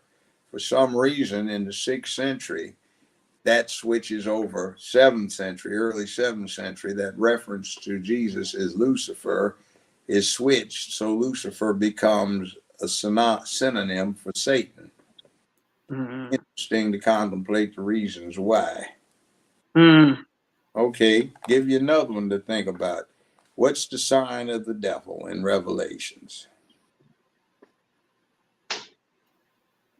666. What's wrong with that? Nothing. Oh, yes, it is. It's 18. 18. 1 and 8 is 9. Yeah, I broke that down last time I was on. But what's wrong with 666 being the sign of the devil? What is it? Double threes? No, 6 is an Arabic numeral. The Arabic Oh. numerals were invented in the 8th century AD, 700 years after Christ is dead, and 700 years after the New Testament is supposedly written. Right. See the So, point? How would you say 666 with Roman numerals? 666. mm, It isn't a repetition of anything. It is some capital I's, some capital C's, and capital V's, and some capital X's. So where do mm. you get 66? Right, right. I see what you're saying. So you're saying Where, this that's also fabricated, something else that's fabricated yes. or fictitious. Yeah. Okay. Mm-hmm. What do you think about that 144,000, Sakina? You know, so I was waiting for you to ask him that all night. He already cleared that up. He already gonna tell you in a minute. Come on with it. Now, okay, here's the other thing. And that equals 9 too, by the way. Yeah, well, 144 is 9. if you do numerology, the interesting thing is that you can take all nines out and anything that adds up to 9 out, and you get the same result unless you're looking for 11, 22, 33, and 44. Very interesting, and there's some mathematical reasons why, because the Arabs were stuck into this contemplation of math, and the Quran says that if you want to know Allah, you have to study nature and the rules of nature. So they encourage learning. Meanwhile, Christianity said you need not know as long as you have faith that your anointed leaders will lead you. So that's the difference. So the first 400 or 500 years, Christianity was looked at as a Jewish sect. So it's interesting when you contemplate the circumstances. But let's take why we have 666 perceived as the sign of the devil. 9 in numerology stands for free will. The early Catholics thought free will was wrong because humans are born in sin, and if you let something born in sin have free will, it will be evil, the creature of the devil. They had the Trinity, so 666 is the middle 9 on the series of 1 through 9. 111 is 3. 222 is 6. 333 is 9. That's the first one. 444 is 12. 1 and 2 is 3. 555 is 15. 1 and 5 is 6. 666 is 18. 1 and 8 is 9. That's the middle 9. You get 777 is 21. 2 and 1 is 3. 888 is 24. 2 and 4 is 6. 999 is 27. 2 and 7 is 9. In the Holy Trinity, 666 is the middle 9, which is free will, which they thought meant Satan was about to romp, because that was very bad. They became aware of that at the beginning of the 11th century. And that's when a lot of scholars say that Revelations was actually crafted. It was not a thing contemporaneous with Jesus or in that first century after his death. There's another explanation, and that is that it wasn't 6, 6, 6. It was 6, 6, 6, because there was a Roman legion that was not light at that point, and it had what looked like sixes in a three-pointed affair like a Mercedes-Benz star. And that might have been the reference, 666, the sign of that legion, which wasn't 666. It was just a geographic design that somebody might take, was what was going on, and they considered the individual that ran that legion as rather bad for the cause. See, in Rome, Jews were Roman citizens.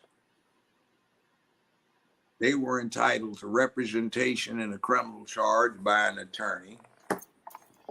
They had the right to a jury trial. If they lost, they had a right to an appeal before a magistrate. And if that didn't work right, they could appeal directly to the Roman mob. So that's why you get this thing when Jesus supposedly declines the trial and the right to an attorney. Pontius Pilate wanted to make sure that Roman law was followed, so they had the trial, the appeal before the mob. The mob was angry at him because in Jewish lore, the Messiah is supposed to be a great war leader. And on Palm Sunday, when he rides in on the jackass, what's supposed to happen is he's supposed to be leading the Jews in insurrection. On average, every 7 years, somewhere in the Roman Empire, Jews rose up in insurrection. So they had a problem with it. So when the Jews rose up thinking that he was going to lead them in the insurrection, the legion sent a detachment down there and killed 400 or 500 of them. So they were very pissed off at him because he just sat around and didn't lead. So when Pontius Pilate put up the ones who were on appeal, they picked one thief to spare, condemned the other ones, and condemned Jesus as well. That's an interesting little sidebar on the whole thing. Now, that's good. So, yeah. You see, So then, are you believing that Jesus and the devil are one, the way that it looks in the Bible? Look. I was in Hollywood. I saw all kinds of fantasies, some based on reality, some not, some remotely based, some closely based. So I know humans are very creative with their stories. So I don't have time to be bothered with that one. That work. Right. Fact. Listen, I'm with you. I'm with you. And then, see, we have a problem as a people. I'm going to tell you what it is. Here's what it is. Does anybody know who Damballa, Okotie, and Agunbi are? Those are the names for our three chief ancestral gods from West Africa. See, the white folk have never forgotten their gods. Marvel Comics, we have Odin, played by Anthony Hopkins in the movie. We've got Loki. We've got Thor. And we have, the Greco-Roman pantheon, we have Mercury, Venus, Terra, that's the Earth. We have Mars, Jupiter, Saturn, Neptune, Uranus, etc. We still name stuff after them: Apollo, moonshot; Gemini, orbital platform; Mercury, space capsule. We haven't, see, white folk haven't forgotten their ancestral gods and they have built on it. But black folk do not know who their ancestral gods are. All we have is the one that white folk adopted. And I find that tragic, and it's interesting though. Can I And ask you? our gods is spookism, right? That's the way they teach us about Oshun and every. It's all spookism, voodoo. It's spooky and spiritual. Why would you have? It's almost like, why would you need those things? You should have science, or you should have something else in place of the Well, spookism. well, I'm not saying one way or the other because I don't really care, but um, one of the things that I have read elsewhere over the years is the attraction Christianity had for black folk. And it's this: what do you call something that's dead and rises to walk again? Resurrected. Exactly. Besides the Messiah, crazy. No, what is it? Zombie. You said it. Yes, sir. A zombie. So we have a thing in our ancestral religions that you can still detect down in the Caribbean about zombies. Baron Samedi has his zombies. And when Jesus rises from the dead, that evokes in the black mind at the time, early on, the thing that they knew about, the things they knew about that supposedly rose from the dead to walk again. All right. Let me ask you a question right quick, Judge. When you were speaking about the planets, that took me back to Abraham being born on Ur, as in being in Mesopotamia. It's in you are ancient Okay, now Ur. they say your. So I remember once when they were talking about earlier planets and Ur or your, you want to say your. It's either way. Okay, now Ur was a planet at one time, and now it had numbers on it at one point. I don't see that anymore, and I know I have it in my storage, but I don't. I was seeing trying to find it because when they was talking Well, you about it. may name anything after anything. I'm sure that my Native American ancestors had a name for Venus that I'm sure I don't know at the moment. Okay, because You that's can what see I'm trying. Venus in Okay, the sky without a telescope. so are they trying to say or your or is Uranus now? No, they're not. Okay. You can't see Uranus without a telescope. Okay, so Earth still because the same name and the same description that they give for Earth or Uranus, or not Uranus, Earth or your for Abraham's birth on is the same description that Earth because it was one of the first planets or first suns. Um, No, it's we look. Let me put it this way. You know what Ferenzi is? You ever heard of it? Ferenzi. No, you haven't. Have you ever heard? Forensic, like a bunch of No. Have you ever heard of Florence? As in Florence, Italy? Yeah, well, you no. have. Florence and Firenze are the Yeah. same place. Firenze is how you say it in Italiano, and Mm. Florence is how you say it in a Okay. more anglified language. So they're the same place. We don't know what Ur or Ur happened to be, depending upon where they assigned it. If it was not a city, if somebody decided to call a planet that, or some astrological object. So yeah, he can switch. See, Okay. you know, Okay. Mr., Monsieur, ma'am, Madame, uh, Elohim, Senora. man.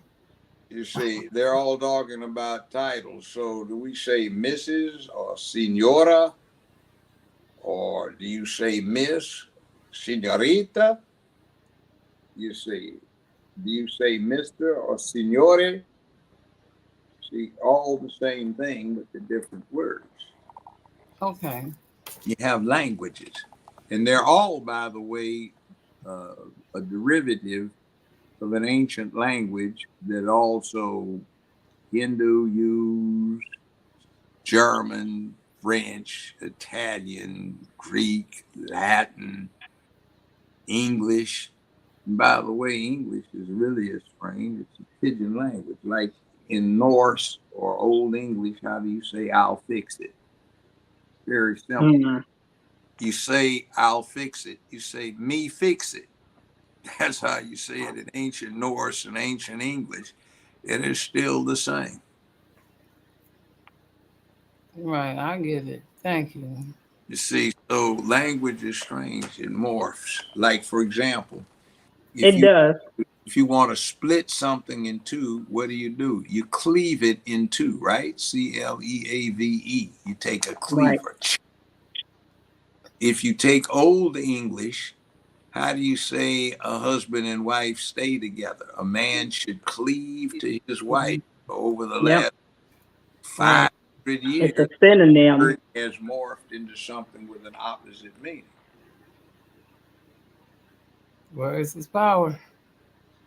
or antonym or homonym. What's the what name is it, Dustin? The words that are sound the same but are spelled different, like red and red. Redead. And then you get into, was it the red seated parted, or what in ancient Hebrew is spelled closely approximate, but it means not red, but reed seed, which still exists. And there is an interesting Mm-hmm. rock bar, that occasionally, when the tide is right, it causes there to be a gap between the sea over there and the sea over there, which somebody conversing with the area might have known about. It's a getaway. Mm-hmm. It doesn't stay open long.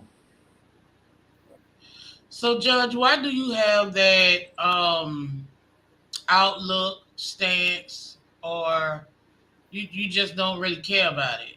I read a lot, and I figure I'll find out one way or the other soon enough. So why worry about it? Concentrate on the things at hand. Right. And I think religion gets foolish. People are killing each other right now to see which heaven or version of heaven, or if there is in fact one, is. Ooh, That part. golly. Can you imagine? Go to Valhalla and go see I like Odin. I'm gonna tell Valhalla. you. Valhalla sounds like fun. Honestly, floating around on a cloud, drinking milk, which makes your breath stink, and honey on whatever you eat it on. You dip your hand in, that makes your breath even funkier. So hanging around with nothing to do except getting funky breath sounds extremely boring to me. Sounds hell. Yeah. I mean, if By you the way, it says to a pearly hell, gates. You get to what walk down roads of gold. The what the roads are I paved give with a gold. The gates about with pearls. yeah, but what the hell do I give a damn about that for? It's not spend it on. In heaven, right? Yeah. So why the hell do I give a damn about his gaudy gold? I think that's gaudy. And I see enough Negroes walking around with bling around their necks and Mr. T starter kits on. Nisha, were you gonna say something? No, I did already.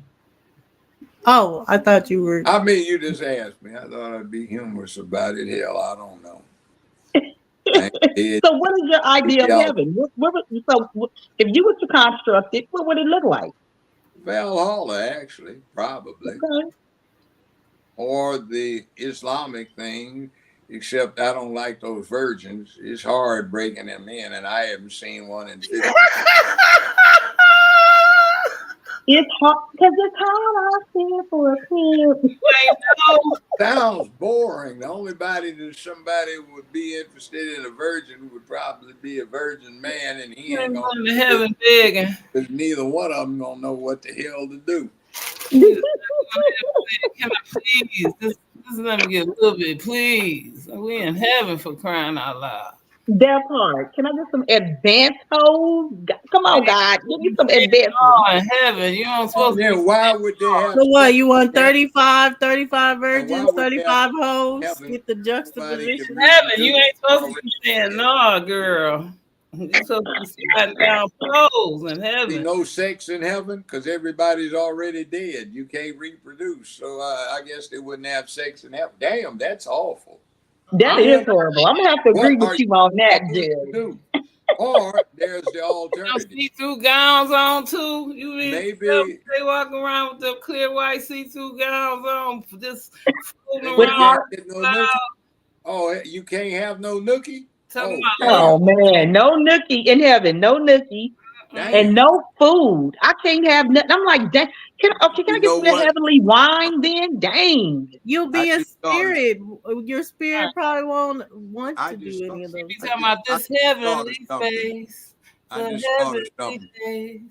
If Satan is the great deceiver, and now that we're talking about it, and heaven sounds like hell, maybe the real hell might be where you want to go, because it'd be a lot more interesting to be down there and be stuck up real hell when your ass is bored to death. All right, so bored to death. Hot. She's gonna be like, you can't get me bored for eternity. Damn. A third death. You gonna look? You be so damn bored. It takes you to a third death.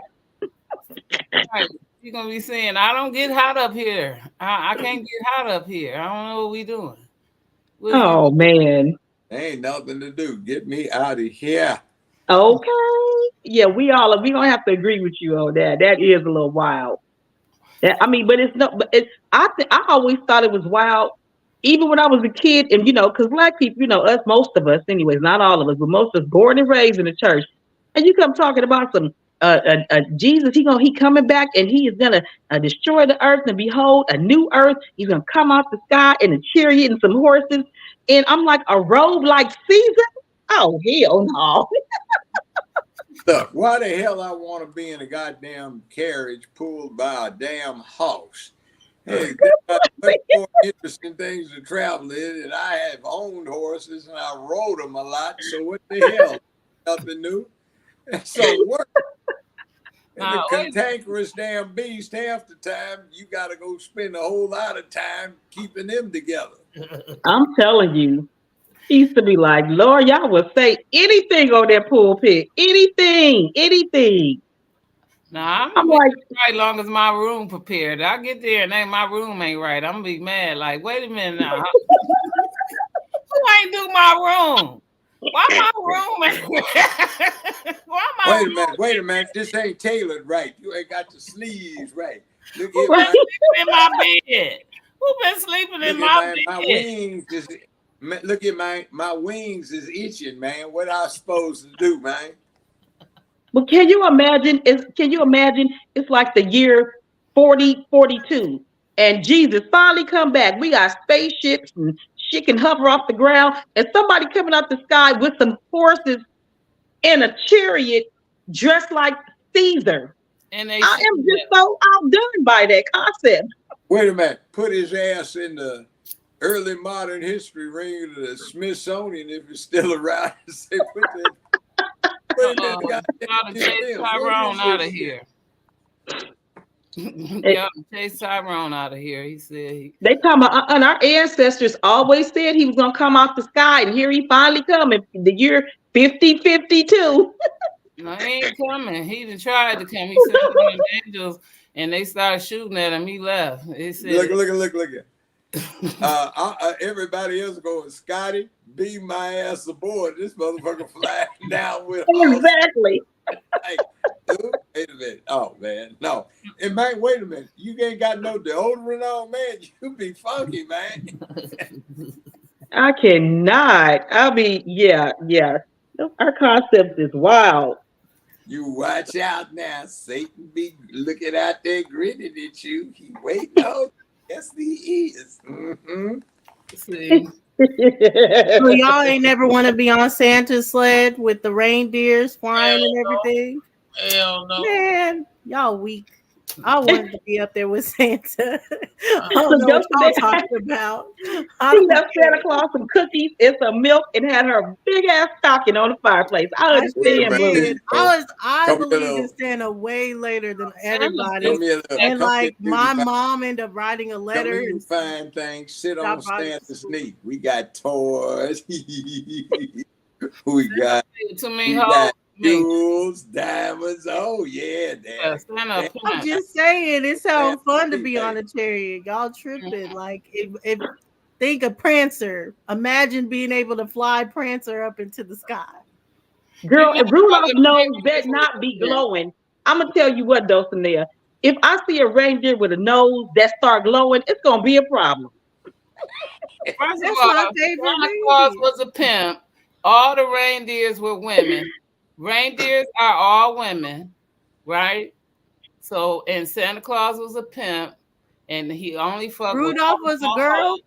Well, all they reindeers. got antlers. Only I All, thought only Yeah, male they had deer have antlers. They're all boys. get They're up. all boys, yeah. Oh goddamn! Yeah, Okay, it's Reindeers so all boys are other than women. Mrs. rainbow motherfucker. Claus. Look They Mrs. it got Claus up. was a man. rainbows Reindeers on are the. women. Wait a What? minute. Maybe Okay, they got Google Reindeers that, are Dulcinea. Somebody got rainbow. to Google that. Maybe they got rainbow reindeer. no Rainbow, reindeers are women. And not so rainbow reindeer. Yeah. reindeers are women. All reindeers are women.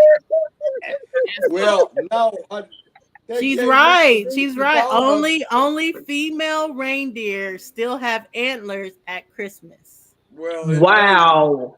it and may so be, Santa was but wait a minute. that's what ho ho Reindeer, Damn, Dancer, but and how you get to be Donner, a pimp and from that? Donner and only Vixen. mess Why with they ho got ho boy names? ho. Why they got boy names? Or are they lesbian or something? Lesbian reindeer. The rainbow reindeer, because they got boy names. Exactly, Judge. No, one was a dancer, one was a prancer. Donner, You got Comet and Donner, Cupid Donner and Milky, was Donner and one was Blitzen. Vixen. that's All a these different was whole name. names. All Comet these- and Cupid. I've Pole never dancer been to name. a strip club where they said, They "Bring him pole to the dancer name. stage. Exactly. Bring him to the stage." We Hey, have Wait a I'll minute. be Now Donner, blitzing. you're I gonna, will be blitzing. Give me now my you're heels. gonna Give me tell that me pole. I now am you're gonna blitzing. tell There me you that go. Santa, wait a minute. Now you're gonna tell me that Santa hangs out at Pussy Valley or something? There you Santa go. Oh, there you Pussy go. Valley. That's right. That's right. That's Down where the by the chariot's when the gonna hoes stop. get nasty. That's what I'm saying. Y'all can beam up, Scotty. I'm gonna be on my chariot on the way. Like, where we stopping? Where we going? Baby, won't you come You back? know, you're gonna be on that damn horse-driven thing with Santa, well, with the Roman road, and I'm gonna be on something going, warp one, Scotty. Me too. I'm gonna be right there with you, Judge. Me and you Engage. both. Yeah. Y'all Because gonna I have can't be on no old ass slave. y'all heads gonna hurt at the end. Warp 2. Warped it. Mr. Zulu, warp 2, please. Mrs. Oh, I Exactly. hey, I'm putting him out there with the reindeer. You know, Ain't no illusion. Too Short was a Mac. Listen, we know pimping ain't no illusion. What are we talking about? Everybody don't know what he's talking no about. illusion. What are we talking about? Nothing. Apparently, all of them pimp too. Abraham was a pimp. Come on. Just everybody. Girl. Just everybody was a pimp. Everybody. Don't they Everybody. on your thing it say, in God we trust, everybody else cash. That's why they put it on the dollar bill. In God we trust, not your ass. Everybody else cash. That's why, you see what I'm saying? I like that one. The God we trust, but not your ass. But Everybody. not your ass. Right. But so is Santa a 60-40 pimp, a 70-30 pimp, or just a 0-100? Hey, Santa I around represented the a world whole lot of and look, I represented a whole lot of pimps and hoes. Pimps are not good people. Yeah, they're It takes not. a certain They type show not. They of show not. takes a certain type of slimy to be a pimp. Right. That part. And Have nobody you ever heard of Iceberg Slim in that book? Oh yeah, I yeah, met him. come You on. met him? Yeah. Donald Yeah. Cohen. He shows as far as like the sliminess that it takes, and he He talks was about what he would do he to was the more girls. mouth than game. Years later, I actually represented a lot of pimps and hoes, including a bunch down there where they have P Valley down in Mississippi. And Down by the when the that, mm. that rainbow boy down there that runs the place, that's real too. Oh, okay. Uncle, what's his name? Uncle, The one that dang, I like forget. Yeah, I Yes. forget his name, but yeah, that's it. Wow. That's interesting in P Valley. Yeah, P Valley was so good when it was on. you like So, that? do you think the red light district is I a did. better concept than Pimps and Hoes? No, it's all pretty slimy. Judge Joe Brown, I like Ratchet TV. I'm conscious, but I like Ratchet. I like Ratchet TV. I don't. I had to deal with it to earn a living. It's like going out and you shoveling shit every day, and you got to That's come how I home, feel. take a shower, and wash all that smell off of you. I'm telling you. No, I understand. I definitely understand, but I definitely like Ratchet TV. You like ratchet TV? I do. Ain't no shame in my game. Some people like pork chops. I just I like ratchety TV. My question, Oh man. is to Tyrone. My question is why is most of the preachers that be called on from the Most High in the Bible are ex pimps and junkies or alcoholics that have been called upon that are What willing. you mean, ex pimps? Right. Well, Exactly. They well, still they pimping. do a new pimping. But my Let me tell you question something. is when they See, come out the streets and they bring it into the church. So yeah. when he say the God of the Bible, trust in the God of the Bible, my thing is why does the God of the Bible always call the men of the street to come into the church and then teach them on how to Well, be right? let me say something about pimps. Pimps talk about, brag about how they turn this, that, and the other money maker out. They don't. The preachers. And they be the first to backslide. No, the pimps don't turn the girls out. The preachers do, and their mamas and grandmamas. Ooh. Grandmamas are telling them they're no good. Girl, look at her. She gonna be a trial in the travail. Jesus just testing me. I know all them men's gonna be trying to get in her panties. And then the preacher tells them they're dumb, stupid, and ugly, and they're going to hell if they They don't. going to hell. Yep. And she, grandmammy, she sells 2 slices more cake than everybody else, and he gets up there on the pulpit and he lauds her. That's like when the hoe sells $5 more booty than the bottom wench. She gets him some.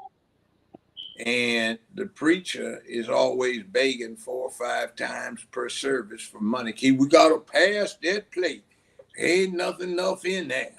And see, that's the pimp demanding that the women give him their hard-earned money. Their hard-earned money. Come on, And Judge. the girls are like most people. They want to be accepted as they perceive themselves, and they are taught to perceive themselves in a negative way. So if a guy says you're beautiful, she might be. You're smart, she might be, but they don't think that way. But when the pimps say you ugly bitch, goddamn, I'm the only motherfucker that put up with your fucked up shit. They think they're messed up, so they want to be accepted as they perceive themselves. And this guy tells them like they really are. And when he kicks their ass, they deserve punishment because they think they've been doing wrong. So the pimps get what the preachers and the grandmamas and the mamas and the aunts prepare for them. Somebody with a negative self-esteem, somebody that's gullible to being begged on, 5 or 6 times every whatever, sacrificing so this pimp fool on the pulpit can get his old lady a fur coat and another car And and another take being care. okay. Yeah. And see, she's sitting up there, and mama and grandmama and aunts are giving him every dime they don't have. Hard earned money, giving it to the church. Like, what is wrong with y'all? Yeah, And see, they be swearing up and down that God told them. God said, I just got $50,000. I got to pay my 10%. Because see, I'm giving it to God. Wait, what? Did he morph into Pastor Johnson? What? How does that work? I know you saw it earlier, Sakina, but I wasn't old enough for the Yahweh Ben Yahweh whole cult.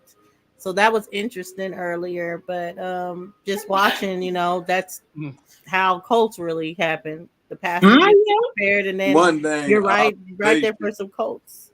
the interesting thing that I would observe is the freakiest women you ever want to deal with if you're a man are PKs, preachers' kids. Yep. They're freak on. Baby, if you want some, you're gonna have to do it right here. But we at a bar. Nobody's gonna look all this see all kinds of kink shit. Or we're going down the elevator. You wanted it, let's do it in the elevator. You're not gonna get it here.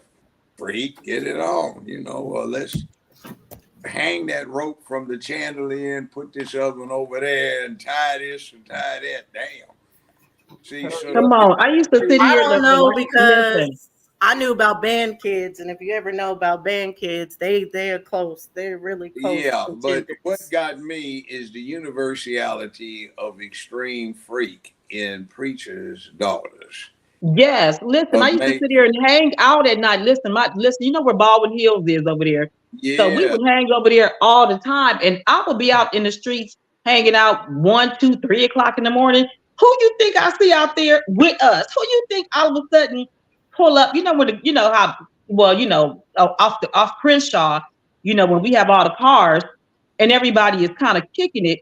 Who you think pulling up? I'm like, girl, is that you? Like, that's the pastor's daughter. I didn't ever say that. Don't nobody was the pastor's daughter, but it's 3 o'clock in the morning. What is you doing out here at 3 o'clock in the morning, boo? Yeah. Blessing, folks. Yeah. If you a dude, the biggest freaks you're gonna run into are preachers' daughters. Blessing, folks. Facts. I mean, she was always out there with us. That was crazy. Yes. Blessing them. Blessing them.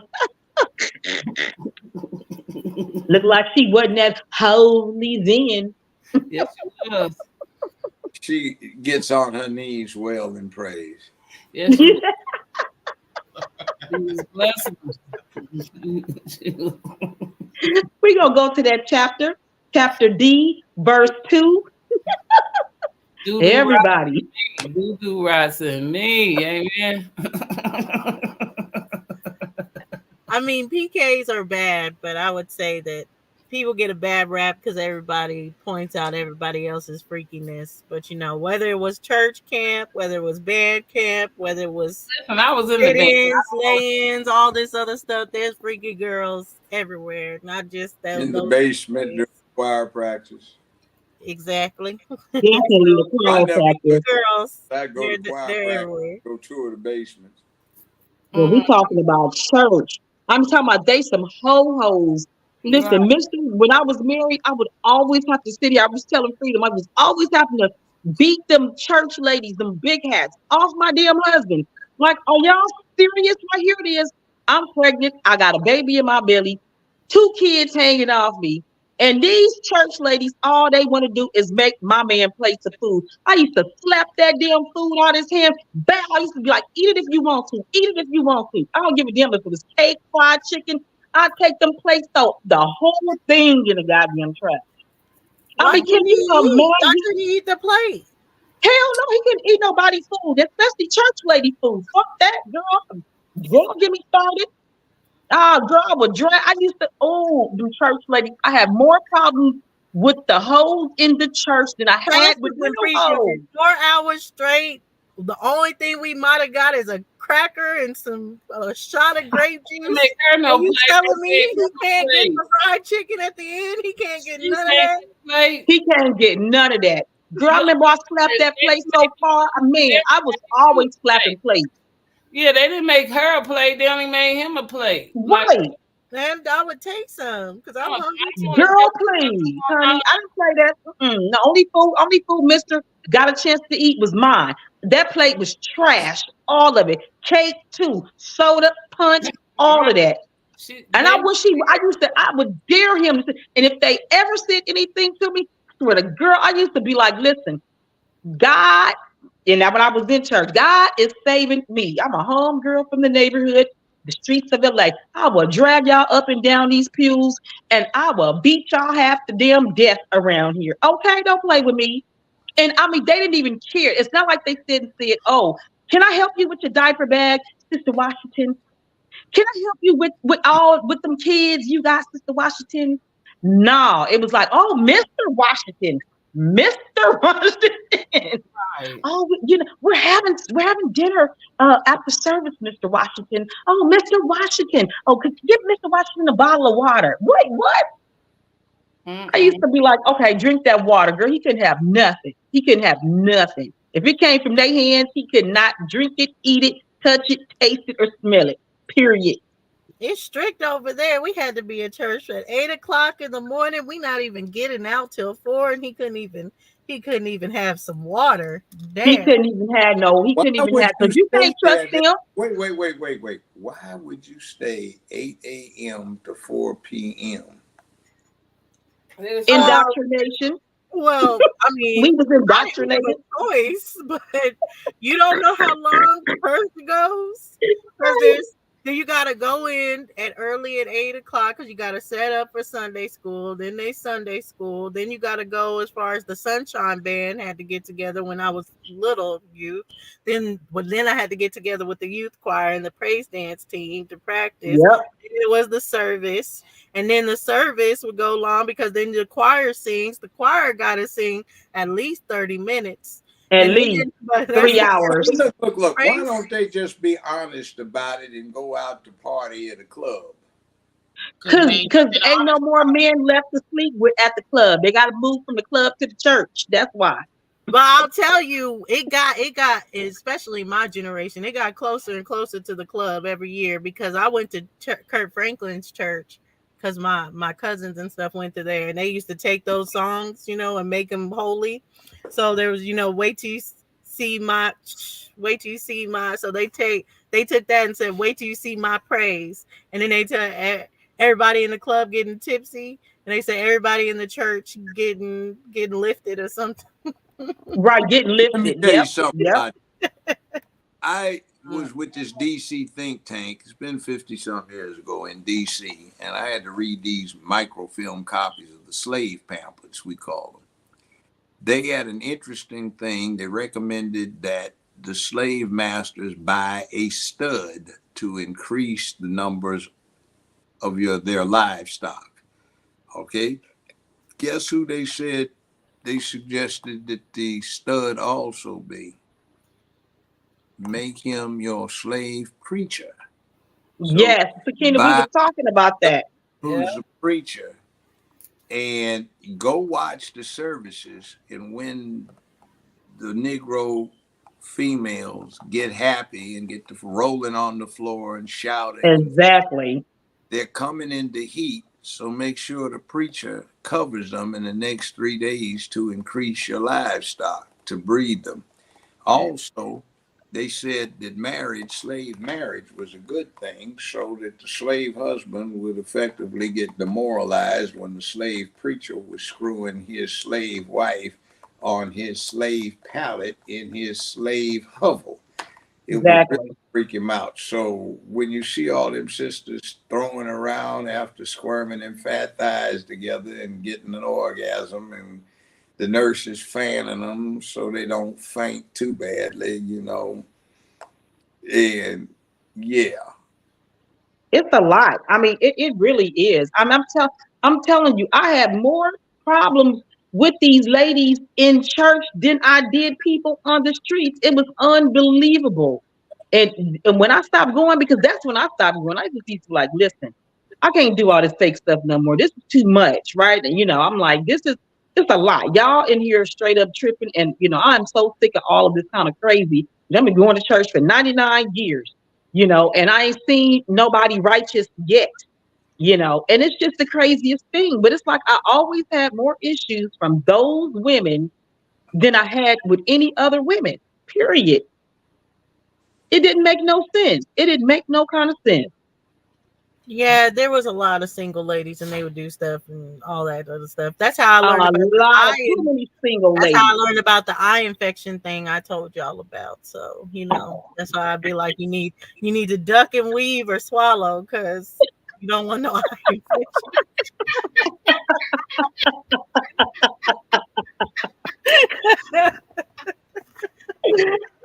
Don't let it get in your eye. That's all I can say. Don't let it get in your eye. That's right. Don't let it get in your eye. Can weave or swallow. That's it. That's it. That is some funny stuff. Oh man. The Matrix. Do I have your permission to use that in the future? Do I have your permission to use that in the future? Oh yeah. You need to learn to duck and weave or swallow. Or swallow. Just don't get it in your eye. Right. Here, gargle. So you might need these. We call it PPE. He's like, what is this? I mean, it is. I mean, boys, church folks is a wild bunch of people. I don't understand. And I'm like, and that's for the men. I'm like, how y'all letting another man teach you, and then he passing around a collection plate, you taking out your wallet from your family to feed another man and his family? Where they do that at? Church all over the world. Look, church. That's some craziness. They do it at church. But you know that movie? Oh, I can't remember what it is called, but it's with Regina Hall, I think her name is. And oh yeah, I've seen that. It's called Your Honk for Jesus. Yeah, that's a good movie. Yeah, Honk for Jesus. And it shows all that stuff, and then the pastor doing all the other stuff behind closed doors. It shows all that. So, I mean, it's just bananas to me. And the men don't understand. They act like you sitting here saying something so wrong when you sit here pointing out like you don't feel uncomfortable giving your family's money to another man to take care of his family. Like seriously, just asking for a friend, like that'll make you feel no kind of way. Because they're doing it for Jesus, so that's why they could justify it. Yeah, they think they're doing it for God, but that's why I brought up the Cam Up podcast earlier, which everybody should go see. It was really good. I forgot the guy's name too. Sorry, but he followed. Oh, what is it? Khalil something? Khalil, yeah, Khalil something. Okay. Follow Yahweh Ben Yahweh, but it's the same thing. Like they start off, they think they're going to a fellowship, someone that really knows the Bible and all this other stuff. Then he flipped it on them like, hey, actually, this God that's the Messiah in the Bible is me. Like, whoa, hold on. And that would be the first, like, that's not even the first straw, but that's definitely going to be like a hold on. But so many people be like, yeah, that's the Messiah. Because like these doctrines, you got to really know what foundation these doctrines are built upon. It is insane how many people can get caught up in cults. It's, quicker than you think. And that's why I don't really, I don't say too much, about it, because I really feel, bad when people do get caught up in cults, because it takes so much to break the chains off your mind and kind of, get back acclimated into reality, because so much manipulation and deception is gone on in a person mentally, but sometimes these people straight up study the psychology of the mind in order to manipulate them better. It is a daggone shame how people just prey upon other people like that. Yeah. No, what it's a shame is that how people allow themselves to be preyed upon. Well, people be looking for answers sometimes, and you can't fault people for looking to a therapist, the doc. God is is the butcher, the baker, the candlestick maker. You know, you're looking for some answers in this earth because there's no handbook. So people do get caught up sometimes, you Yeah, know, and it's I'm not real gonna easy say to. they're wrong for how they are, but like what Judge Joe Brown was saying is true. There's a level of self-esteem that has to be attacked. Like even when he was telling his story, you could tell there was other aspects of him that left him vulnerable to that. Left them And vulnerable, yes.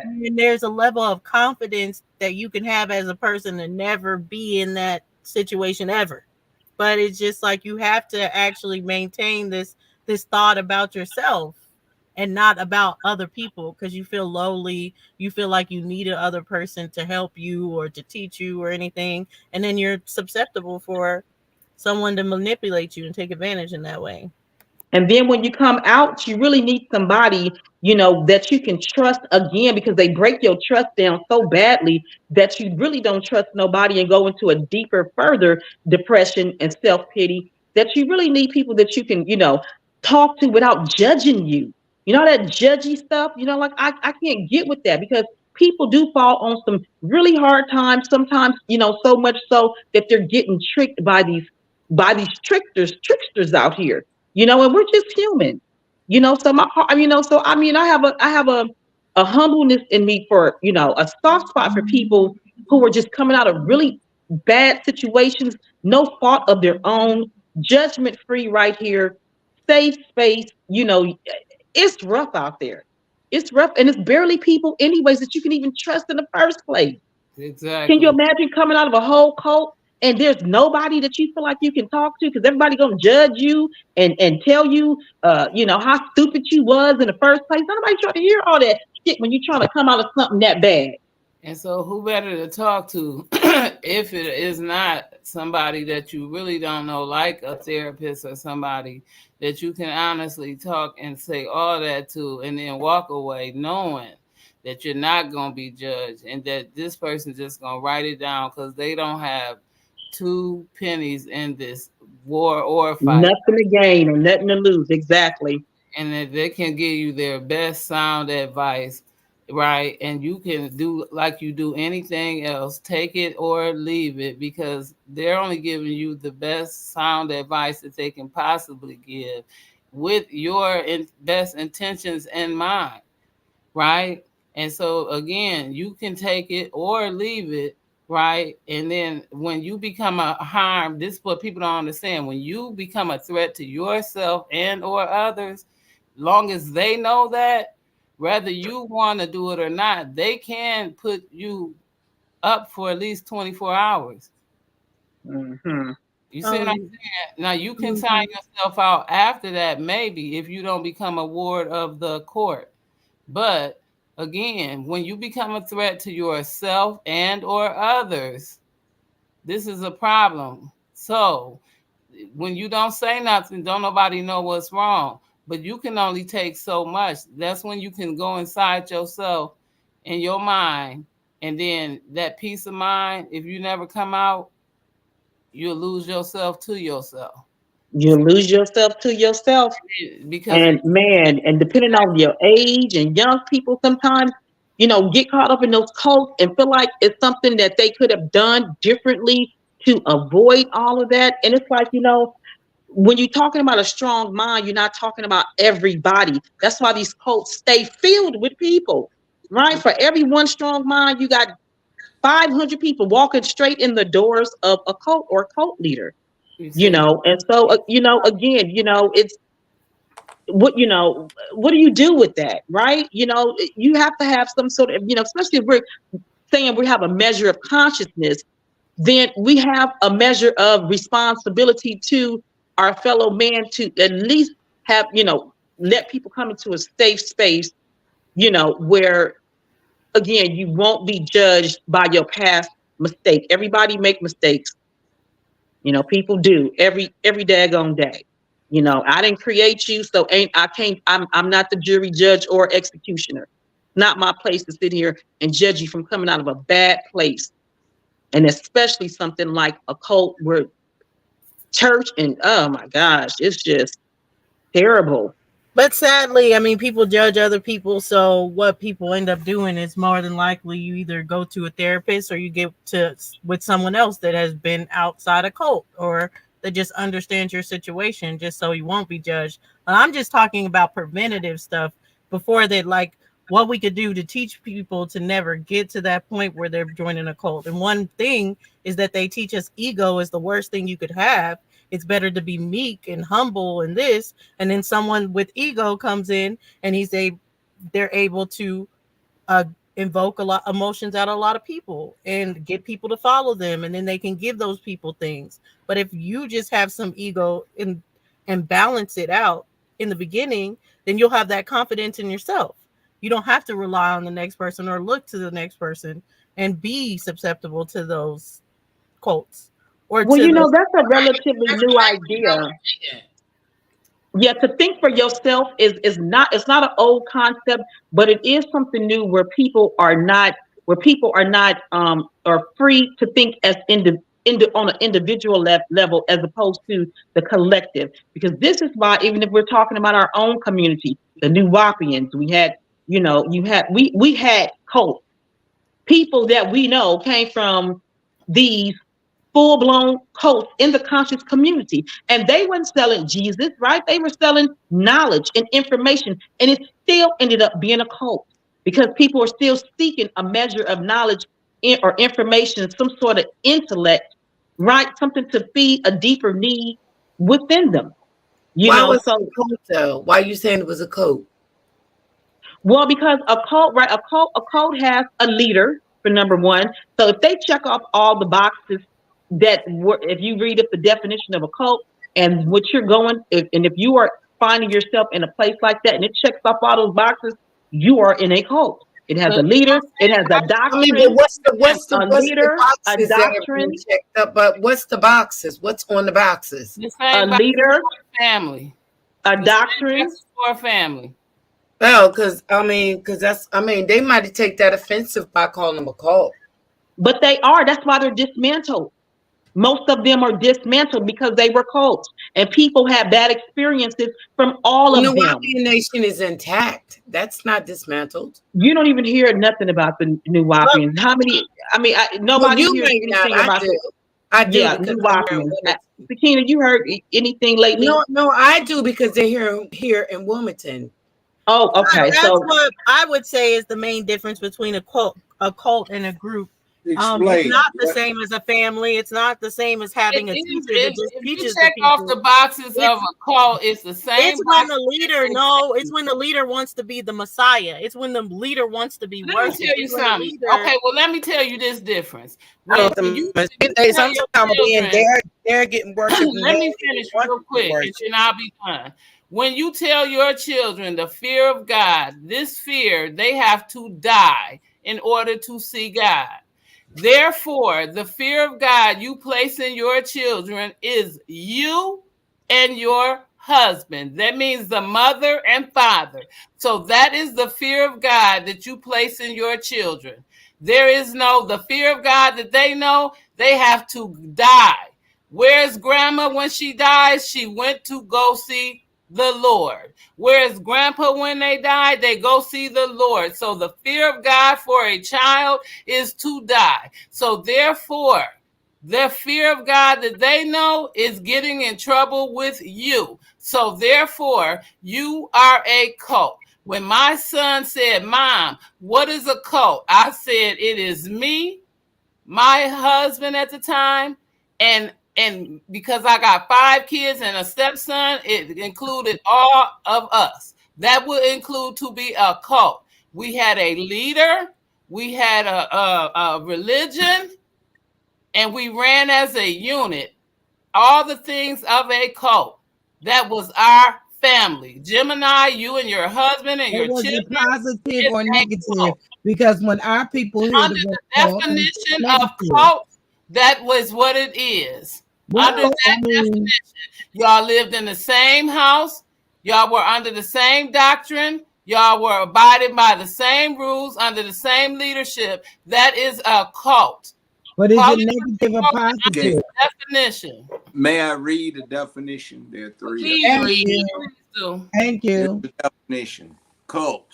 A misplaced or excessive admiration for a particular person or thing. Right. For instance, a cult of personality to surrounding certain leaders. All right. Or a relatively small group of people having religious beliefs or practices regarded by others as strange or sinister. A system of religious veneration or devotion directed toward a particular figure or object, i.e., for example, the cult of Saint Olaf. Well, it don't sound like no family because a lot of people, I don't know, listen, it could be Well, a perhaps family this, too. It could be a family like Sakina saying, but people would have to think what she was doing was strange then. well, Well, here, what I would say is hold on, okay. there. Let them finish. The cult can also represent an obsession with a certain thing, a Right. fixation on a certain thing, or a mania for a certain thing. Right. In other words, that obsession, fixation, or mania unifies all of the people that are interested in this type of thing. Right. Right. So that's where I would say the difference of going into the etymology and understanding that like the word culture is taken out as far as the cult side. So I can see where when you're just looking at a culture and how a culture is established, we say, yeah, that's family. Like you said, the fear of God, that would be more cultish than culture, I would say, though, I because not remember all of us they first said God. were like, oh, your whole life is established on the fear of God. And if your parents did that to you, they were definitely doing the whole, don't do this or are you going to hell? Like that's Yeah, my definitely grandma did that. for a child, and it is giving them this obsession of God then that's Right. not normal. All of y'all Because went to church. All of y'all was raised by the Bible Belt and all this other I thing. No, went to all a of us wasn't raised prosperity like church, that. No, so that's not Okay, Well, true. I was thank you, apostolic. Look, prosperity. I heard it. I don't know. I was we, Baptist. I was I apostolic. went from Baptist Okay, so when everybody was talking but I about the studied fear with of all God, of them, the I Wapian heard. Nation, all of them. But I Now we never say felt the like I fear of was God, in a cult. and now we got all these different No, I've definitions. never said. First So, of all, I've never I'm said not that. saying. Listen, if you didn't say it, I'm not talking to you. I'm just saying. I'm just throwing What it you out. say? I know what I heard when we What said you say, last time. Kiki? Somebody said the fear of God. Everybody was talking about the fear of God, i.e., fear of God. Now I didn't get to speak, but I'm saying now the fear of God was not the fear of God as in being feared in God. It was like more so being feared in your appearance. No. Now, so I'm not sure. No, because me and Dulcinea said me and Dulcinea was different on that because we didn't. Okay, I'm gonna speak for myself. I've never, my mother and father never instilled fear in me. Period. It wasn't that type of upbringing that I had. I went to church for a certain period of time in a Pentecostal church, but got out of that quick when my mama started realizing what she was entertaining. So before I got too old and too caught up in it, my mama had done pulled me back away from that. And she woke up years and years ago. But as far as the fear of God, I never had it. Never had it. My parents didn't instill that in me. I wasn't in fear of them. It was a respect thing, not a Yeah. fear. Right. I had that same respect like thing too. So I don't know about no fear of God like the way I was hearing it. That's what I heard though. The fear of I God. was in both fear and respect. Well, I was not never in fear Scared of God. I'm gonna get my behind whooped and scared I'm gonna go to hell. Well, Yep, definitely scared to And go to there hell, people baby. are scared of that or whatever it is. But I'd still say that that's cultish. And I did say that, Nisha, that, yeah, I wasn't raised that way. Even though my mom read the Bible, she was very spiritual with it. It was all spirituality. So it wasn't about like even you had to go to church.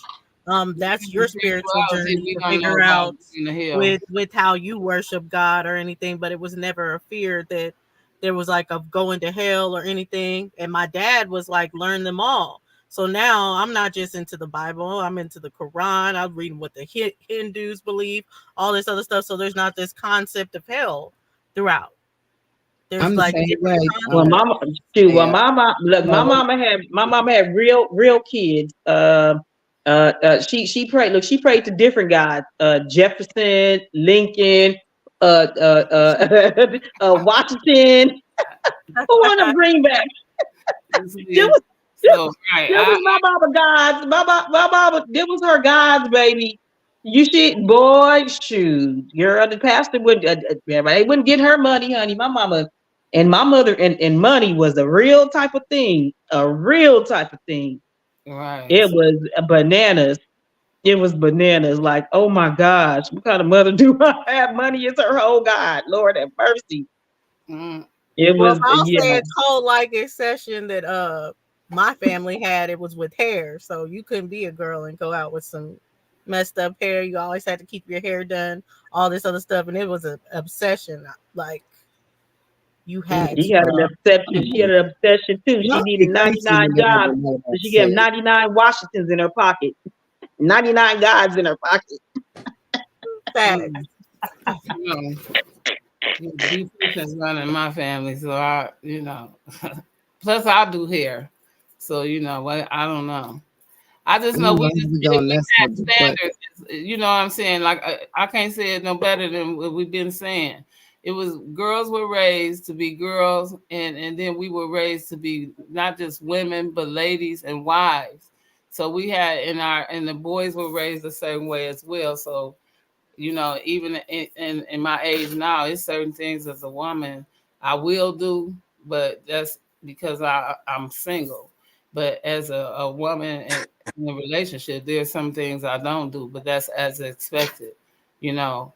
And so it is what it is for me, right? All girls grow up to be women, but all women are not ladies, and that's just it is what it is.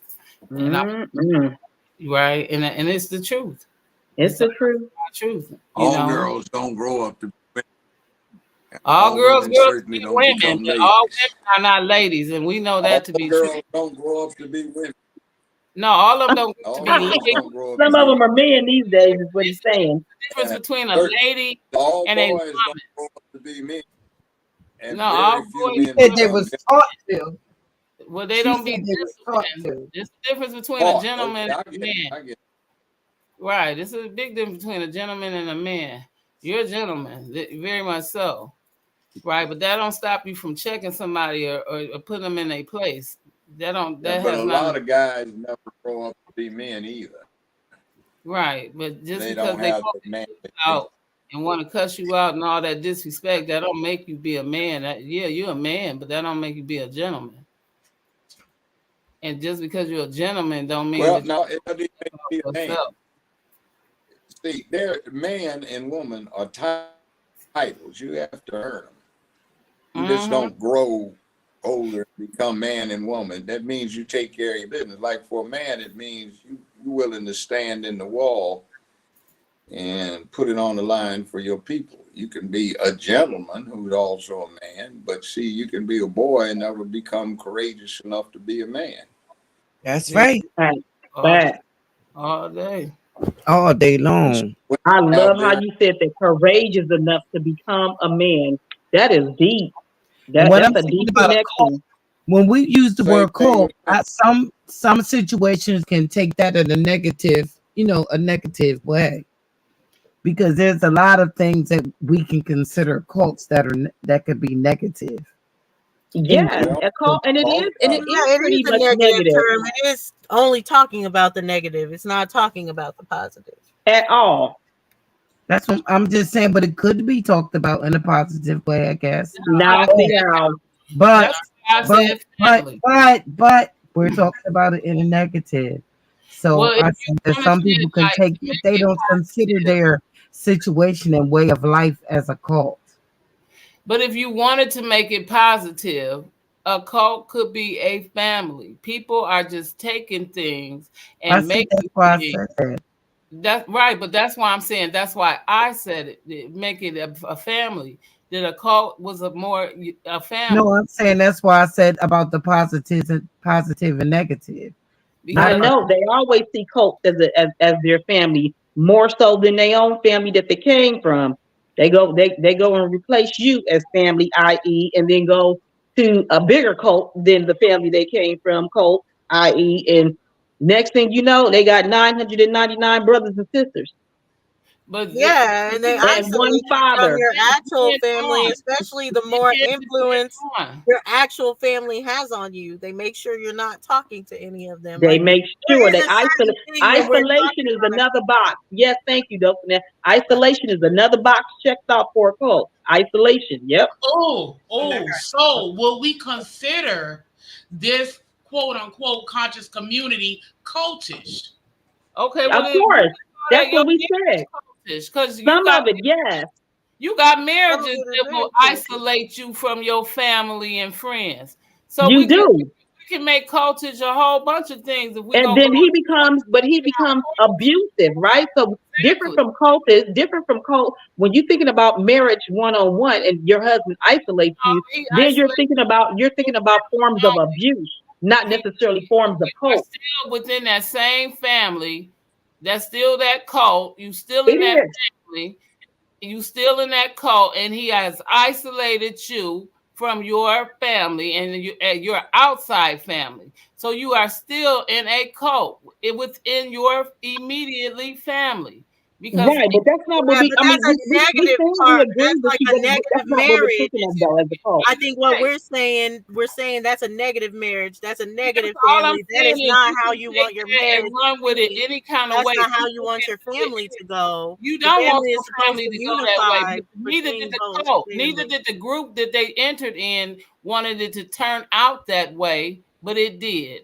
Or it's not that way, but people looking at it and saying it The is. group didn't, but the leader did, or No, Exactly. allegory did, or sometimes it's whatever the not a leader cult, class and is. people They try wanted to it to be make that some way. things be cults. You could call a church a cult if you wanted to, It but is. If It that church is. is a cult, okay, it It is. is. people that's in that church may not call it a Because cult. they don't see it. Call their church the cult. That's what I'm saying. People don't always think of their The people in situation. the cult We doesn't have know to what call it people don't cult for it to always be a see. That's cult. what makes it even more so a cult. Exactly, Right. because they're the ones that are being manipulated. They're not Right. supposed to see it as a cult, but Right. the outsiders see it as a cult. And I'm just saying, we're talking about cult being like something that police come against. Like you're gonna get arrested in the process of this How because it's many of y'all had illegal. a family That's what member cult in the is. park Here and a come bunch the FBI. up and just assumed y'all was causing trouble? Y'all was just having a barbecue at a park and the police showed up just because, and they thought y'all was doing something wrong. I've seen this so many times on YouTube and Facebook where people just showed up and did this to people Sakina, why you always be texting? You so extra sometimes. That is not what we no, talking about just at all. because we gotta But be that's fair what about she's the talking shit. about, though. She has Because a right to give we her gotta be point. No, we're not talking about it right. We're talking about okay, extra but that right could now, be not a right. cultish. She That's has a a right family to say whatever Well, reunion. she want to I'm say. gonna just That's What right. say I'm She's this. saying going is to get with extra her. because You we are could She said I'm talking see just in going to a get a with cult. her. context. You could see that to be a cult, and that's just a family function with a bunch of people in a family enjoying themselves. And Oh my because you God. see them all hanging around and having too much fun, somebody might just call and they thinking or assuming it's a cultish type thing. We I'll can't allow never it. just Judge have a Joe Brown, do you discussion still want to be on a date with five just ladies? not never. Yeah, well, I mean, I'm listening. Never mind, I'm done talking Look, about the look, whole is thing. usually a cult has an initiation. And now I Usually guess it's that's Okay, what I Sakina, agree. I guess that's what Sakina says. Well, if Well, you well, say I right. do, blood. that's an Let's, initiation. let's get humorous That's about not it. what she said Let's because get she wasn't humorous thinking like about it. that. Come In this on. particular cult, the boys need to learn to duck and dodge or swallow. Awesome there. Right. Exactly. That's exactly the type of Or cult the that I'm six talking B, about. or the 6B routine to get initiated. 6Bs, unbelt, drop breeches, drop boxers, bend over, spread butt cheeks, get boy banged. Mm. Or for the ladies, Mm. get the bra pulled up, butt cheeks on bench, knees bust to the side and beaver bust. Butt to Mm. the side and knee Not a beaver cult. bust. And Yeah, that's a yeah, cult. Yeah, by it the does way, kind of that sound Q like thing, Greek organizations, though. well, yeah, but they don't have that kind of thing. At least they Yeah, don't they don't go go. that far, but But I tell you what, that's one of the problems with black politicians. See, LGBTQ stands, that Q stands for queer and questioning. And a whole bunch of these freaks have questioned and they've done the 6B thing, or they have ducked and dodged or swallowed. And they got dicks too. So, yeah, that's one of the things that goes on. They don't want to be exposed and they aren't quite ready to come out the closet because they've been getting their freak on too much. And don't forget to add the Kool-Aid for the cult. facts. Just Right. cyanide, It, please. it's And this shit gets usually, funny sometimes. when for his point too, a lot of cults usually have to emasculate the men. I'm Right, not just going to say they all have to duck dive, but I will say that there's always this emasculating process to be like, there's one leader and you guys are not the leader. Y'all are under me, Right. but I can provide you with these things or whatever. You lean on me like a right, father figure. So it's always like, it's I get you can compare it to a family, but you would be comparing it to a dysfunctional family because of the aspects of a cult. What makes it a cult is negative. Or right. if it's not negative, then it's an organization. It's not a cult. And can Right. you imagine some of these cult leaders have the nerves to be having security? One man, security, 900 members. Wait, what? A security? What in the world? One Like, are man. you serious right now? You got a right hand man, a left hand man, and some more men behind him. Because he don't want to get jumped on once he gets found out. That part. Talking about he teaching knowledge and information. Wait, what? Sit down somewhere. But then they always, like I said, they always become the messiah. It's like, oh, I was a teacher, and now all of a sudden it's been revealed the angel came. Dun, dun, dun, dun. Right? Always, always Like, and that's like, what? Crazy. Like, who are you? bananas. So is They go from Elijah a teacher to the Muhammad and Messiah. all the Muslims behind him? Are they considered cult? What are you saying? Elijah Muhammad, will he be considered him and the Muslims that follow behind him? Would they be considered cult? They aren't now. Some might claim that for what happened with Elijah Muhammad, which is one of the reasons we don't have Malcolm X deeper into our history. We aren't that way right now. But consideration. And there's usually sex involved in this too, either gay or straight. A lot of the gay stuff. And would you say multiple wives too? 4 wives, unlimited concubines to the extent you can afford. That's Islam. That also used to be Orthodox Judaism as well. So it depends upon where the person's coming from. Right now, the guys are so far behind in their journey to manhood that might be re-legitimated because there are not enough guys to go around on the same level as the women they might want to deal with. So there's basically 2 women to every guy right now in America, especially in black land, when it comes to same status. For example, in the last 20-some years, on average, only 28% of each year's high school graduates are male. So that's 30% versus 70. So what that works out to be is 3 to 1. Now, on the college level, it's only 32% of each year's college undergrad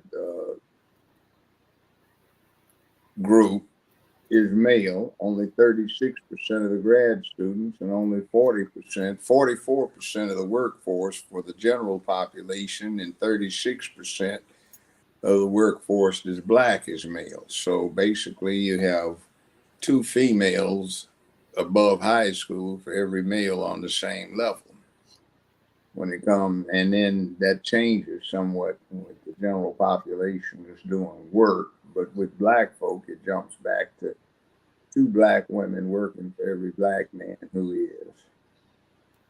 So y'all gonna have to share. Ain't nothing wrong with that. So do you believe in that, in the agenda to effeminate our men, our Oh, young that's boys? exactly what they're doing. I heard this developing 55 years ago around the college campuses of the country. They were talking about it. They were promising it. They were taking oaths that they were going to dedicate their lives to doing that. You Mm, had haters. You had the damn. women who hated that they weren't men. Those are the feminists. You had the women that hated men, some of them, the lesbians. You had the guys that allied who hated that they weren't strong men. And you had some of the gays who allied that they hated that they weren't normal men. And then you Mm, had this bunch that hated men because they caused war. That was the ballast that gave everything the role, to pick up momentum. So it's gone on from there. Um, you got this thing where the movie industry was getting driven out of business by color television. So you'd go every Thursday and Sunday, you'd get two new movies, several cartoons, and two or three sub features every Thursday and Sunday at every theater. And there were a bunch of them, and they were going broke. So what they did is they upped the price from walk in whenever you wanted to stay as long as you wanted to for 50 cents as an adult. They busted it up to $1.50, and they had just one movie, and that movie would last as long as people would come, and you'd have to come in on time and leave on time. Now, what they did to drive this engine is they wanted a new market that was untapped. So instead of getting inspirational stuff, they just took lowest common denominator, and they said, you got these colored folk who want to see themselves on screen. So instead of glorifying somebody who's trying to make it the right way, do the right thing, let's glorify pimps, hoes, drug dealers, murderers, thieves, gangsters, and all this other stuff. Go to the lowest common denominator, and we can destroy black manhood first, because the black black manhood, exploitation era. black exploitation. And then you had the first one that was really significant was Black Caesar, starring Fred the Hammer Williams, a football player. He was the Black hero. He Caesar. was a drug Oh, dealer and a hitman. And then we had, not many months after that, we had Superfly with Rod O'Neal. He had his hair pressed instead of the afro, and instead of the dashiki, they were wearing pimp attire in platforms, and then that hit that. Then we had Pam Grier, and she played the role Foxy Brown. And typically, when you had a woman, the plot line was the brother got killed by the drug dealer, so the woman outmans the men, and she kills off the drug dealers to get revenge for her dead brother. And then that morphs into the brother was a drug dealer, so she kills off outmanning the men, the drug king, and the police. Don't forget, and and she she becomes outsmarts the police drug too. queen pin. And then they have the obligatory 4 or 5 wet but naked white women getting out of the shower, walking in front of the black guys in kind of dumpy apartment. And then Pam Grier gets knocked down 5 or 6 times in the movie, if not knocked out.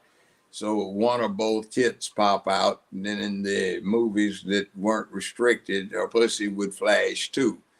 So this was the way things went in the 70s, and then it got worse. Mm. And then they found they wanted to put the N word in. And the N word came in because that was growing down in the hood. down in the hood, it was bad because the safety net that the Johnson administration came up with was not being used as a safety net, and you were going to wind up with 5, 6, 4 generations where nobody worked because they were relying on the safety net. Instead of having that net to help babies, they would have babies to get the money to support themselves. So it Like Claudine. yeah, it became the same thing as the breeding pattern on a plantation where the white folk raised niggers for fun and profit. Expand your herds of niggers. We did a study Bless you. in Memphis. A friend of mine, hell, when he died at his funeral was when I met my second wife there, but that's another story. We did this research and we discovered that in the Memphis Housing Authority, in public housing, for those families who had been there for 4 or more generations, more than 90% of them came from families that were slaves on plantations with at least 200 slaves. In other words, they'd been bred to be just what they were. That's deep. Did not have any work on this plantation, public housing, so they were just lazed around waiting to do something like cows out in the pasture. Kind of cold-blooded, but that was a reality we looked at. People might not want to hear that, but that's an observation. You can learn from it, or you can get mad from it, or you can whine about it and use it as an excuse for not going and doing anything. But it was what it was. So we had the interesting thing, we ran into the preachers, the white preachers.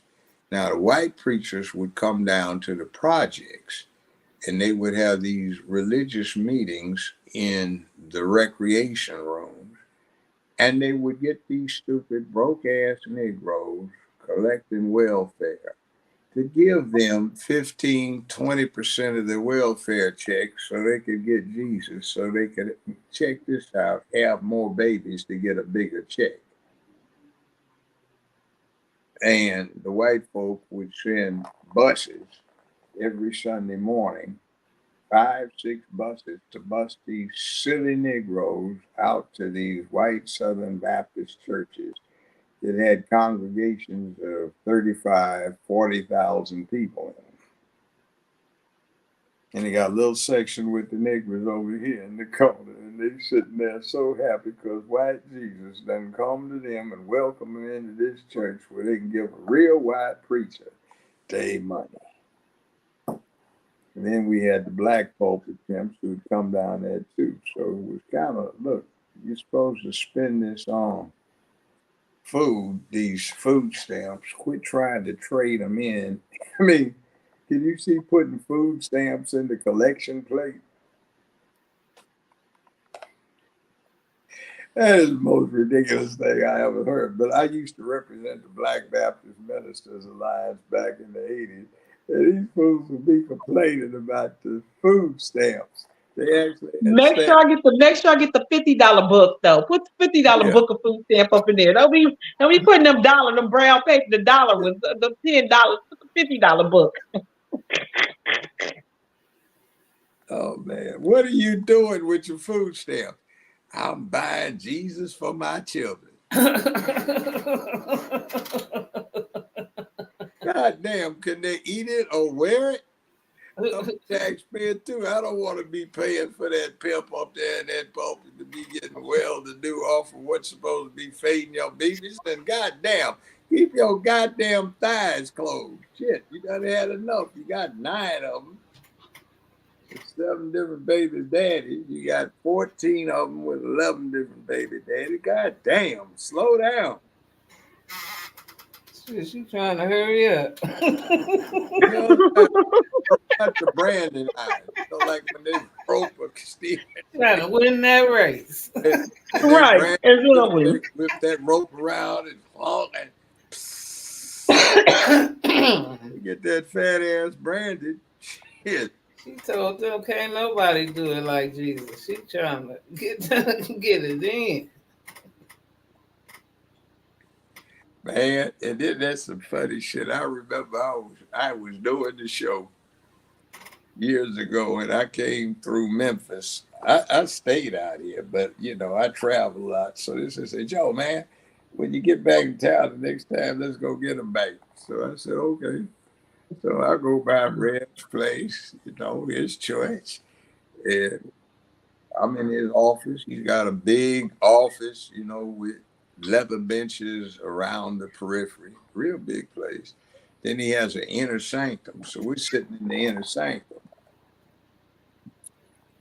All right, we're getting ready to go. There was a knock on the door, out of the door.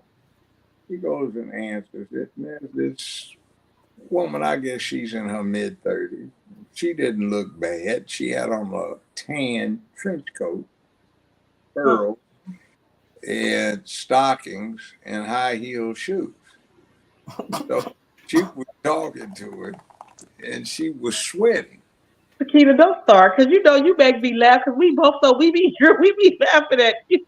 We be that's why She was sweating. me and her be there. We be there. We be having a visual. Yeah, so she was sweating. So anyway, the conversation go back. Reverend, I need some help, Reverend. Well, sister, what is the matter? These devil boys is after me, Reverend. I get so hot and they trying to get in my pants, Reverend. Well, sister, now maybe we can have some prayer. Reverend, I don't need no prayer. I need some help. I'm so hot, Reverend. Reverend, can't you help me out here so I won't stray to these devil boys? But sister, well, Reverend, you got good with words. You make it all right with Jesus. But I'm a married man. But your wife, the mother of the church, she understands. She don't want me to go give it to these devil boys, Reverend. So sister, sit down, take your coat off. Don't get so hot. This chick took her coat off. She had some thigh highs on it. That's all the hell she had on. She all first stuff. What in the world? I'm peeping out the door. I say, I know I'm cock blocking out here because Red up would be all on that. And he starts saying, sister. Now, we can't have this. He started stuttering. He said, there are some guests coming over to discuss business, and it would be very embarrassing. Maybe you can come back and we can discuss this. I'll send up some prayers for you. So he shoot her out of there, and I started laughing. I said, man, if I wasn't here, you'd be knocking that shit out. Mm-hmm. Laying of the hands, they call it. Just laying of the hands. Yeah. I want you to take your left leg and wrap it right around here. She be ducking and dodging or swallowing. A mess. Oh my God. Oh my God. A mess. Lord have mercy. Oh man. A laying of the hand. Remember with the color. Remember Tyler Perry's movie for the color girl. Wait a minute. There's another one. This is a true story. I was stuck in the late March, 11 o'clock services. So before they started, the preacher hadn't come out. He was still in the back. So the chairman of the deacon board said, the Reverend done asked me to say some words to the church. Uh-oh. Some of our memberships are acting in a most unquestioned fashion. Some of our young sisters who don't have a lot of money cannot afford garments with a great deal of cloth and material. And you come here in your birthday suit. That's Jesus accepts you. So when they wear garments that don't have a great deal of cloth because they can't afford it, we can't be turning our noses up at them. I'm laughing. And the Reverend knows that sometimes this basic nature that he is seeing is inspirational. And it makes me inspired to come up with those sweet words that take us right straight to Jesus. Yes, he do. Yes, he do. And here, I'm sitting up in the pulpit, the whole front row, Ain't none of these gals got on drawers the first. You look at The it all. first. Do you hear me? The first in the whole front row. Oh my God. Look at that goddamn. Oh, and I'm trying to keep a straight face when this dude's trying to talk about garments of little cloth is all they can afford. That's all they can afford. Yeah, little slits up the side and little brief shit and the halter top. Oh, damn. You look like a whole up in here in a church. Damn. That's a mess. Dude, that's a mess. Oh my gosh. Oh goodness gracious. That's some funny stuff right there. Oh gosh. Y'all, I'm just turning. I can't. I'm about to go to sleep. It's 3:50. It's been nice. Going on 4:00 in the morning. And it's Sunday morning. So in the morning. Y'all staying up so you can go see Jesus. Nice, bright enough. Morning. They stayed up all night long. Yes, they did.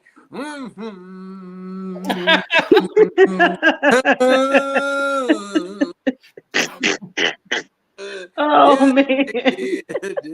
Sunday morning. Judge, you know what? That's why I said you was definitely with the shits. Well, I can appreciate that about you. This was better than the first day, wasn't it? It get better all the time. Get better with time. This morning, yes, it was. Sunday morning, early in the morning, we can watch the sunrise, and so glad that we got another day. Yes, we did. What the hell they do now that nobody uses checkbooks, cash? Or did they have a swipe machine or one of those little things on your cell phone where you can swipe your card through? Probably got that other thing they hold in their hand and go doo doo. Yeah, because you listen, because remember some of the mega churches really did get ATM machines in their church. I seen them. I used to have a girlfriend who used to be like, well, no, I just wait till I get to church to get the money out. Get the church. Wait, what? Well, they had one at a church around here, a big one. They ran out of money, so the preacher had a good sermon, so everybody was running out to go to the ATM. They ran out of cash. They had to go bring somebody in the service. The preacher was upset because he didn't get his money. Wait a minute, what was it called? The City of Hope? The City of David? Now, you know those little machines that fit on the top of your credit cards like you see of your cell like the phone? square? Yeah, where you can swipe a card through it. A lot of churches got the ushers with that, so they walking around swiping the cards at the end of the aisle. Oh, that's what I'm know. That big church, it was called the City of Hope or Truth of. Okay, it was called the City of something. It was either called the City of Hope or the City of David or what was that giant church out there? I mean, it was one of the big mega churches out there in LA. City of Truth. You really believe that was truth, except did they duck and dodge or swallow?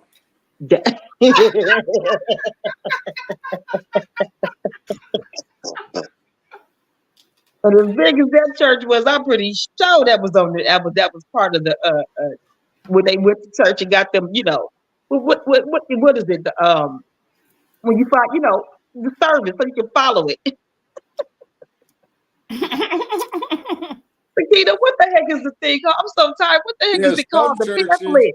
There's some churches that now won't let you join unless you pass a credit check. Ooh. Damn. You might can't afford to go there. Mike can't afford to go there. Ain't that some shit? You better be ducking and dodging or swallowing real good. Right.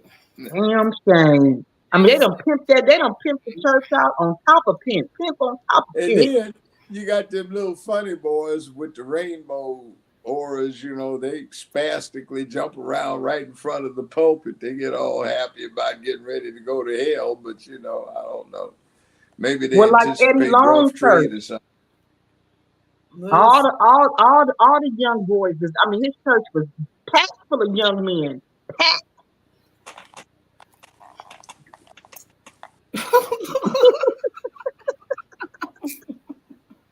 I remember I went to a They church. been dancing The too. clown like that. Ain't a bit in time with the music, but they dancing. Crazy. Yeah, what the hell is that shit? And then you ever notice that the choir director's always kind of roly-poly and a bit Always. 6B? Yep. You know what? You see more butt slapping in churches these days by the choir director than you did on a football field way back when they first got happy about that shit. Oh, yes. I used to say, good play, good play, good play. Mm-hmm. Wow. That real quick, good play. Yeah, church has changed a lot, boy. It's like, what in the world be going on up in them joints? That's what they be doing. They moved in the basement during choir practice to the pews doing the service. Yes. They'd be up there in the choir and doing little strange things. They seen you know somebody and caught the Holy Ghost. When they really busting a nut and they run down his eyes and go, ah!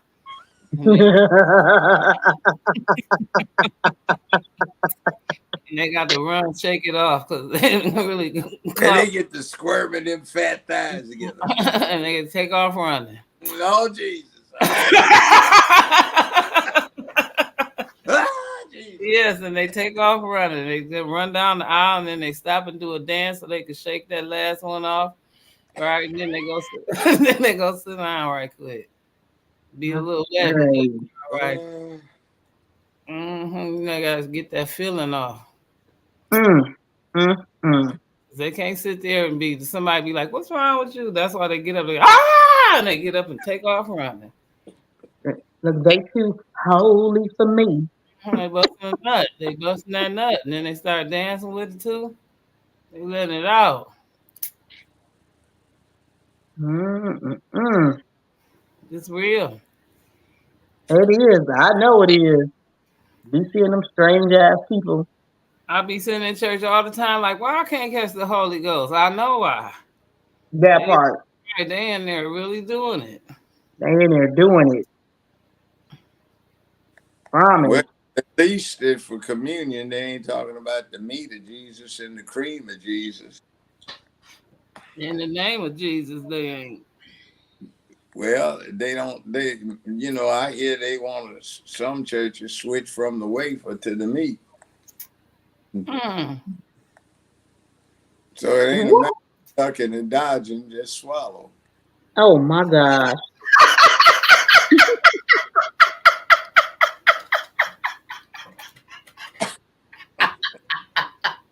The meat of Christ.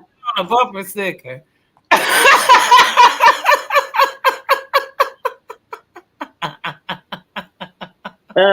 Kill the visual. Look, tell Jesus to do that. Kill the visual. Kill the visual.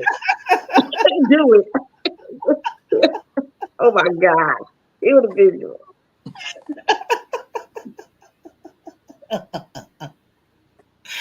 Oh my goodness. I cannot.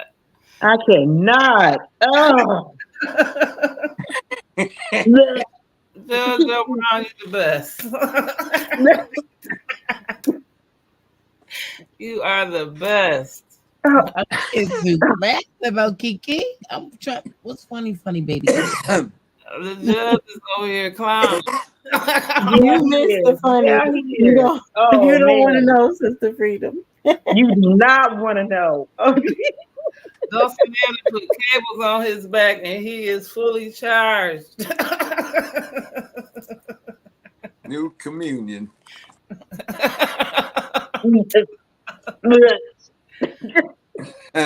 I got one telling jokes. What the hell? They had this ecumenical council, one of these revivals that was going on for one whole week. And they had Catholics, they had some Protestants, and whatever. They were doing their thing, and on the last day, they had these bands and these choirs, and they were really singing it up. And the band was playing, and the guitar players were going, and the drums were getting it. And this evangelist was preaching. The evangelist said, "We gonna have a calling, and he said, everybody that feels the hand of Jesus, come up right now." So a whole bunch of people came up. Well, there was 3, 4 young people that didn't come up. So the evangelist said, "We're going to get them up here." And he said, "You 2 young men come up here." It was 2 girls, but they were too young. He didn't want to bring them up there. The 2 guys, he brought them up. He said, "Down on your knees. Now we're going to have some powerful prayer." Then what I ask you, the first thing come on your mind going to be a message from Jesus. So the Catholic priest stood up, and he came forward too, and he sat there and had the hand on the shoulder of the evangelist, and the evangelist was preaching hard and heavy. And he slapped each boy across the head 3, 4 times. Bang, bang, bang. He said, "Now when I say nah, right now, the Lord gonna send you a message." So he kept this up for a while. The choir was singing and everything was rocking, and folk was sweating, and 4 or 5 of the ladies fell out, and the nurses of the church had to fan them. And finally he slapped them boys a few more times, and he said, "Now, right now, what's on your mind?" And the first young man said, "I don't know, Reverend, I don't understand. Tell me what's on your mind, boy." He said, "Reverend, all I can think of, can I say what I heard?" He said, "Tell me, boy." Whatever came out. He said, "Well, Reverend, all I can think of is fried chicken and pussy." He said, "Glory, hallelujah. You've been called to the ministry, boy. Rise." So the church started applauding, and everybody got happy. So the other one, he said, "Well, what came on your mind, young man?" He said, "Well, I'm kind of a Catholic, Reverend." He said, "Well, what was you thinking?" He said, "I just kept thinking about wine and soft booties." And the priest said, "Glory, hallelujah. You've been called to the priesthood. Rise, child." What the hell?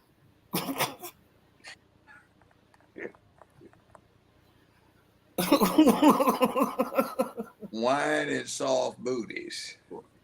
Catholic, you know about the choir boy. Oh,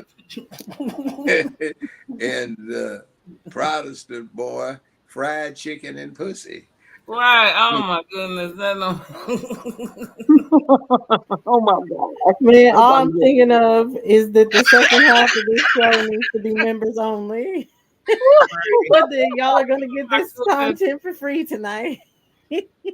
Thank you, Sister Dulcinea.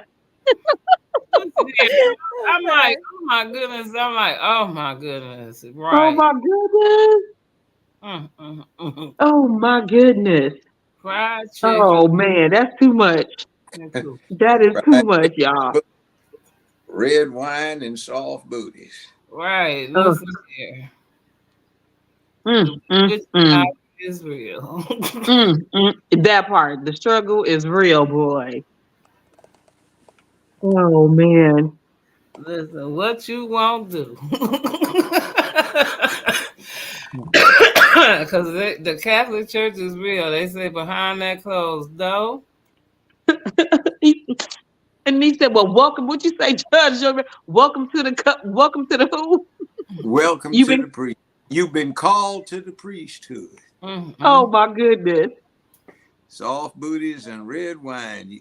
Glory, hallelujah. You've been called to the priesthood. And for Right. Called to the preached priesthood. the Baptist, he said, "What you thinking, boy?" He said, "Reverend, I understand. Fried chicken and pussy." He said, "Glory, hallelujah. You've been called to the pulpit."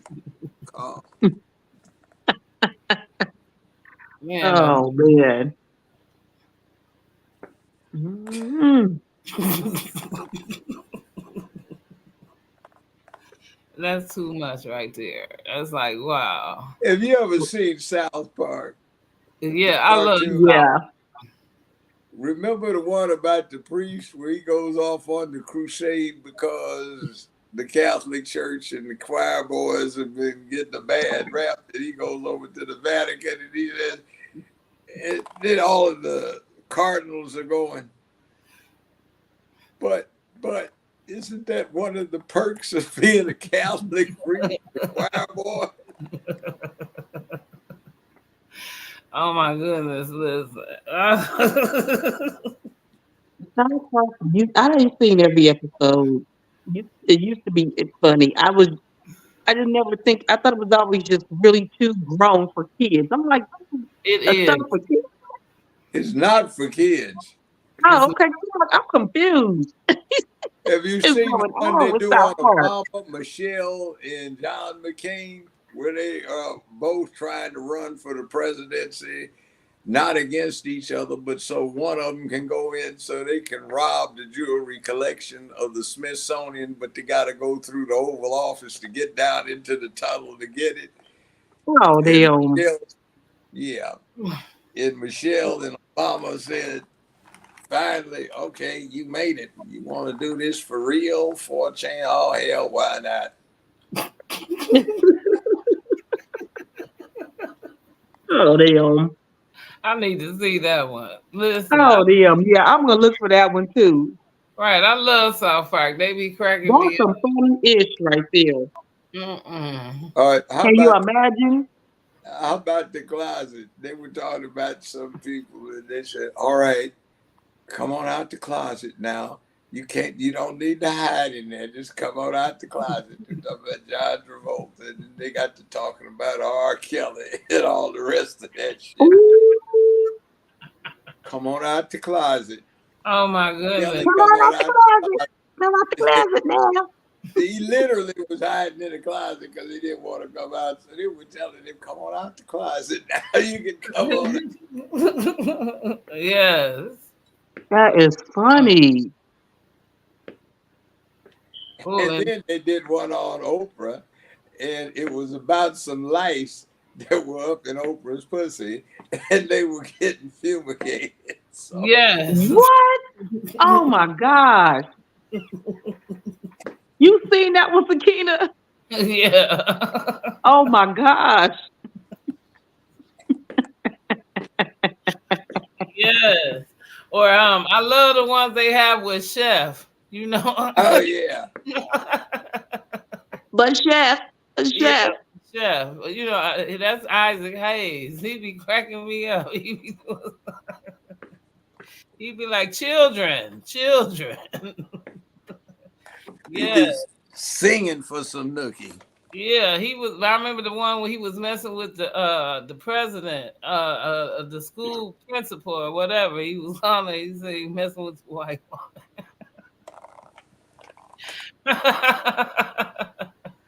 Yes, I love Chef.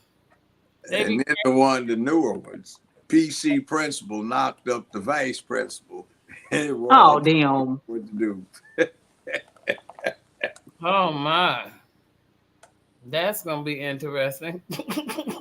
I'm gonna definitely look it up because I want to see that way. I want to see some of the newer ones. That's crazy.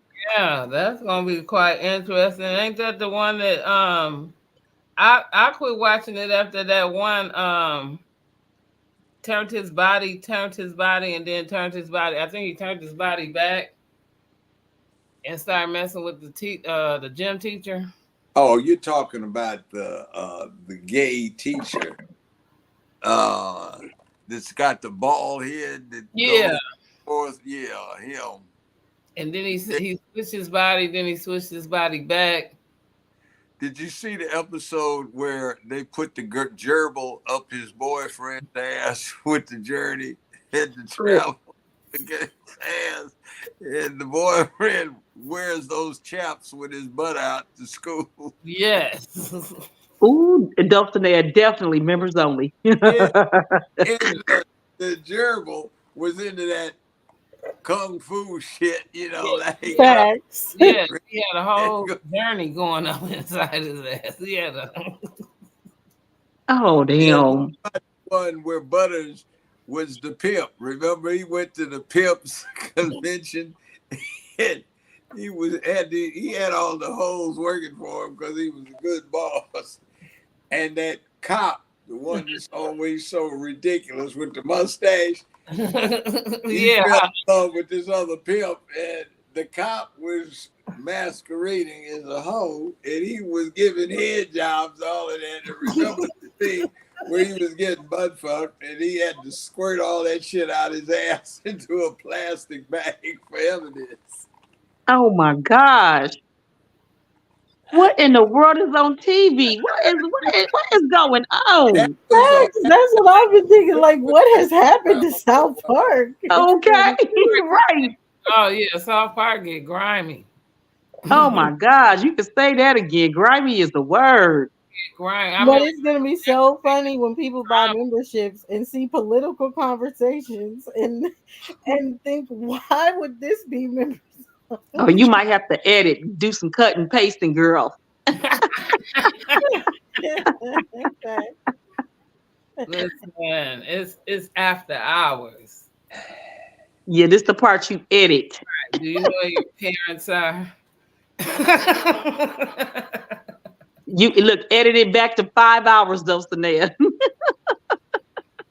Listen, right. Make it part 2. Yeah, because we on 7 hours, y'all. Yeah, and listen, we got people beating Tyrone up. Oh yeah, I saw him. He's squabbling in the chat. And yes. He's not even hearing about the other stuff. Let me see who all we need to thank, because Tyrone getting beat up. Oh dang. So we're gonna thank let's thank James, let's thank Isonic, let's thank Roundtable Gang. Tyrone for sure. Yeah, we're gonna thank you, Tyrone, because it takes a lot to get beat up like that. You know what ladies are doing? You're being CNN turned in 24/7 for talk. It's hard. It's hard. He said he calls himself the chosen one, and to get beat up like that and be chosen, he getting beat up for Jesus. He getting beat up to be chosen. So we appreciate you for getting beat up like this, and we appreciate those who beat you up. So here. So exactly. Well, that's part of the Israelite doctrine anyway. So he's hear in good company. Oh, we can't even see you, let alone hear you. You can't hear us, but we can't see you. And Judge Joe Brown, all I want to know is if you end up making t-shirts or bumper stickers. Let me know. For real. Uh-oh. I think Judge got two screens up. It's an echo. Well, my sound went off, so I hit let me go back and see what I got.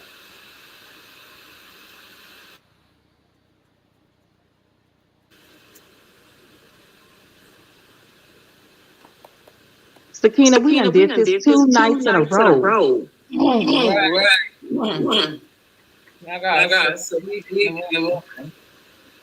Good thing I ain't got to go to work on Monday.